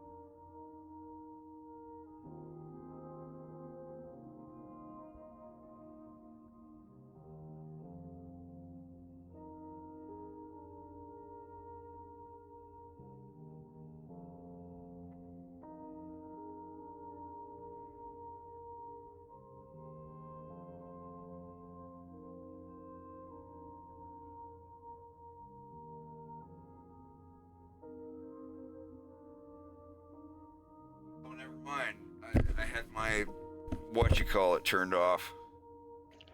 I got this in 2013, an original.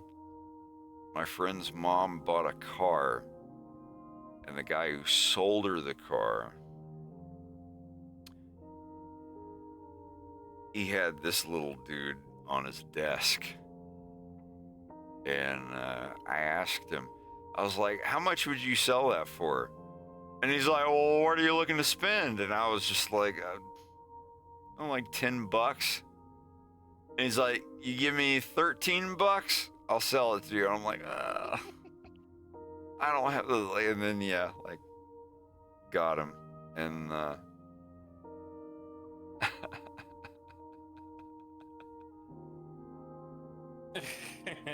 I know it's backwards. Forgive me, but it's a misprint.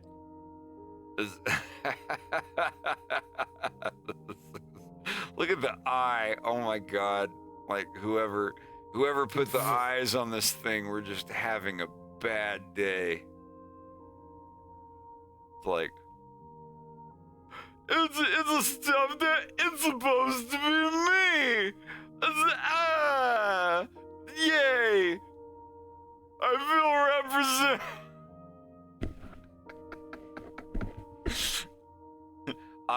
My grandfather had a lazy eye in World War II. But yeah, like this, got this in 2013 when my friend Brett's mother got a,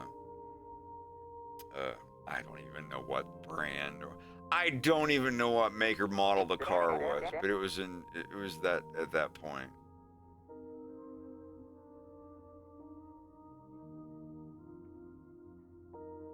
Anyhow, God, good memories. I had a good time.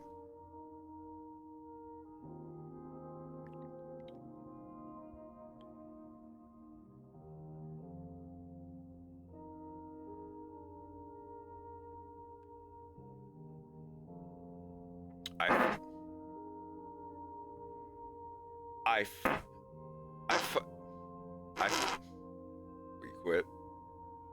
You think you can quit for just a minute? We good? So anyway,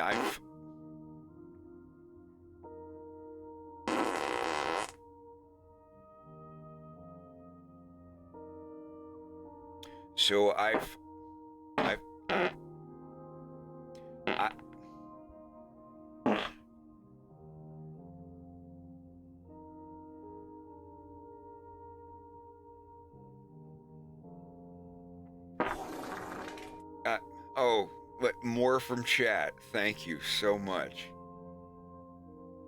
So anyway,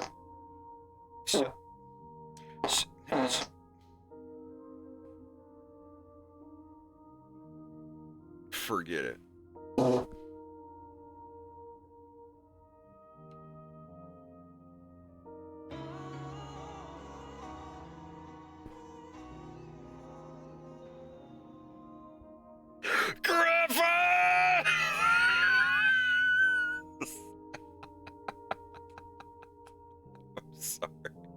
Lord, I'm so sorry. Lord gone done been punished me for what I had did. Had them barbecued baked beans.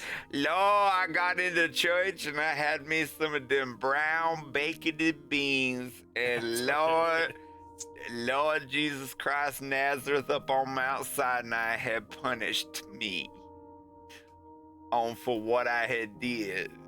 Letting him go during the choir singing. Just when that choir singing, I just relaxed my buttocks just a tiny smidge, and it blew out them stained glass windows. Or she's just like, and just when the choir stopped singing, I gotta find. Later. I don't want to be forced onto kick.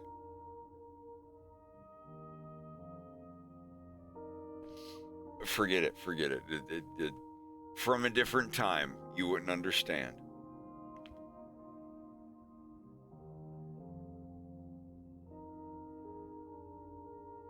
It'd be cool if there was a scene where James sat and talked to Des a little bit longer about life and stuff, and music like this played.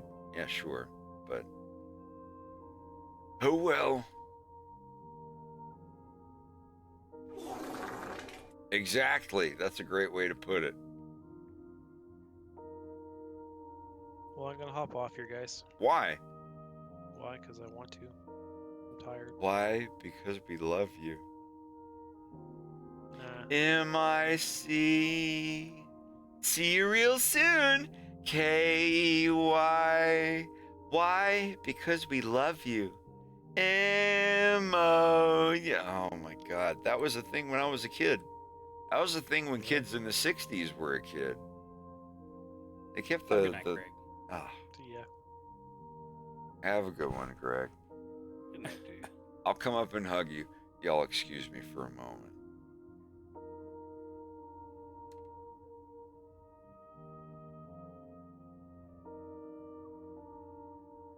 I just knew Greg would never get to bed if someone didn't.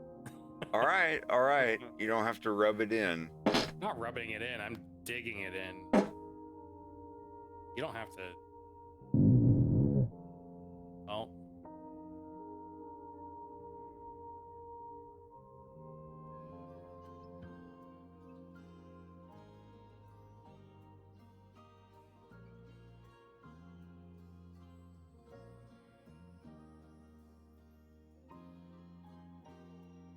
What are you talking about?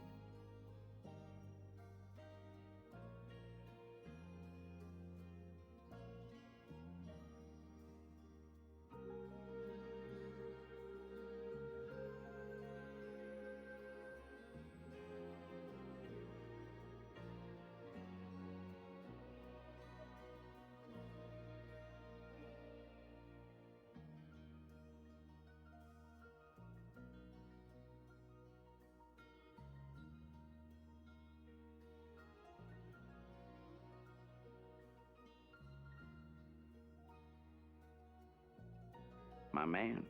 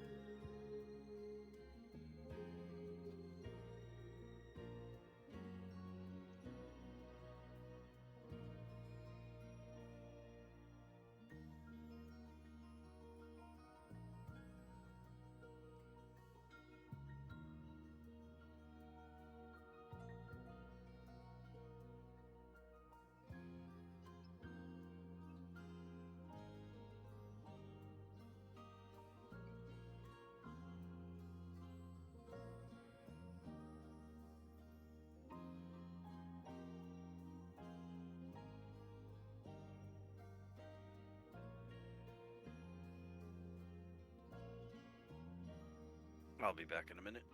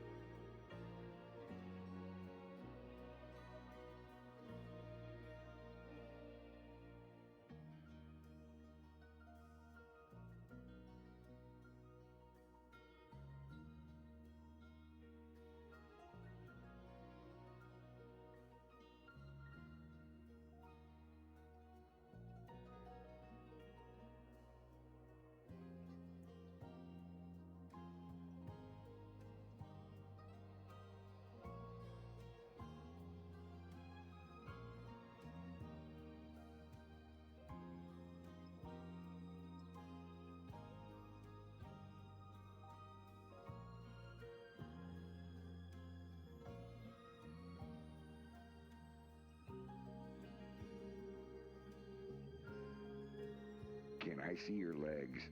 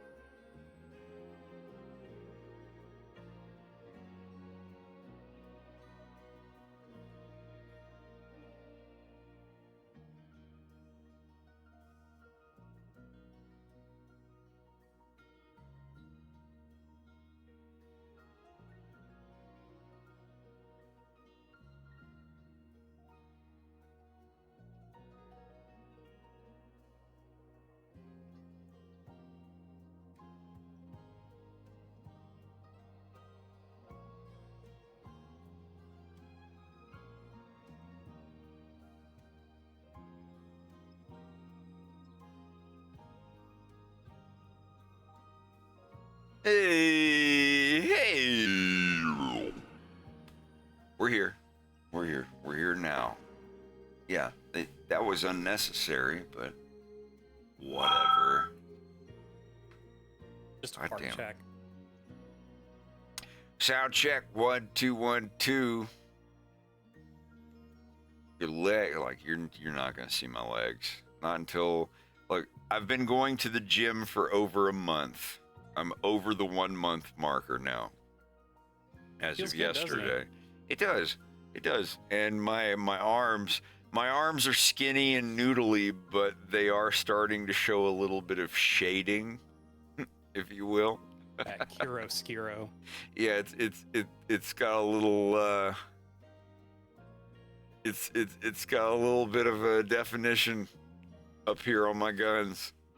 They're still really thin, but they're starting to get like lines and shading and muscles popping out. I like it. I'm gonna keep going. I'm not like maxing the fuck out or anything, but I want to keep going and get into shape. My weight is going down a little bit. I want to burn the fat, convert it to muscle. You gotta have a friend that goes with you. Going to the gym by yourself is extremely difficult. Until you do it. Once you do it for like 2 weeks and you don't give a fuck anymore, then it's just like, yeah, I gotta go do this, I gotta brush my teeth, I gotta put on deodorant, I gotta, like, it becomes one of those things.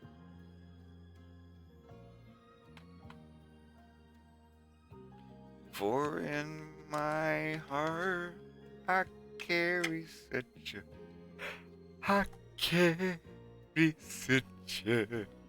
God. If I could sing like be a gym wolf. Huh? Yeah, like, well, yeah, gym wolf, not like bear community wolf definition or whatever.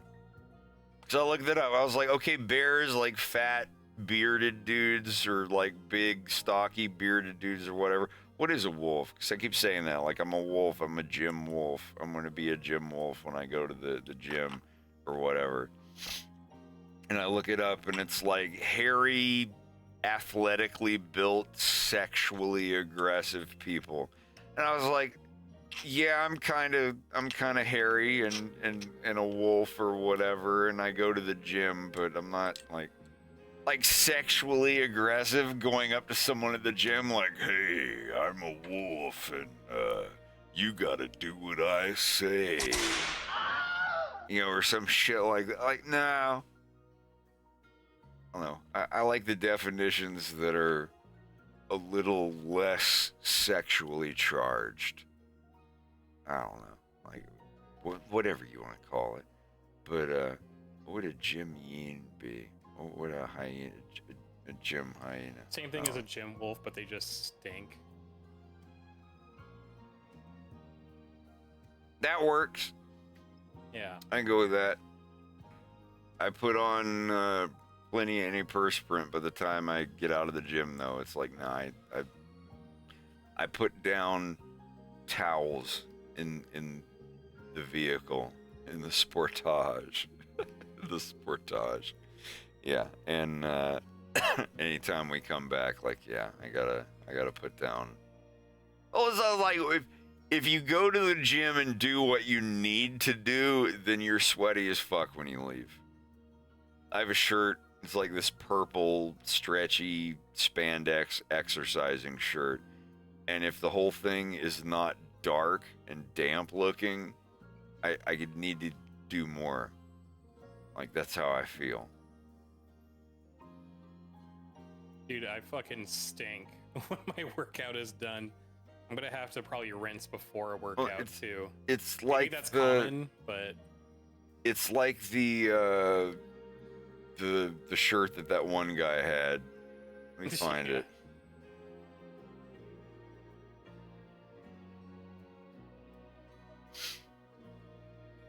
I do like showering at the gym though. I go early enough where I'm literally the only one that's like hell yeah in the locker room, but just like getting that workout done and then you have like a nice hot shower, and I have this nice like coconut body wash that I really enjoy, and then I use the massage chair. It's like a day spa when I'm done. Yeah, that's the shirt. That's the one. Have I done martial arts before? Never. I ran a lot. I built up the muscle mass of my legs when I was a child, but I never had arm mass. My leg mass, awesome. Like when I was 10 or 11 years old, I could do like the leg press with over 200 pounds. Like, and like my friends would, the people who would make fun of me and call me chicken legs, they'd be like, man, but look at this motherfucker. He'd be lifting 200 pounds. Like, you think he can lift 200? Do it, Matt. And I'd be like, and I'd do the one. I could do the one. And everybody would be like, damn, like, man, the old chicken legs over here lifting 200 pounds. Yeah, everybody called me chicken legs because my legs are always like scrawny, skinny or whatever. But that was the only thing. Like, I could run, I could sprint. I was like I was constantly like the second fastest person in my school. I sprint like a son of a bitch. But when it came to like pull-ups or upper body strength or lifting weights or whatever, yeah, it was like I was a kindergartner all the way up to high school. Couldn't do it. But I'm gonna change that. Yeah, no man, dang old like chicken leg, man pushes dang like 200 pounds, man, dang old 200 pounds, like that's impossible. Neil deGrasse Tyson physics, just impossible, everything. No, but like yeah, like whenever we play football, it was funny. Like the first time we all played football, I was like last picked. I was just like with like all the other people who had no physical fitness or whatever and weren't friends with anybody. People still pick their friends, and then I would like run 96-yard touchdowns, and they called me Boris Handoff. Chicken legs Boris Handoff, because I was always like, just hand it off, give me a handoff. And they would hand it off to me, and I would run. Yeah, Boris Handoff. It sounds like a gay porn star, doesn't it? But yeah, they would hand it off to me. And then I would just, like, I was so good at, like, juking and running and stuff. I couldn't throw, I couldn't field goal kick, I couldn't do any of that shit, but they had me as a runner. I don't know what the actual thing would be called in a football team, running back or whatever. But they had me as someone that they would, when they hike the ball and everybody's downfield and everyone's like, oh, this scrawny is not going to do anything. I could just breathe on him and he'd fall over. And it wasn't false. Like, yeah, I was a weenie. I was a wet noodle weenie. But if somebody, like, just the adrenaline of them turning to me and just being like the slow, like the last level of a Call of Duty mission or a Call of Duty game where they're just like, they like slow-mo, like just toss the ball to you as they get wrecked by like 6 200-pound 8th graders. And you're just like, oh, fuck. And you look up and they're all like, and then you sprint. And that was the only thing I was good at. And we were, like the 18-yard line. And I would just, like, the back 18. Like, that was one thing. Like, I sucked at any other aspect of it. I couldn't catch. Like all the way downfield, like I sucked at catching. I'd be like, and it would like bounce off my chest like 3 seconds before I'd be like, like I sucked at that. But being like 5 feet away from the quarterback and having him like slow-mo hand off the ball, I'd just be like, hand it off. Give me a hand off. Give me a hand off. And you just like slow-mo receive it. And then I would just, like a train engine, just chug. I would. and everybody comes God, it takes me back. But yeah, never got picked last for kickball though. I was pretty good at kickball in 5th and 6th grade. I was pretty good at Foursquare. On a scale of 1 to 10, maybe a 6. I don't know. But I miss Foursquare. Y'all remember Foursquare? No typewriters. I don't remember what typewriters was. At our school, typewriter was like once you got the ball, you like held the ball over someone's square, you just dribbled it really fast. And they called that typewriting to get someone out. That sounds... Let's see. So if I can remember, yeah, it was like this.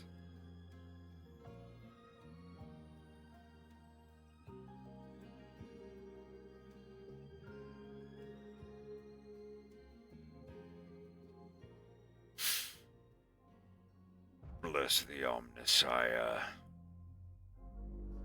But yeah, this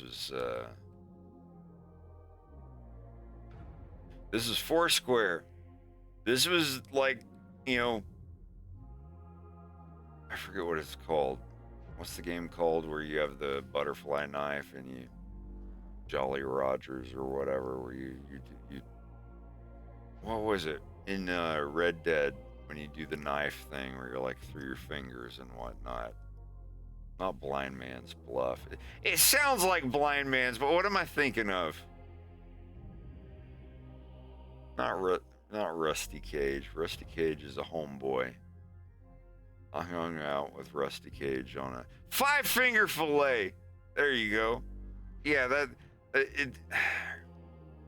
it's like that, but with a dodgeball. Everybody in here play Foursquare?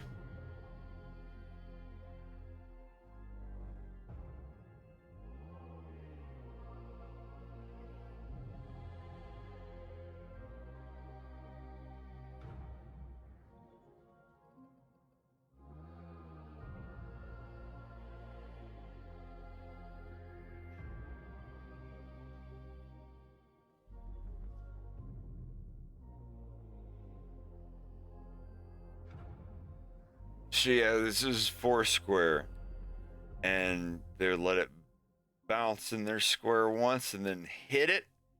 And it's like volleyball or whatever. You gotta let it like not hit the floor, obviously.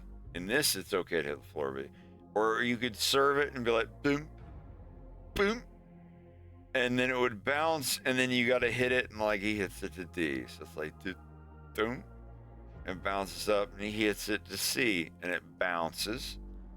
You have to let it bounce per square. Yeah, one bounce, and then like C would hit it to A, and it would bounce. And if A hit it to B, and then like B hit it somewhere without letting it bounce first, you get in trouble. So people would hit it to where like they would hit it as hard as they could to where like A hitting it to B, it would hit it like and go and bounce right here. And then go out, and if it went out this far, that meant that this person could go like and hit it, and as long as it bounced in C, D, or A, just bing, and the guy in A didn't immediately like lunge for it or whatever, then yeah, A would be out. But as long as it bounced inside of A, D, or C, like if B was running out like that, that's my favorite sport of all time, even over bowling, is Foursquare. And I wasn't, on a scale, like I said, on a scale of 1 to 10, I was like a 6 or a 7, sure. And that's fine. That's totally fine. But that was it. That was Foursquare was, oh my God, that was like the greatest thing in my life related to sports.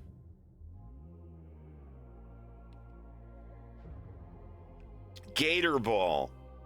No, I thought Gator Ball was more like a football thing.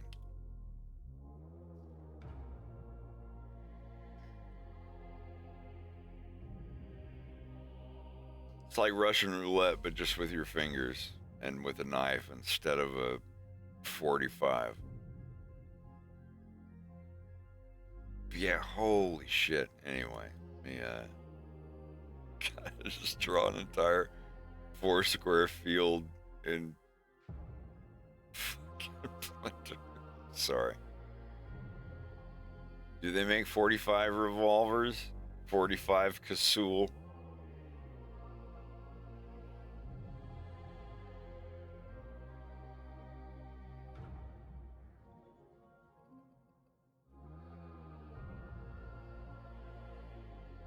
What are you all working on tonight? And everybody in chat too, what the fuck are you doing? You just sitting around not doing anything? Better not be. I'm playing Diablo. Yeah. Yay. I'm playing Tales of the Abyss because someone in your chat recommended it. Tales from the Abyss. Mm-hmm. Joe, you're learning grease pencil. Joe, like, you need to get on a like. Sorry, I don't mean to call you out in my stream. I don't want to be like that, but no, I do want to be like that. You know what? Fuck it. We'll do it live. No, it's like, really, you and I need to do more screen sharing shit. If you're getting into grease pencil and you're like, oh, what am I doing? Like, you getting lost on anything? You and I, no homo, no Cuomo. Sorry. That was so fucking funny when that happened yesterday. I'm sorry. Like, no homo. Like, you and I need to get in a screen share on Discord. And like, if there's any, I don't know, like, maybe you're just doing grease pencil and you're fine or whatever and you don't have any questions, but you have me privately on Discord. If you want to send me a message or whatever, if you want me to tell me a day that you're like, hey, it's Saturday, or hey, it's Sunday and I'm not working on whatever, I'm just fucking around in grease pencil, and it would be nice to have you answer some questions about it. I don't know how much you have in your grease pencil knowledge, but I can guarantee you 100,000,000%, if you get in a call with me on Discord, even if you don't talk, even if you're just there sharing your screen of Blender and doing stuff, I like 100%. I can help you figure stuff out.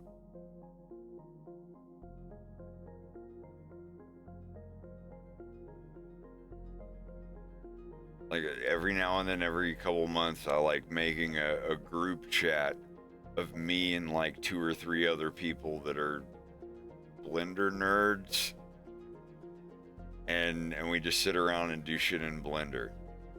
Yeah, like I said, I'm not trying to do a bit. I'm not trying to be stupid or be mean or anything, but like, dead serious. If there's anything in Blender that you're stuck on, coming from Adobe Animate, coming from Mac Flash 5, Mac Flash 8, whatever the fuck you want to call it, like, I had all that shit.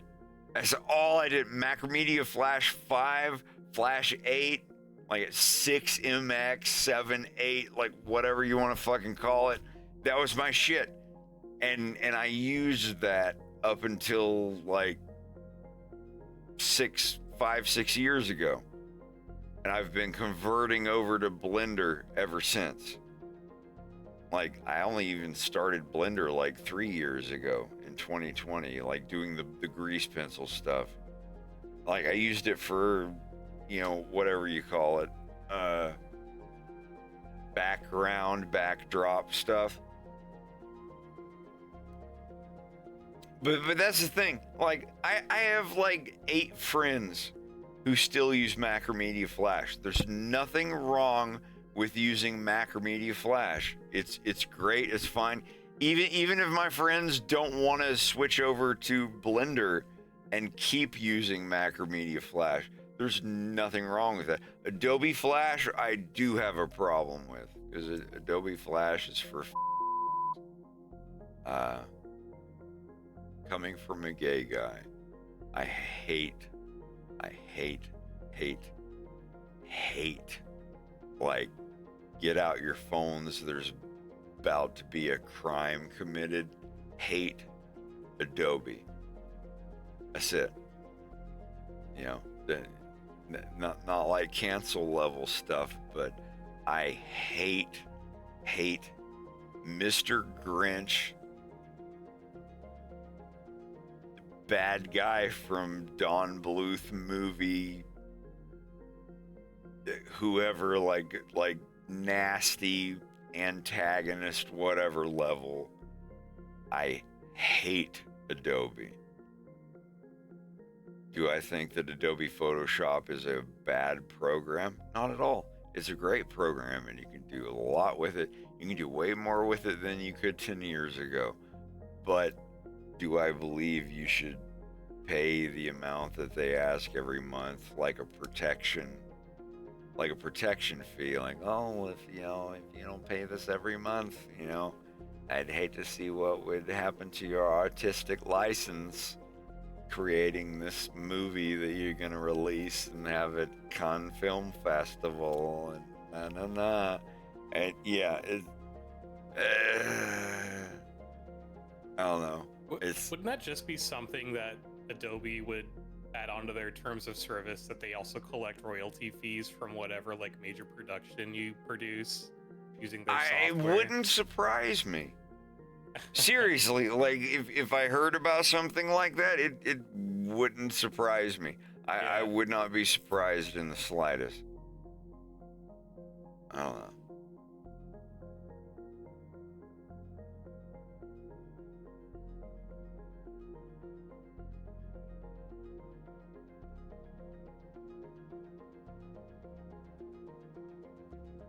I was just about to say you should nudge that lip. Yeah, the lip. Yeah, I haven't really looked at it. It looks all right. Stop playing backwards. That's not what I'm trying to look at. There's a little pop on the left lip there. It goes out to the left too far, so nudge it a little back. This shit right here is important. You start noticing this stuff, even if you're not that good of an artist. Like I said, that's not me being shithead, whatever. I mean, if you've never done any artist stuff in your life before, and you're like, oh, I'm gonna do this, it's gonna be bloody wonderful, or whatever, and you've never done it before, you're gonna make a couple errors. Like Wolf's big nose. Wolf does have a big nose. He's a wolf. His nose is going to be bigger than Fox's nose. Even if Wolf was 6 feet tall and Fox was 6 feet tall, if they were exactly the same body height, Wolf would have a bigger nose, statistically. He would have a bigger nose statistically than Fox. Because, like, in my world, wolf characters have bigger noses than foxes do. And I believe that that's how it is in real life. Like, and it's not like some, fetish thing. Like, oh, I want all of my characters to have big boofers. Look at that snoofter. Big nose. Like, I don't fucking care. But, if the characters are in a scene with each other, like, yeah, you're going to see a difference. People are so fucking wilded out about that shit. Y'all know this music, don't you?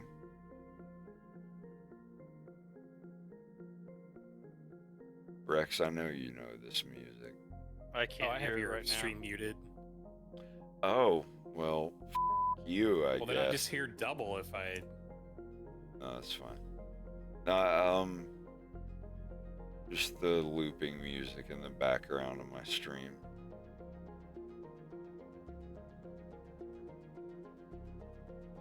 I was gonna say, it's music that like 90% of the people in here would probably be like, oh yeah, obviously it's from this game.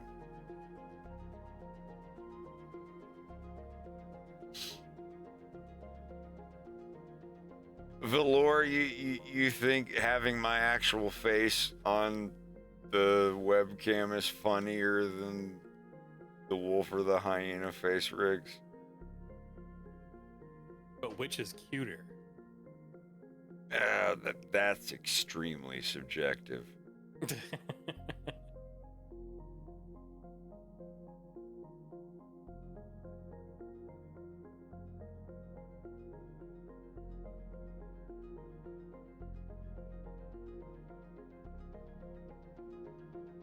do love the new Diablo. It's been good. It has. I wanted more than any other person in the world, trust me on this. I wanted more than anybody for Diablo 2 to suck really bad. And honestly, like I said, it's not like super anything. I'll be like, oh, is Diablo 4 gonna be woke? Or is it gonna be the new based RPG?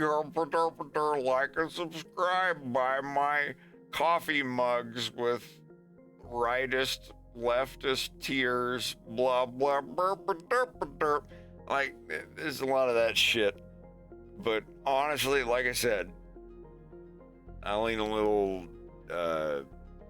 this way when it comes to video games and sucking and not being good or whatever. But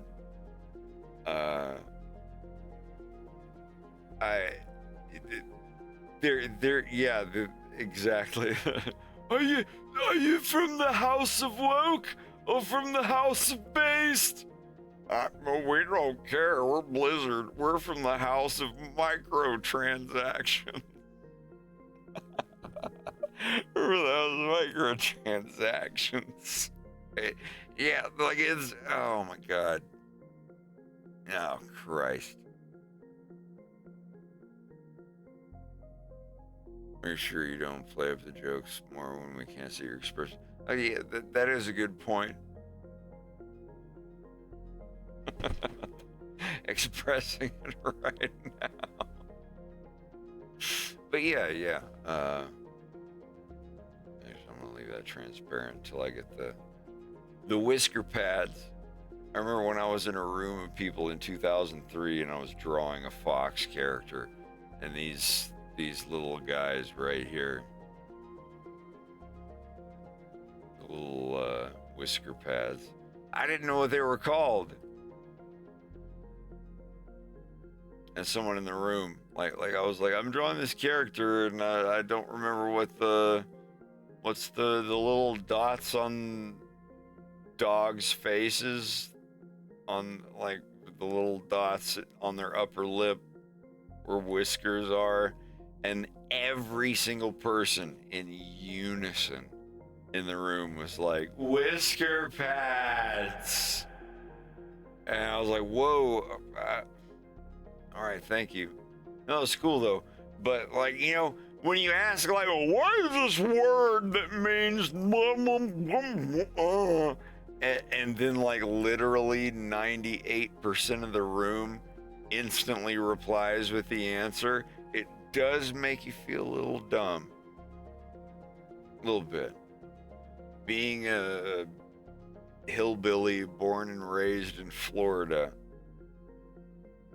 in the 80s. Yeah, you do feel a little dumb sometimes. That's all right. There's nothing wrong with that. Not that there's anything wrong with that. You're late to the table, Jerry. Cut it out. But no, like it was a good time.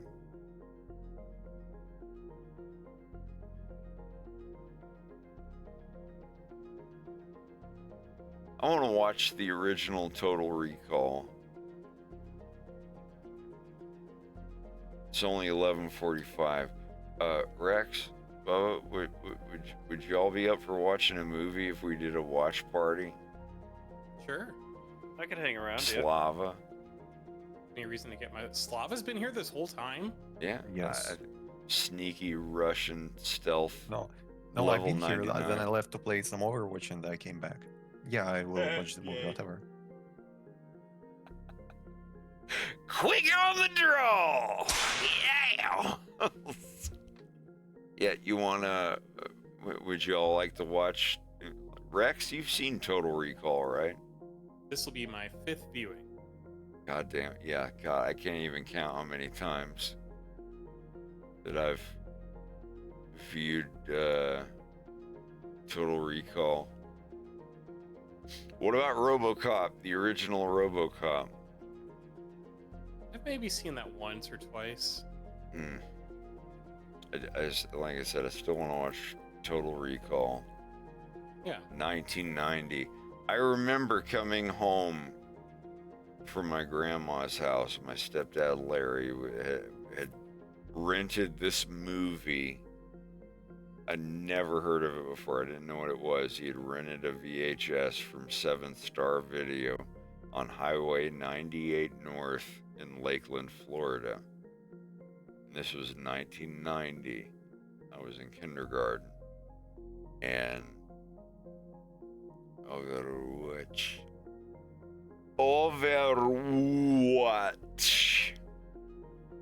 I can read that. And I just remember he was starting to watch it, and I sat there with him, and he was my stepdad at the time, and it was 1990, and I was like 6. And it was when Arnie was like, and he like breaks the glass on his helmet thing, and he's like, and his eyes were all bugging out, and it was like the animatronic. This is what the vacuum of space must be like, even though that we're not really. And yeah, that fucking shit traumatized me. I remember standing there watching that scene and being like, what? And my mom was like, Matthew, go on to bed. You need to go to bed. I didn't even see like the 3 titty thing. Nothing scared me more, and even still to this day, like, irks me more than practical effects in old movies. Yeah, CG like doesn't do it. CG, like, I don't know, like every CG horror movie I see now is just like snuff porn. Like, I'm sorry, it really is just like we're trying to see how we can kill the character off in the most squirmy, disturbing way, blah blah blah, or whatever. And I'm just like, no, like, show me something that's scary and that there's like a risk involved. Yeah, Ghostbusters 2. There's all these like gatekeepy Ghostbusters fans that, excuse me, they're all like, Ghostbusters 1 is great, Ghostbusters 2 is a travesty to the fandom. It's like, no. I saw Ghostbusters 2 like right when it came out, and it was cool.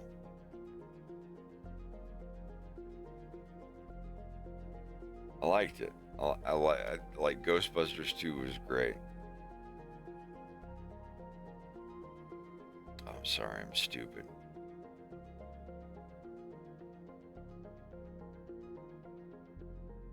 Yeah, that movie was cool. You know, like a Nintendo and NES Max, or not the Max, but the fighter joystick one. That was really cool.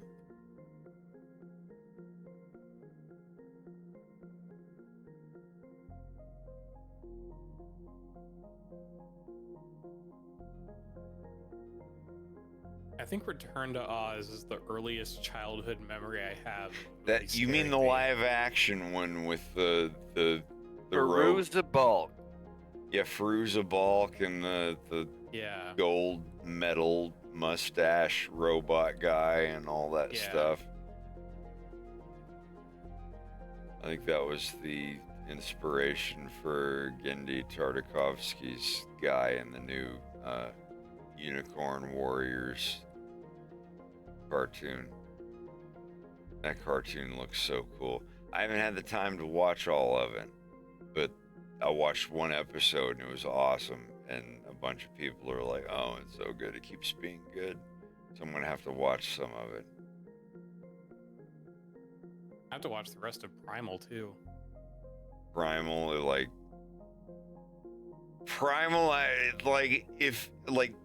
for me, Primal is tied with the Venture Brothers for my favorite Western animated series.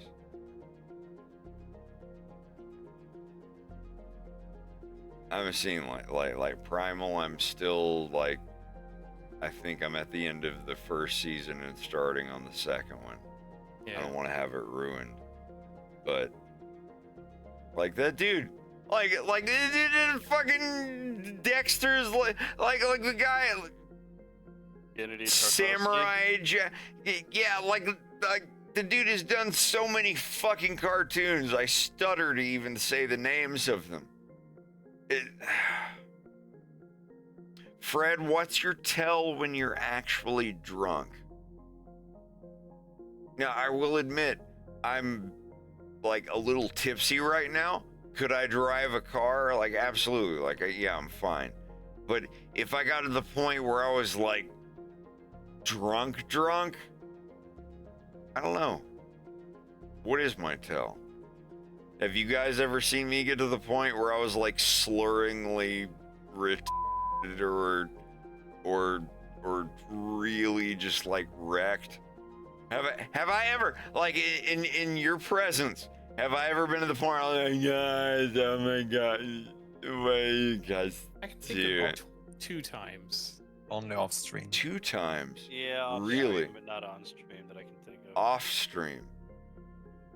Well, Okay.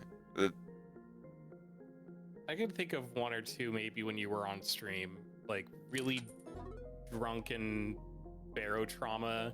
Oh yeah. Barotrauma doesn't count. Though. Barotrauma doesn't count. That doesn't? that instant denied. Just like denied.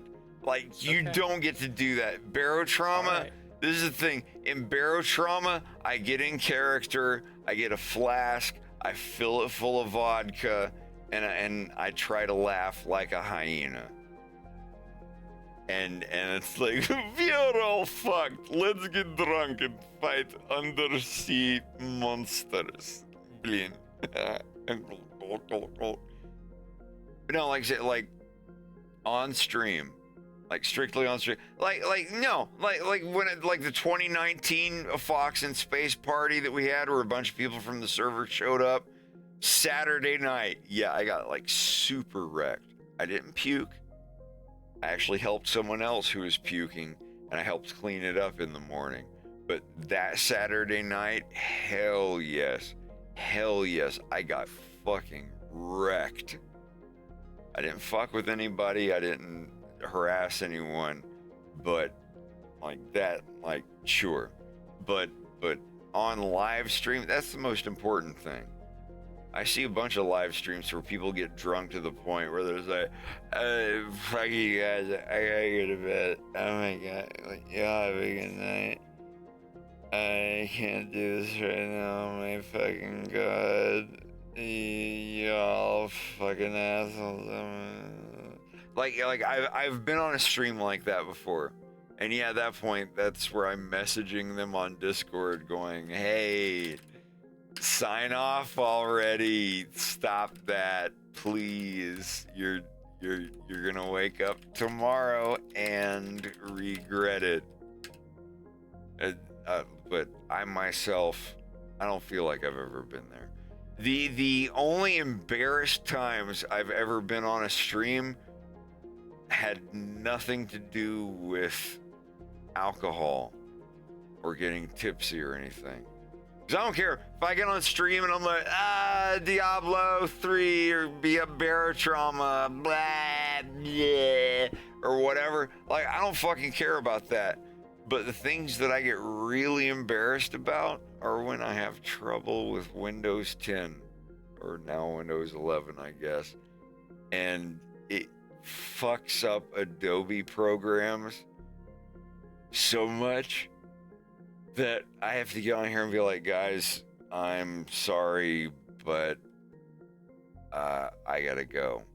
Like, I'm sorry. Like, I'll get on when I can get on later and fix this problem. I'm sorry.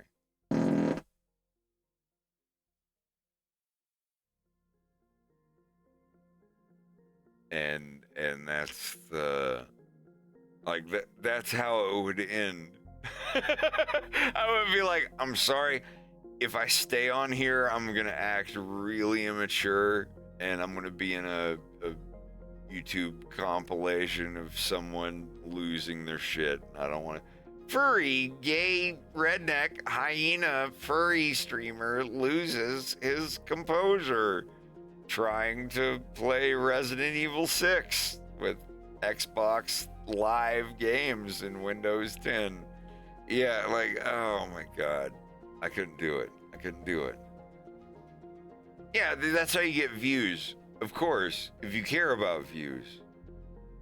I care about a good community, but if it gets to the point where, you know, I'm getting mad about stuff, no. If I ever heard that my views were increasing just because I was getting mad and yelling at a login prompt or something like that, I wouldn't do it. Absolutely not. Because you remember the Ploopy thing? There were people that came in the server and like there's one user that called me a Ploopy. Whatever it means like a poop in a toilet or whatever. But like someone called me a Ploopy and I did this huge, just to be funny. I wasn't drunk, I wasn't high, I wasn't on any drugs or anything. But I did this funny bit where I acted like I'd never heard it before, and I was like, this is the goofiest name, or like Ploopy, whatever the fuck, and I did this huge thing and went on this huge bit like you motherfucker, you got kids, your dirty ass kids, I'll erase them. My dad works for the internet and he can delete you. Like it was obviously like stupid, silly thing. It was so blatantly, obviously like a stupid bit that I was doing. But there was like a YouTuber, like enraged furry Twitch streamer, like where every other important word is in all caps. Enraged furry streamer loses his mind on stream of video game, like that kind of shit. That's fine, it's whatever. And like even put in the video like I know this is fake and I know it's Fred just acting and doing a bit, but it was funny and I thought I would upload it. And for like almost a year and a half, people would come into my stream and like hardcore harass me, like, hey, you're a Ploopy. I said, hey, did you hear what I said? And I'm like, yeah, like I get it. It's like, are you gonna ban me? And I'm just like, no, I don't care. But did you hear what I called you though? And I'm just like, yeah, it's like, what, you want me to ban? Like, yeah, it was super lame. It was, you know, it was just like 13 and 14 year olds. It's like when like someone on YouTube goes on and does like this super like, oh, disgraced angry furry streamer loses his mind when YouTuber calls him this name, like and subscribe. Like, yeah, like it's fun. It's whatever. Like I really don't care, but like for the longest time it was just, and we didn't even like ban anyone. It wasn't even like, oh, if you come in the room and you say the word Plimpy, you're banned. Like, no. I didn't fucking care. I was more intrigued by it than anything. It's just like, these people, like, I remember, yes, I remember the clip. But it's just like, what? Is lame an ableist slur? I can't say it anymore. Rex, can you confirm, deny? I'm gonna hire Rex as my social justice secretary. Like, Rex, is this woke? Is this woke or based?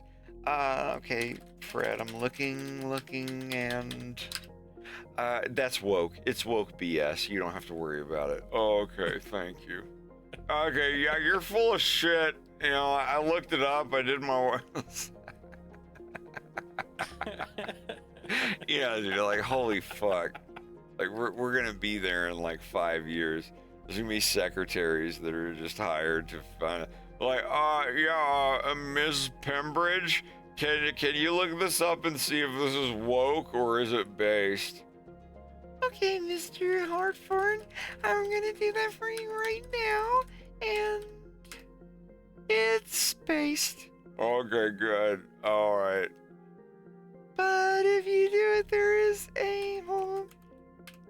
a 37.4 chance that you will get fired for being based. Oh, I can't be fired for being based. Yeah,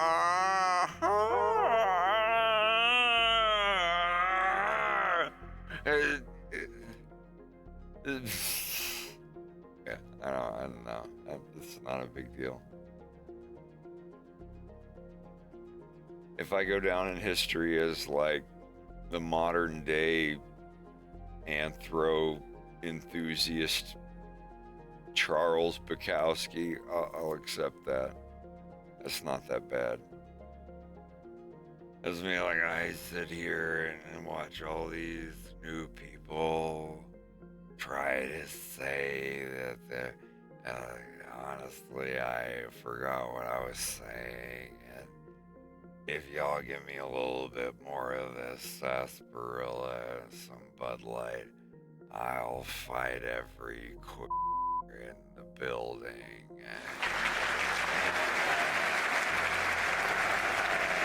I'll fight every one of you, fucker.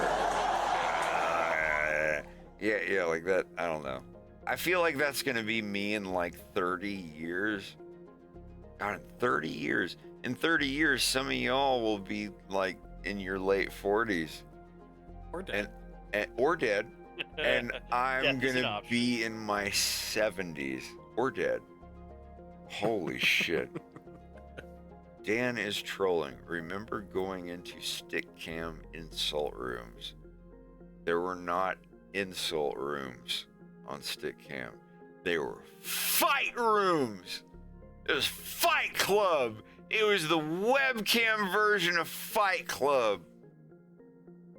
Oh man, I remember going in there, and that was the thing. Like I only ever fought with like 2 or 3 people in there, and then like 2 weeks later, I would come in and everybody would be like, "Fred, what's up?" And I'll be like, "Hey, what's up?" And like some dude from Northern England, they just be like, "Fred, you can't be walking in here and talking like you're gonna just walk up and say that you think you're a and I was just like, whoa, and then like everyone in the room is like, dude, Northern English guy, chill out. Fred's good. He's one of the good ones. Be like, all right. I reckon if you're one of the good ones, then blah blah. And yeah, people would leave me alone. Like I, it's like a prison, but you're somebody's bitch. You're everyone's bitch or something. Yeah, I remember Stick Cam. No, I think the Northern English accent is one of the nicest. Not the hello, my strawberry tart. Like the Southern English. Like, it's all right. No offense to anybody watching from Britain that lives around like London or the docks or whatever at the South. Like I've always, like, Sean Bean is my man. Sean Bean is my homeboy. Like, I've always been fond of Sharp's accent. Sharp's Eagle. Sharp's.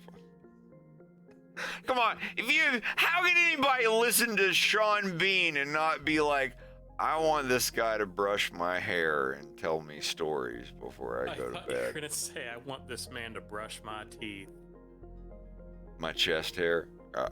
I want to brush this man's chest hair in a symbolic gesture of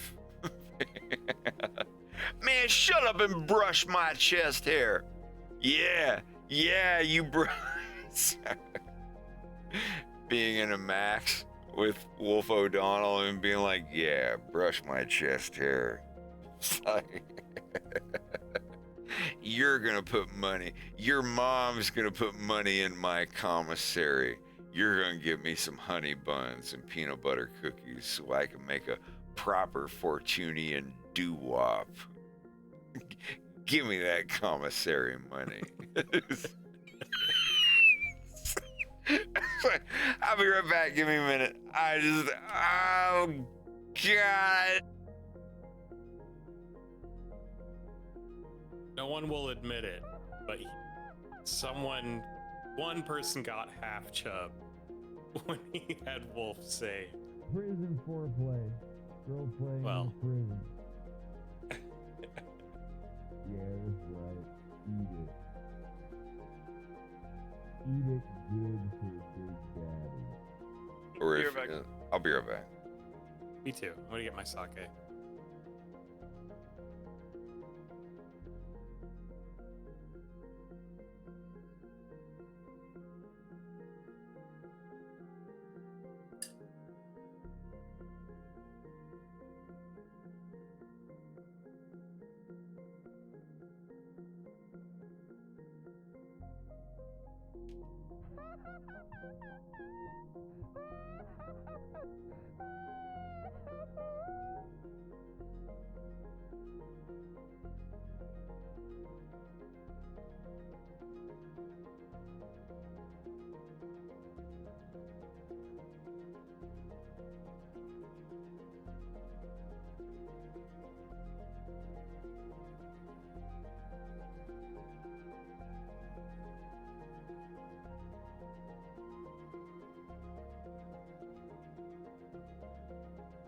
Shut up and eat your fucking fazoo!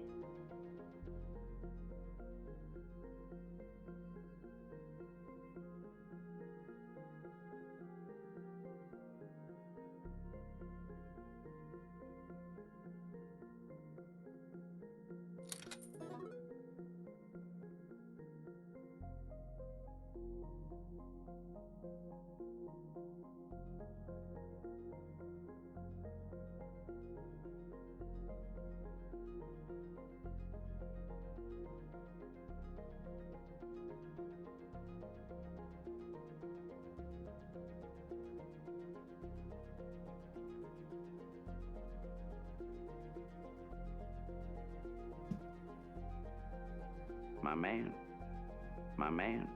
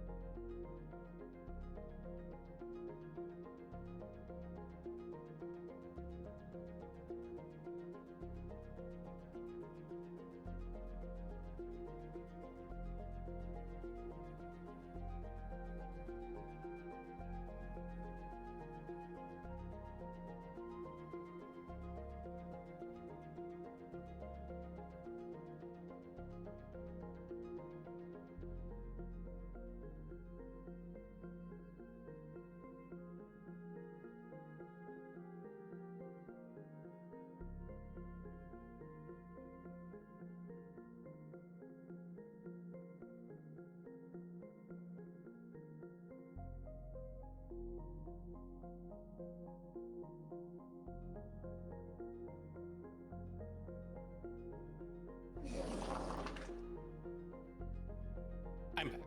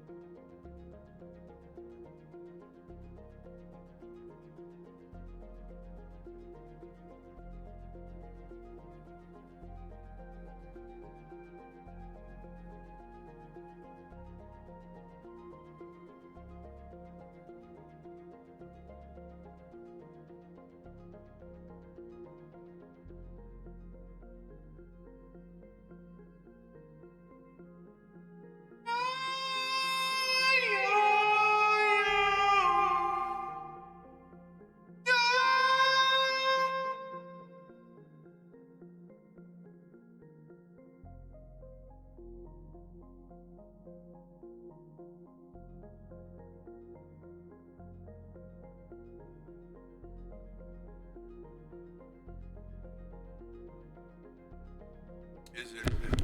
I don't. Oh my god. I'm sorry if I left that on. God. Let me finish eating this and I'll be right back.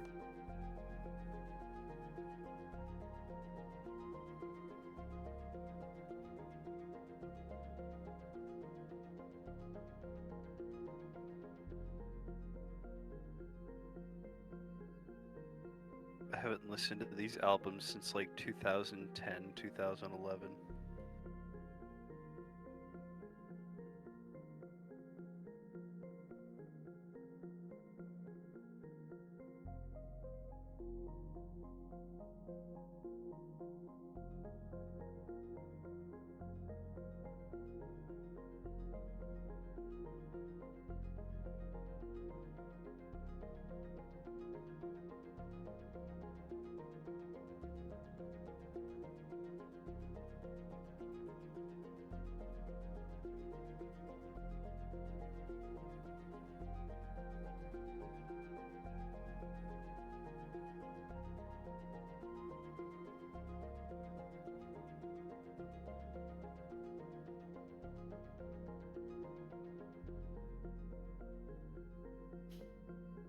I'm here.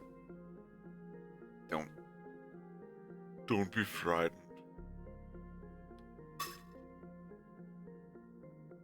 Man, y'all been like typing Kakarot in all caps like all night. Is there something I'm not receiving? I think it's some kind of vegetable.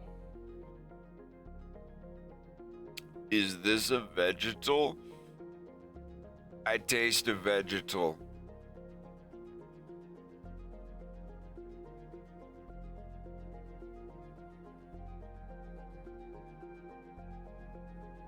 I do miss smoking cigarettes. Dude.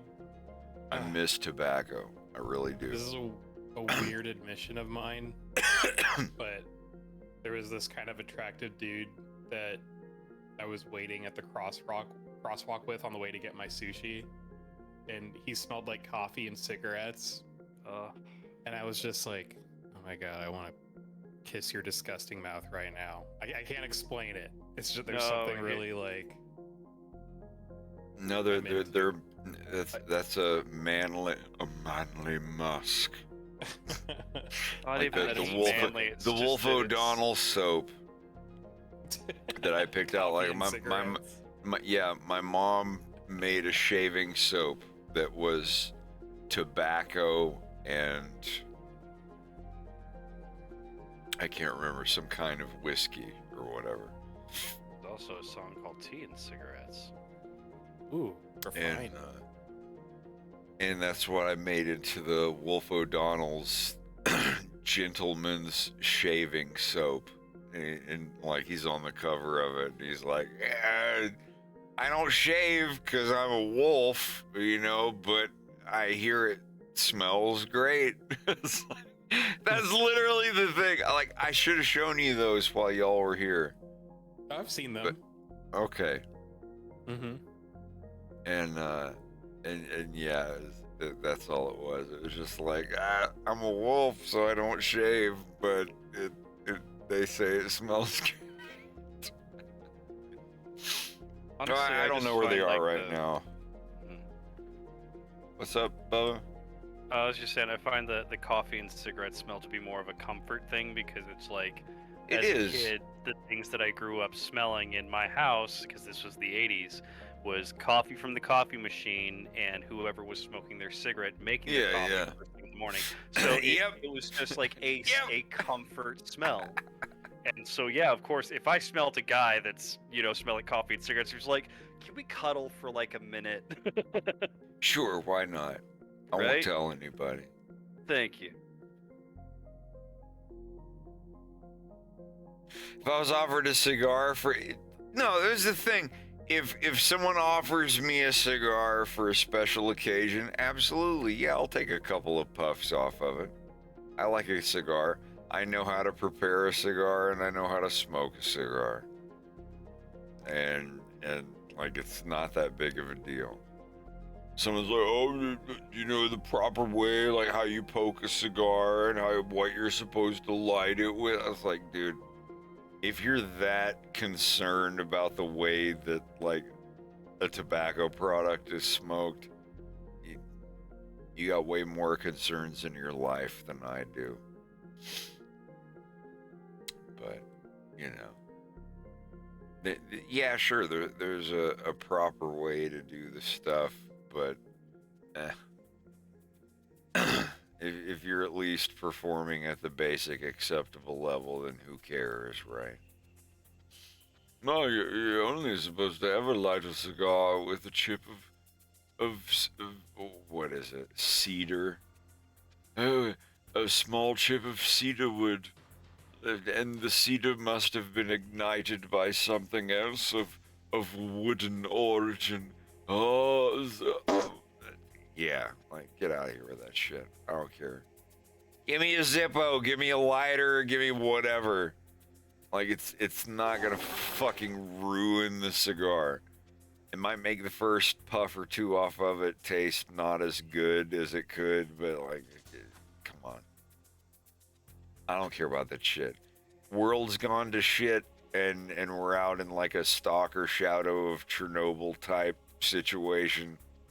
I'm not gonna give a fuck if you lit a cigar with a fucking cedar chip or a Zippo or some dead mutant's carcass. I don't fucking care.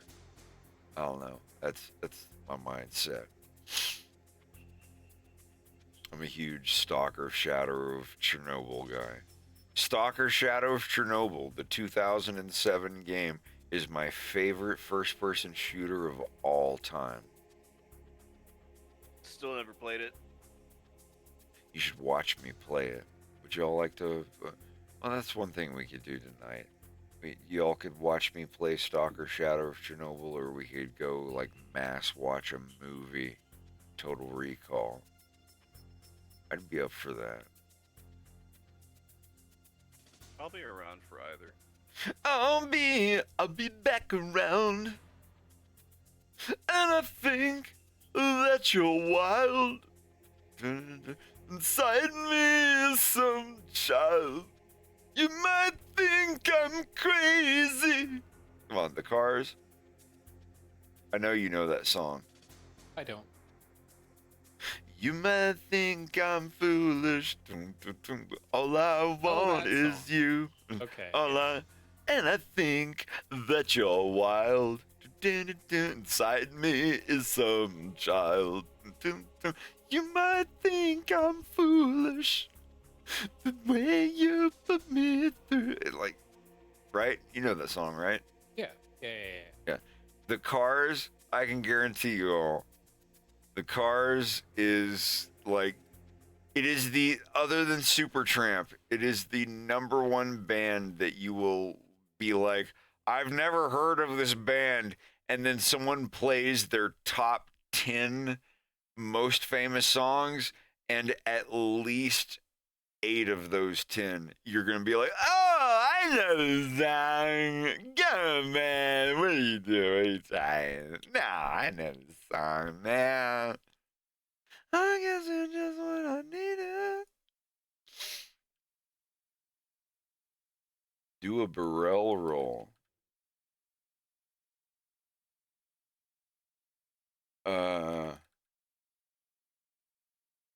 This is... it was a quartet thing, right? What did you think of Yellow Submarine? Oh, I thought it was cool as hell. Did you like it? Did you like? I never really got to ask you about it. Yeah. What was that song?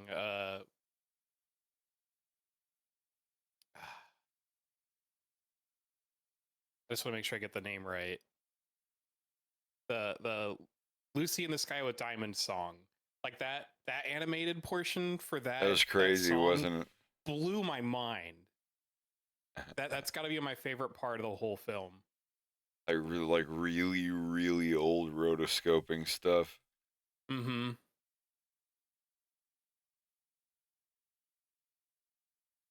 I know that like they didn't do any of the voices for the characters. Yeah. And they only just showed up at the very end. And the background behind them was supposed to be animated as well, but they were just out of money for the production. Yeah. But it was great. It really was. I'm trying to find a song.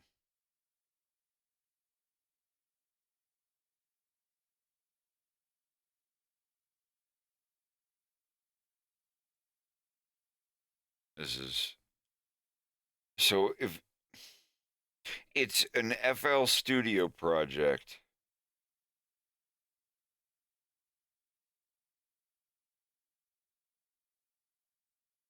Oh God.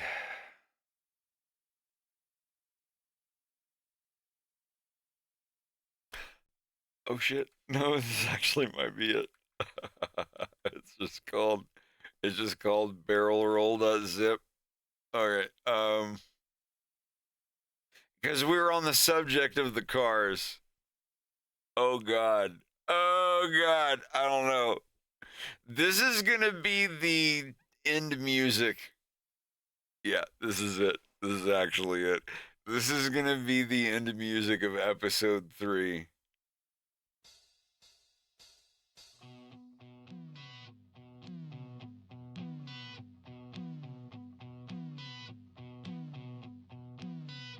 Do a barrel roll, get up off of the ground.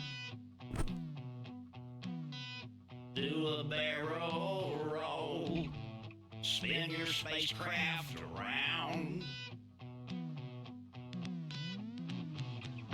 Take your R-wing up in the air and take advice from Peppy the Hare. Do a barrel roll. Do a barrel roll. Oh. Do a barrel roll.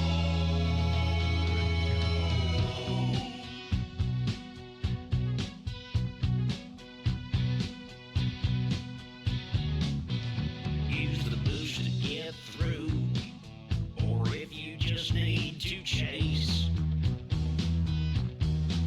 it's what we've all got to do when we're fighting in space. You'll deflect incoming lasers so nice. And all you gotta do is press CR twice. Do a barrel roll. Do a barrel roll. Oh. Do a barrel. Anyway,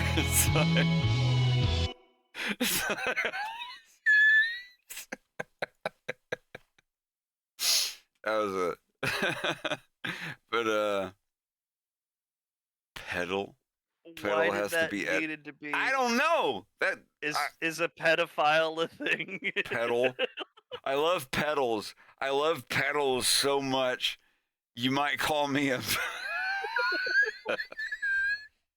I don't know. There's some weird shit on Twitch that I have to pre-approve or other people. But yeah, there's gonna be a music video cover of Let the Good Times Roll by the Cars, only it's gonna be, you know, rock and roll peppy. do a barrel. Yeah. Oh my God. I'm just glad I found it. I was afraid it wasn't saved from the other computer. Do a barrel roll. Get up off of the ground.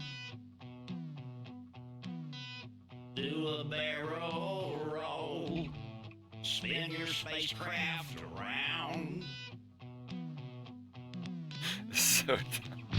Take your R-wing up in the air and take advice from Peppy the Hare. Do a barrel roll. Do a barrel roll. Just use the boost to get through. Do a barrel roll.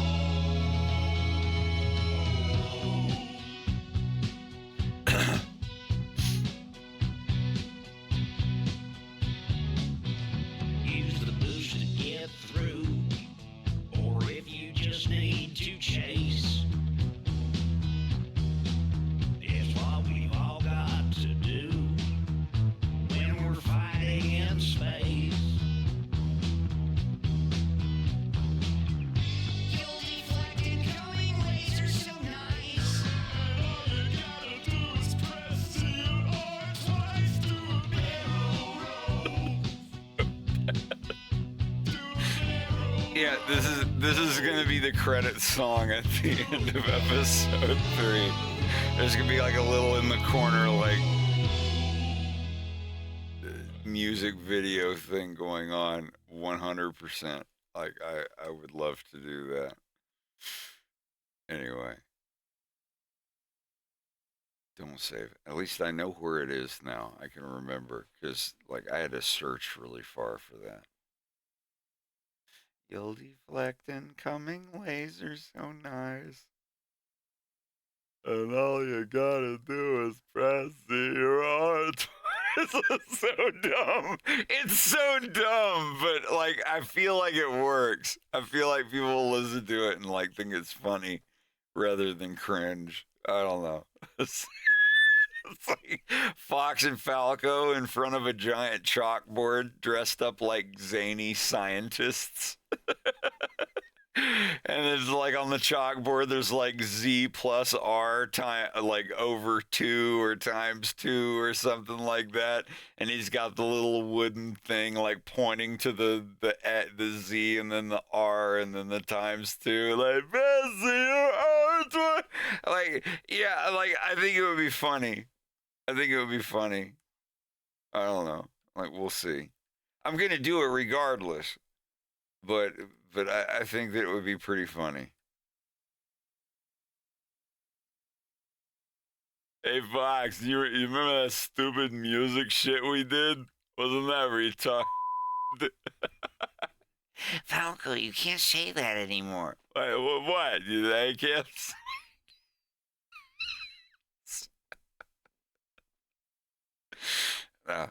Good times, though.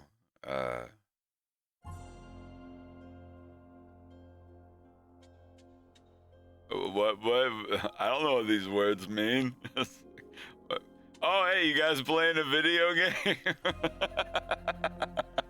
I want to somehow put the bullying, put the Falco bullying of Fox and Slippy in episode 3, and I haven't been able to figure out how to do it.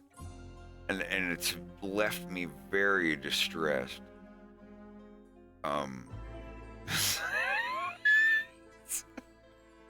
Let me go get another drink. I'll be right back. So, yeah. Like, oh my God, what? You guys playing a video game? Yeah, you know what we're doing? Oh, well, you know, it's been a while, Fox. You know, what's the name of the game you're playing? Oh, here he goes. He's gonna do it. What was that? I didn't say anything. But, well, what's the name of the game you guys are playing? Slippy's just like, you know what the game is called? No, like, I remember you telling me, Slippy. I'm sorry, but Fox, like, I'm sorry. The name just escapes me. Like, what was the game called again? It's called. Wait! I friggin' know. Jesus, it's Super Gay Baby Twins, Barista Baby Brothers 34 Squared Alpha Closed Beta Release. It's called Super Smash Brothers. No, like it sounded like that, but like. Foul, it's called Super. Nah, you're putting me on now. You put me on. It's like it's called Gay Super Baby Brothers Ultra Turbo like Ultra Turbo Championship Edition 32 squared gay baby buddy baby gay fighter twins. It's like, and like every morning he comes in when Pepe's brewing his coffee, and Fox and Slippy are just like really, really deep into Super Smash Brothers. Melee, not Brawl. Like melee will always be #1. If I'll fight people on that. But they're playing Melee, or or the much more based version, Project M, and slices siblings, marshmallows. But yeah, they'll be in there playing it. They'll be in there playing Project M. Yeah, that's it. Like, I will canonically confirm that if the Star Fox team ever played a game of Smash Brothers, because people say like, oh, if it was meta and blah blah blah, which version of Smash Brothers would Fox and his friends play? Like, yeah, it would 100% be Project M. And I know that's gonna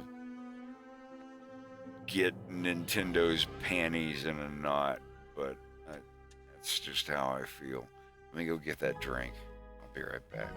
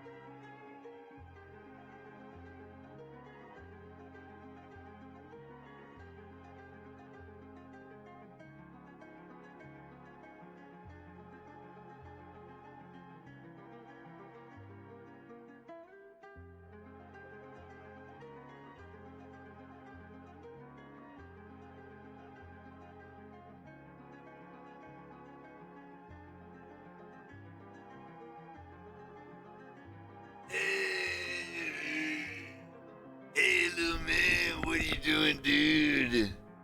Are you there? Are you back? Or are you still sorting your shit out? I've been here. Motherfucker, I've been here. Wait, what? No, hey, now. I'm still trying to, let me...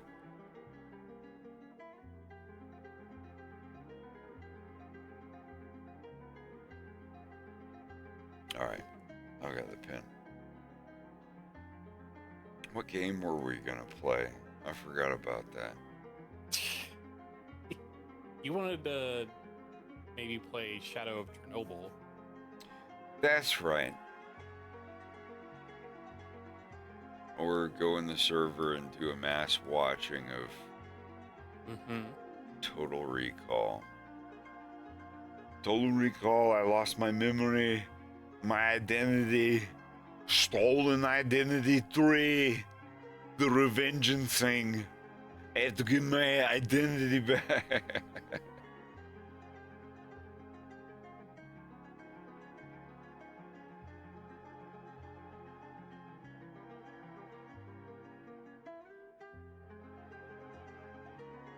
Arnold was in a recent interview, and he said that if he could legally run for president, he would. And I wish he could. I'd vote for him. I'd vote for him. Yeah. Whatever party he ran for, if it's like between him, if it was between Arnold Schwarzenegger Donald Trump and Joe Biden. Like, yeah, like if it was between those three, yeah, I would be like, all right, Arnie, you it's like, And it's just not try it. because Like, he's I don't know Arnold if you're gonna Schwarzenegger. do good or not, but try, just try. Get somebody in there that's that doesn't mean that I'm registered Republican or anything like that. It's just like, Just listening to the way that he trust me. talks and discusses issues, it's very real, very genuine, very like not trying to Between- get people riled up. this He's is just it. like, let's just come together and like do shit, get shit But done. between Arnie and Trump, I would pick Arnie. Absolutely. Between Arnie and Biden, I would pick Arnie. I'm sorry. I know he's technically Republican, and Republican's a dirty word and blah blah. Like no, like Not every like Republican is if two shitty. men They're- if two men got on a stage and one of them was Arnold Schwarzenegger and one of them was Joe Biden, do you really think Joe Biden could outmaneuver Arnie intellectually? I'm sorry. Like I said, I'm like, I took a locator test. Other than like 2 issues, I'm center left. Like whatever. Not that it fucking matters, but there's like that dude. Yeah, I'm sorry. I would 100%. Mel Gibson's A Passion of the Christ. No, I haven't seen that. Somebody asked me earlier if I've seen Holy Mountain. Damn, God. have you? Yes. I was joking on one of Adam's YouTube channels about a 4Kids edit of the Holy Mountain. And how it would probably be like 8 minutes long. No, but I left a comment on there about like, I forget what it was, but he was talking about the Holy Mountain or something, and some other movie he was talking. I think it was the Mario Brothers thing, where he's like, the Mario Brothers movie was for babies, and something and like 4Kids, and you know, like something about Yodorsky's Holy Mountain movie, and something about another movie being made for kids. I don't remember what it was, but I said some comment about like, oh man, now I'm just thinking about what a 4Kids edit of the Holy Mountain would be like. He pinned it and thought it was funny. I just thought it was funny.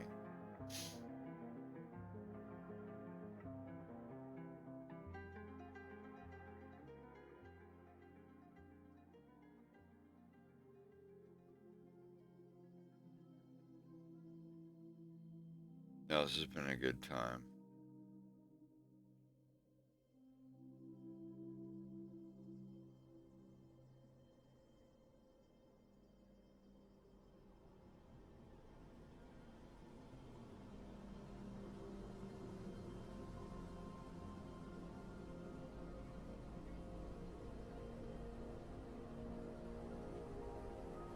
I actually kind of want to listen to the Streets Rogue music. But did y'all want to play a video game or watch me play a video game? I'd watch you play something. Yeah, that's fine. Daddy! Daddy's gone. Or the American Dad hot tub episode. Daddy's gone. Not coming home. Oh, come on, like for real, y'all remember that? Yeah, we just watched it. I was about to say, I hope It was so. better than it had any right to be. Yeah, like I'm not a Family Guy. Like I do believe Seth MacFarlane is incredibly talented, and he deserves his success. Everybody can be like, "Oh, Family Guy it's bland," or "This joke is blah." Like, no, there have been more episodes of Family Guy that have made me laugh than episodes that haven't made me laugh. If it didn't make like most of the entire world laugh their asses off, it wouldn't be as successful as it was. But it's the same thing with The Simpsons. I love The Simpsons. Simpsons were fucking amazing. But after like 10 years, it's like, all right, like you guys are still going. You're going for 30 years now. All right. Well, Jesus. You know, I do feel that there is a point where, you know, like some people would be like, all right, out to pasture. You know, it's good, but you know, it's so much later now. I went back, I saw one episode and it was like Bart Simpson was a Twitch streamer. He's like poning noobs on the internet in a gamer chair or something. And I'm just like, Well, there's something relevant to that. It's fine. It's fine. But like, even if I made a show, I don't know. South Park, it feels more easy to do. I can't hate on The Simpsons if they're like, well, we're trying to stay modern. They're the same ages, but in the 2020s, and Bart's a Twitch streamer. It's just like, it's because as someone who grew up with The Simpsons in the 80s, like I saw the first episode. It was it was a rainy night in Lakeland, Florida that we got back from Tennessee, visiting family. It was like 88 or 89, I don't remember. But like, I saw all the old episodes and it was super cool. But like coming back into it is something that you watched since you were like 5 years old. And now it's like, oh, the new version where there's like live streams and TikTok and blah, blah, blah. Like it I don't know.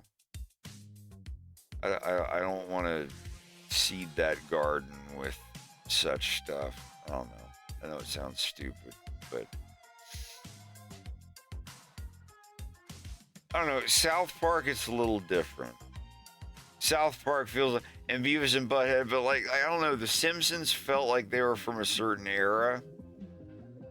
I think I'm only complaining about it and being super snooty because it was so fucking iconic.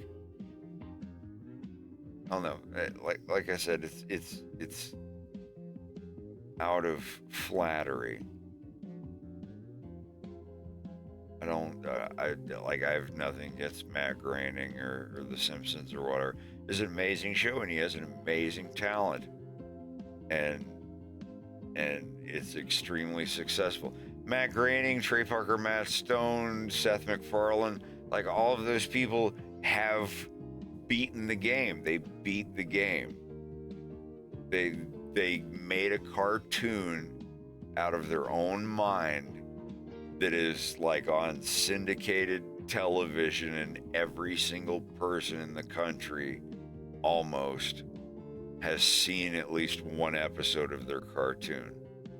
Like, if that's not like S-tiering a video game, getting S plus or whatever, I don't know what is. But yeah. Robot Chicken, like that. Wasn't that the most successful show on Adult Swim? I don't know, but it's kind of the same troupe as Family Guy and other people.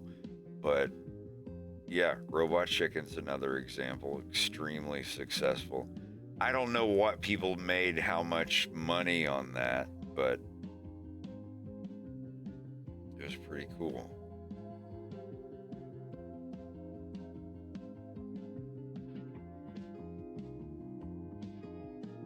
Did G4 turn Robot Chicken down?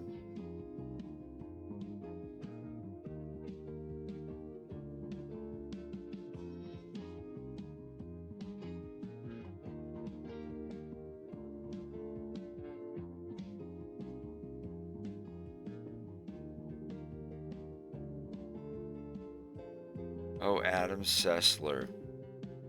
the most important man in the world.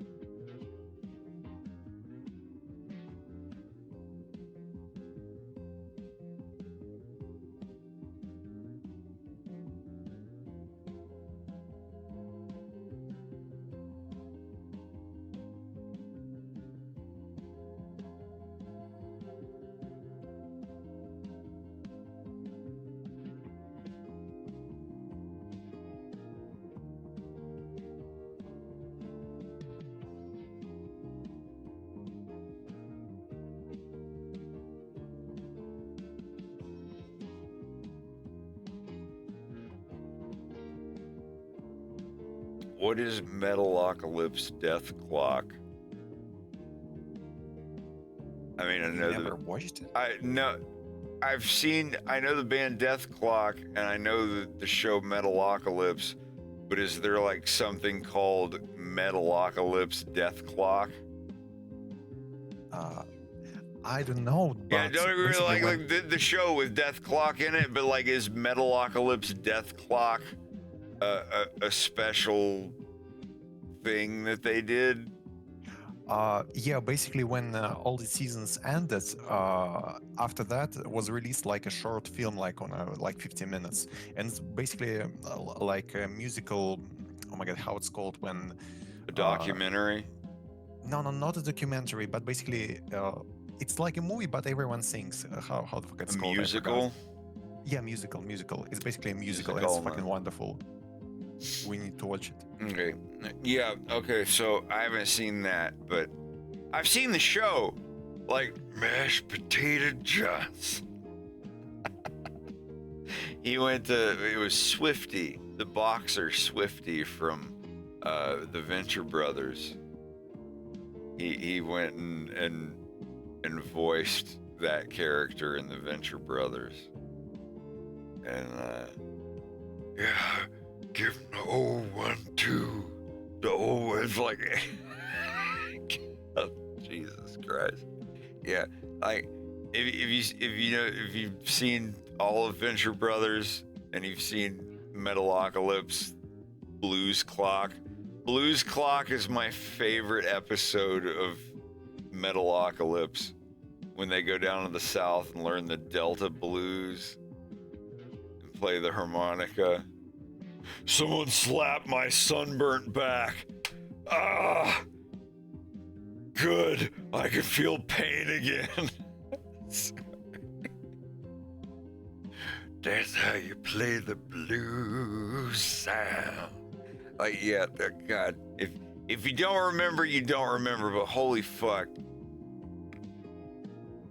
That was some good shit. That was a good show. I'd love to work with Brendan Small. I'd love to get him to do a voice on my cartoon. Be like, hey, I'm following in you guys' footsteps. Dude, you want to do a voice in my cartoon? God, Metalocalypse. So good. That's such a good show. Oh my God. Even if you're not like into metal music or whatever, and I'm not, I can appreciate it. I know what goes into it. I've recorded albums for friends of mine that play that kind of music. But even as somebody who's not like really into it, it doesn't matter. It's great. The fucking intro for Metalocalypse gives me a surge of palpitations because it's so good. For a cartoon series on Adult Swim about a metal band, it's just like they fucking nail it. They nail it.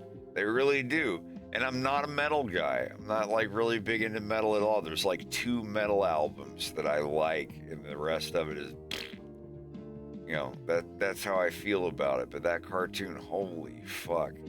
I think They The did a intro good to job Super on it. Jail is among one of my favorite intros. Like, which one? There's like 100 of. The intro song to Super Jail? Well, yeah, the intro song, but you know that like every intro to Super Jail is Oh completely yeah, all different. the intros themselves are Yeah. different, but yeah, but The song is, is, what I'm talking yeah, about. it really drives it home. I wish it was like, Like, yeah, 7 you're minutes in long. jail. Oh yeah. Well, life on the outside ain't what it used to. Yeah, it's oh my god, it's so good. It's very, very well done. Jesus Like Christ. that rockabilly sort of thing. Yeah, I like yeah, that. I love that. I love that shit. I want to make a rockabilly wolf character or a hyena character, but it would be different. It would have to be different. Like in the violence, if there's like a genre of music that's similar to that, it would have to be similar. I can't just have like, oh, country and rock. Yeah, country and rock are based on American and European and whatever culture and stuff. Like, this is a world where Europe and America and North American shit don't exist. So it's going to be this completely like weird thing that makes no sense. But at the same time, you have to make it relevant enough to where people aren't fully alienated from it. It's going to be such a difficult task. Because the thing, that the music that I'll write for the bands that play in my cartoon that doesn't take place on Earth, the songs, people might not like them. It might be like, hey, sorry Fred, it is a little too weird. It's kind of cringe or blah blah blah. But I don't know. I'll have to cross that bridge when I get there.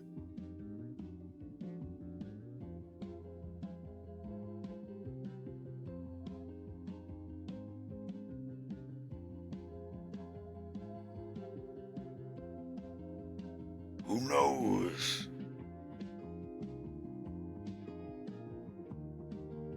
Did you all ever watch me play Stalker Shadow of Chernobyl?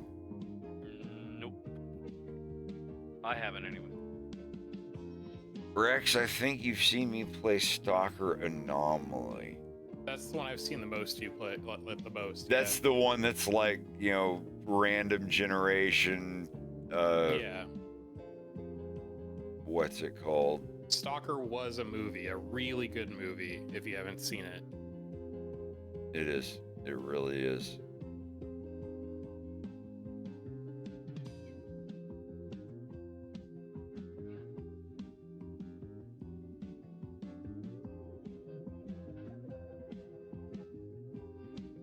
There's a movie by Tarkovsky.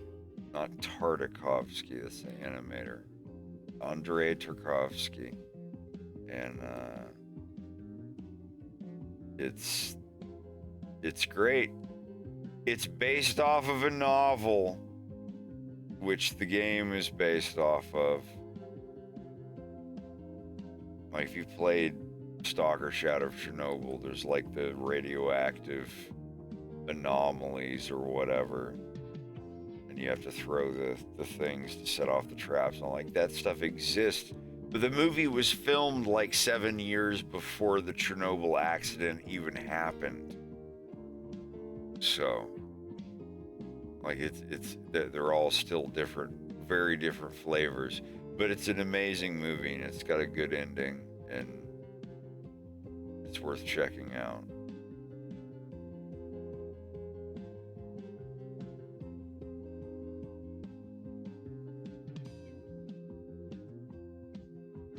Inconceivable.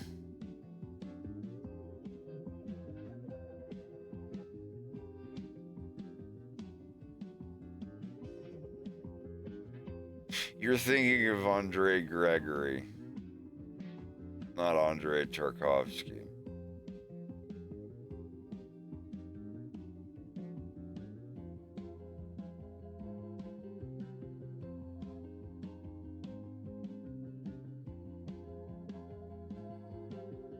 Emoji Heap, I've heard that name before, but I'm not familiar.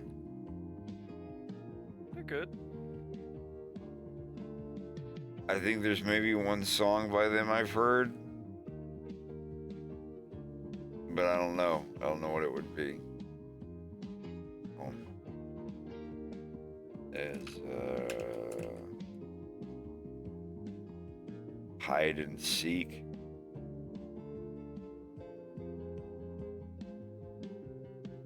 These others aren't very. But I know I've heard of them before. Just I don't know. The breakout hit.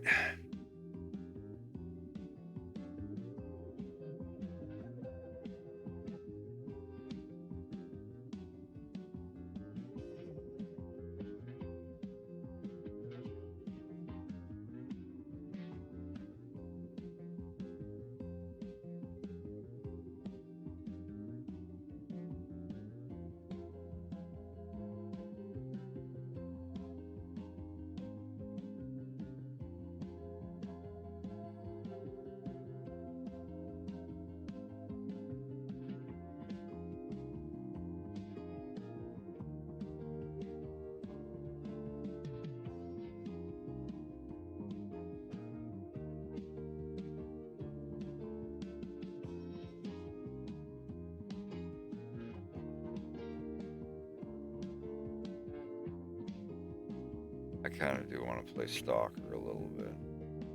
Just a little bit. Let me play Shadow of Chernobyl just a little bit.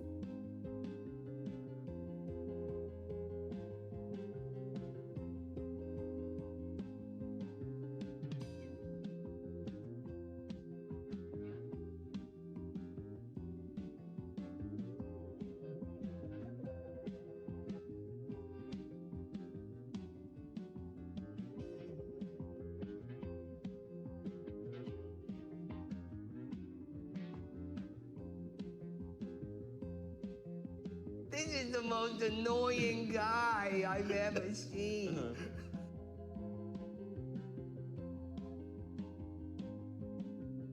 What's she talking about, Phyllis? Willis. That was pretty quick. I just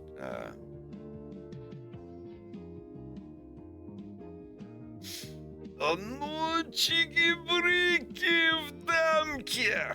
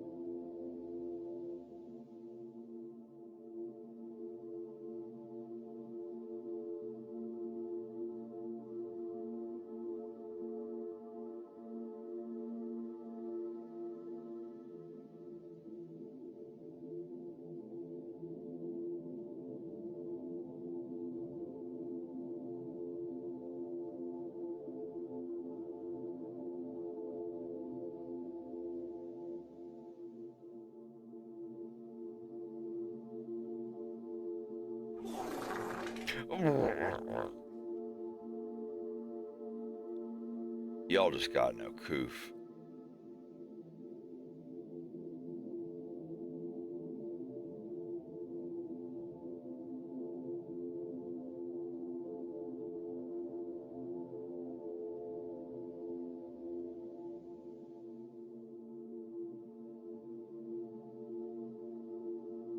Dude, ape the fucking sushi place that I went to near my house does all you can eat sushi for $26.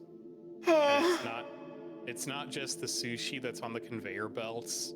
You can get 3 of any roll, 2 of any specialty on top of. So this is all everything. Like you can get 3 of any roll and 2 of any special roll and 2 of any appetizer. That includes miso soup, calamari, chicken katsu. 26 bucks. I'm almost there. Dude, I was disgusting on my bike ride Wait, home. it was. I had That's what I was sushi gonna say. Is it splits. was it worth the bike? Yeah. I'm gonna have to tell Greg I want sushi tomorrow. Oh my god, I'm so gonna be disgusting. Just gonna, we ate healthy today. We had a vegetable slaw and 5 meatballs apiece that were very small and very lean cut meat. Я ем суши. Я каждый день ем суши. Ну, я иногда ем суши, но не каждый день.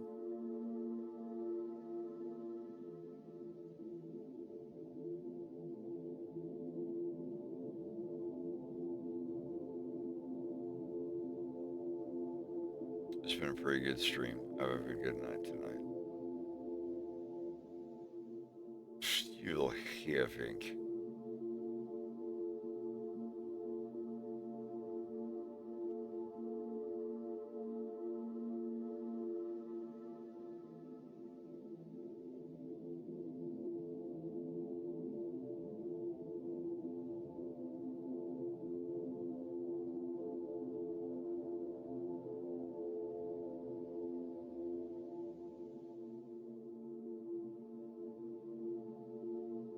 That's better.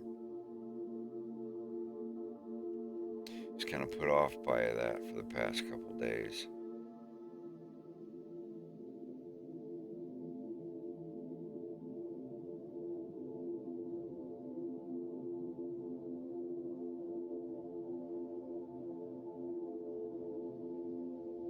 All right, Kev, have a good one.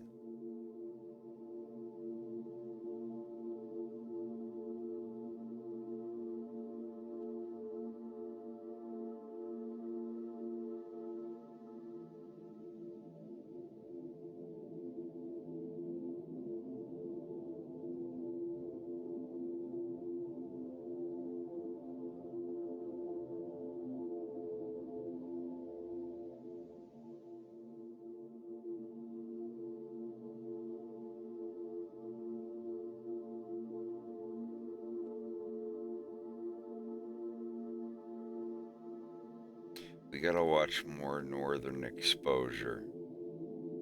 Mhm.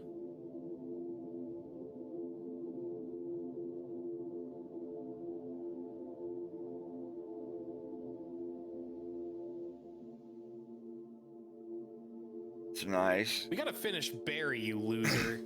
That's what we need Well, to do. And they're I only have like to do 20-minute episodes. They're so short. Greg has to do that, and Bubba has to do that. So that's not just Y'all, me. because they wrapped up the show, it's over now. It's unbelievable. It's so good.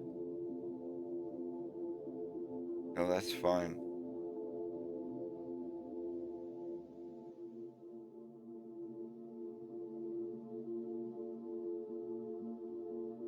I'm just so relieved that I can do, what's it called? The tick box unchecking limit to viewport for the paint bucket tool. Because if you don't limit it to the viewport, it goes out to everything beyond it. And it takes so long if you miss a gap or something. But now on this new computer, it doesn't really. So I can just have it zoomed in here and not worry about anything.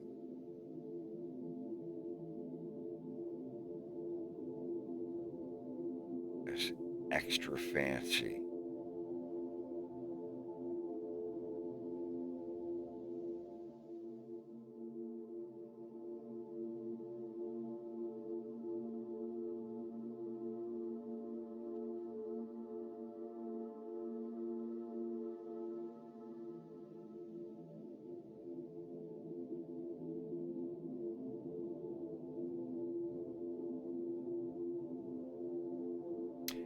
Applebee's on a date night.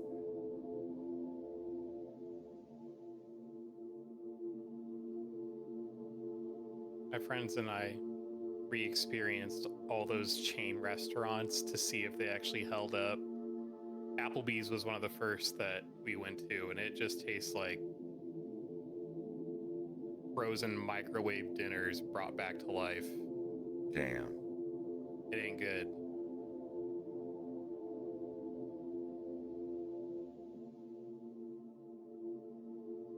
Red Lobster still delicious. Olive Garden is S tier, gold I've star. had no platinum. problem. I've had no problem with Delicious. Olive Garden and Red Lobster. And like, I've been there when I was a little kid. I've been there when I was in my 30s. Like, it's fine. There's nothing wrong with those places. Like, if there's a certain location you've gone to that's shitty and horrible, you know, Yeah, sure, that's different. but for me, no. Like, Red Lobster has always been like crazy. I goatsy for Red Lobster. It's so good. No, the opposite of that sound effect.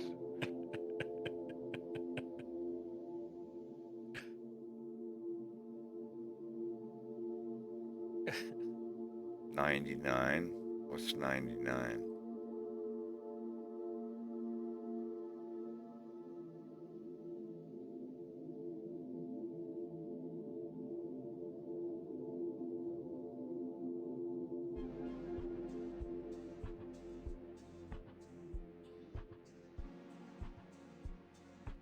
I'm not familiar with that. Is that the name of a restaurant? Is it like the company that owns, like, Oh, yeah, they own everything.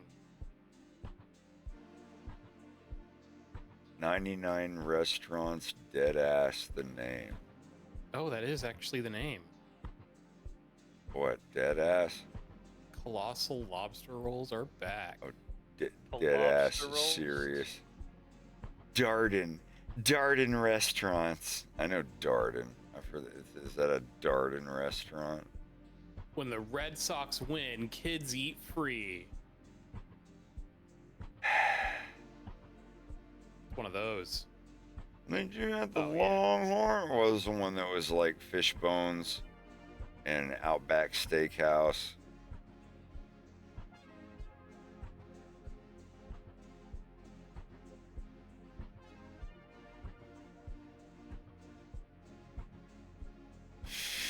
No, what was it? Bone Daddies or fish bones?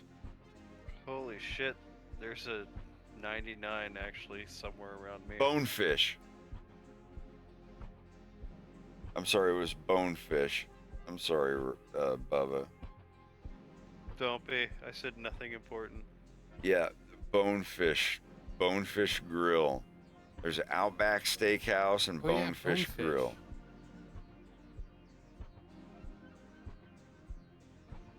I feel like I put Bonefish on the same level as like Macaroni Grill. I've never been. It's okay. I just know that they're from like the place where I was born and raised, like Tampa, Florida area, Hillsborough County. Bubba, didn't we go to Macaroni Grill and we were just idiots because the tables are all covered in paper and you just brought your art supplies and we just drew.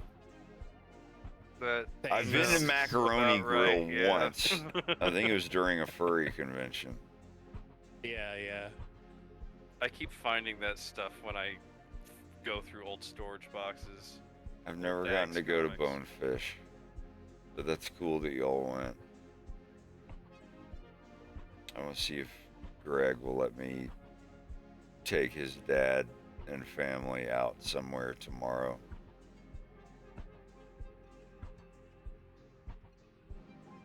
Every For Father's location Day. will differ, but Is that tomorrow? Is yeah, Father's Day Day's tomorrow? Oh. Macaroni Grill and Cheesecake Factory. Yeah, I kind of messed those up too. Dude, Cheesecake Factory Buffalo Blasts are fucking legit. What the fuck is a buffalo blast? It's a wonton stuffed with Just with the white- one. Well, no, you get. I always get the full size because that's so good. You get like 8 of them, I think, for the full size, but they're like triangular wontons stuffed with white breast, like chicken breast meat with house-made buffalo sauce with like blue cheese to dip it all in. It's disgustingly delicious. I think we got those after I Oh. had my back adjusted from an emergency chiropractor thing. And you lost your wallet there. Yeah, but I've also slipped into like a mild coma when we got Yeah. home. Dude, so good. It's like, dude, you gotta call in your credit cards. Like, we'll do it later. I'm so stuffed. I'm Yeah, it was a defeated. process. Stupid. Like, I called them. I said that I think I left my wallet there. They said, oh, well, we looked. We didn't find it. A month later, I got a call. It's like, yeah, somebody found it when they actually reached in behind the cushion. I was like, wow. So glad they couldn't do that a month ago. Now that Damn. everything's been canceled and replaced. I was so pissed. They found it now. God.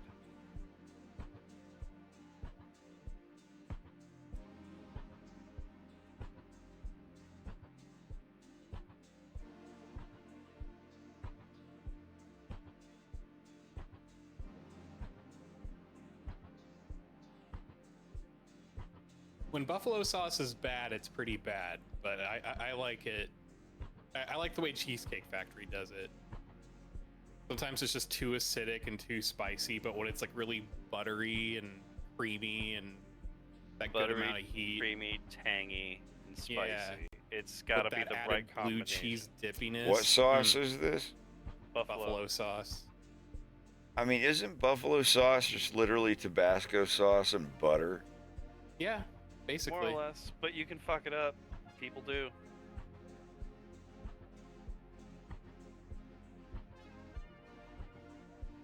Yeah, I've had tremendously different buffalo sauces, but I looked it up when we made our own buffalo sauce, and it was like Tabasco sauce, butter, and like oil or something else.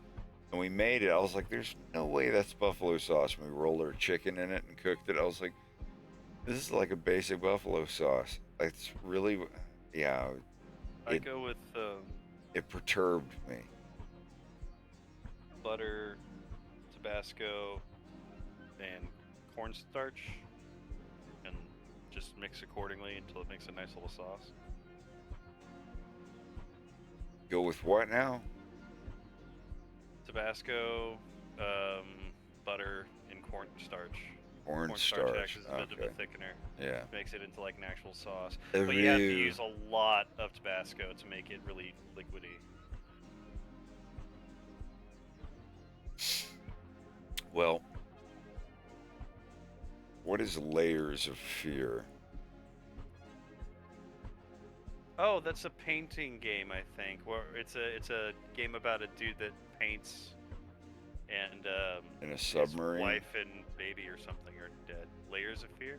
Wait, am I thinking? Layers of Fear. Yeah.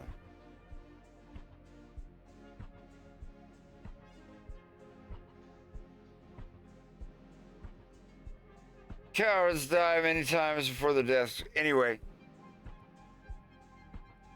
thank you all for coming out.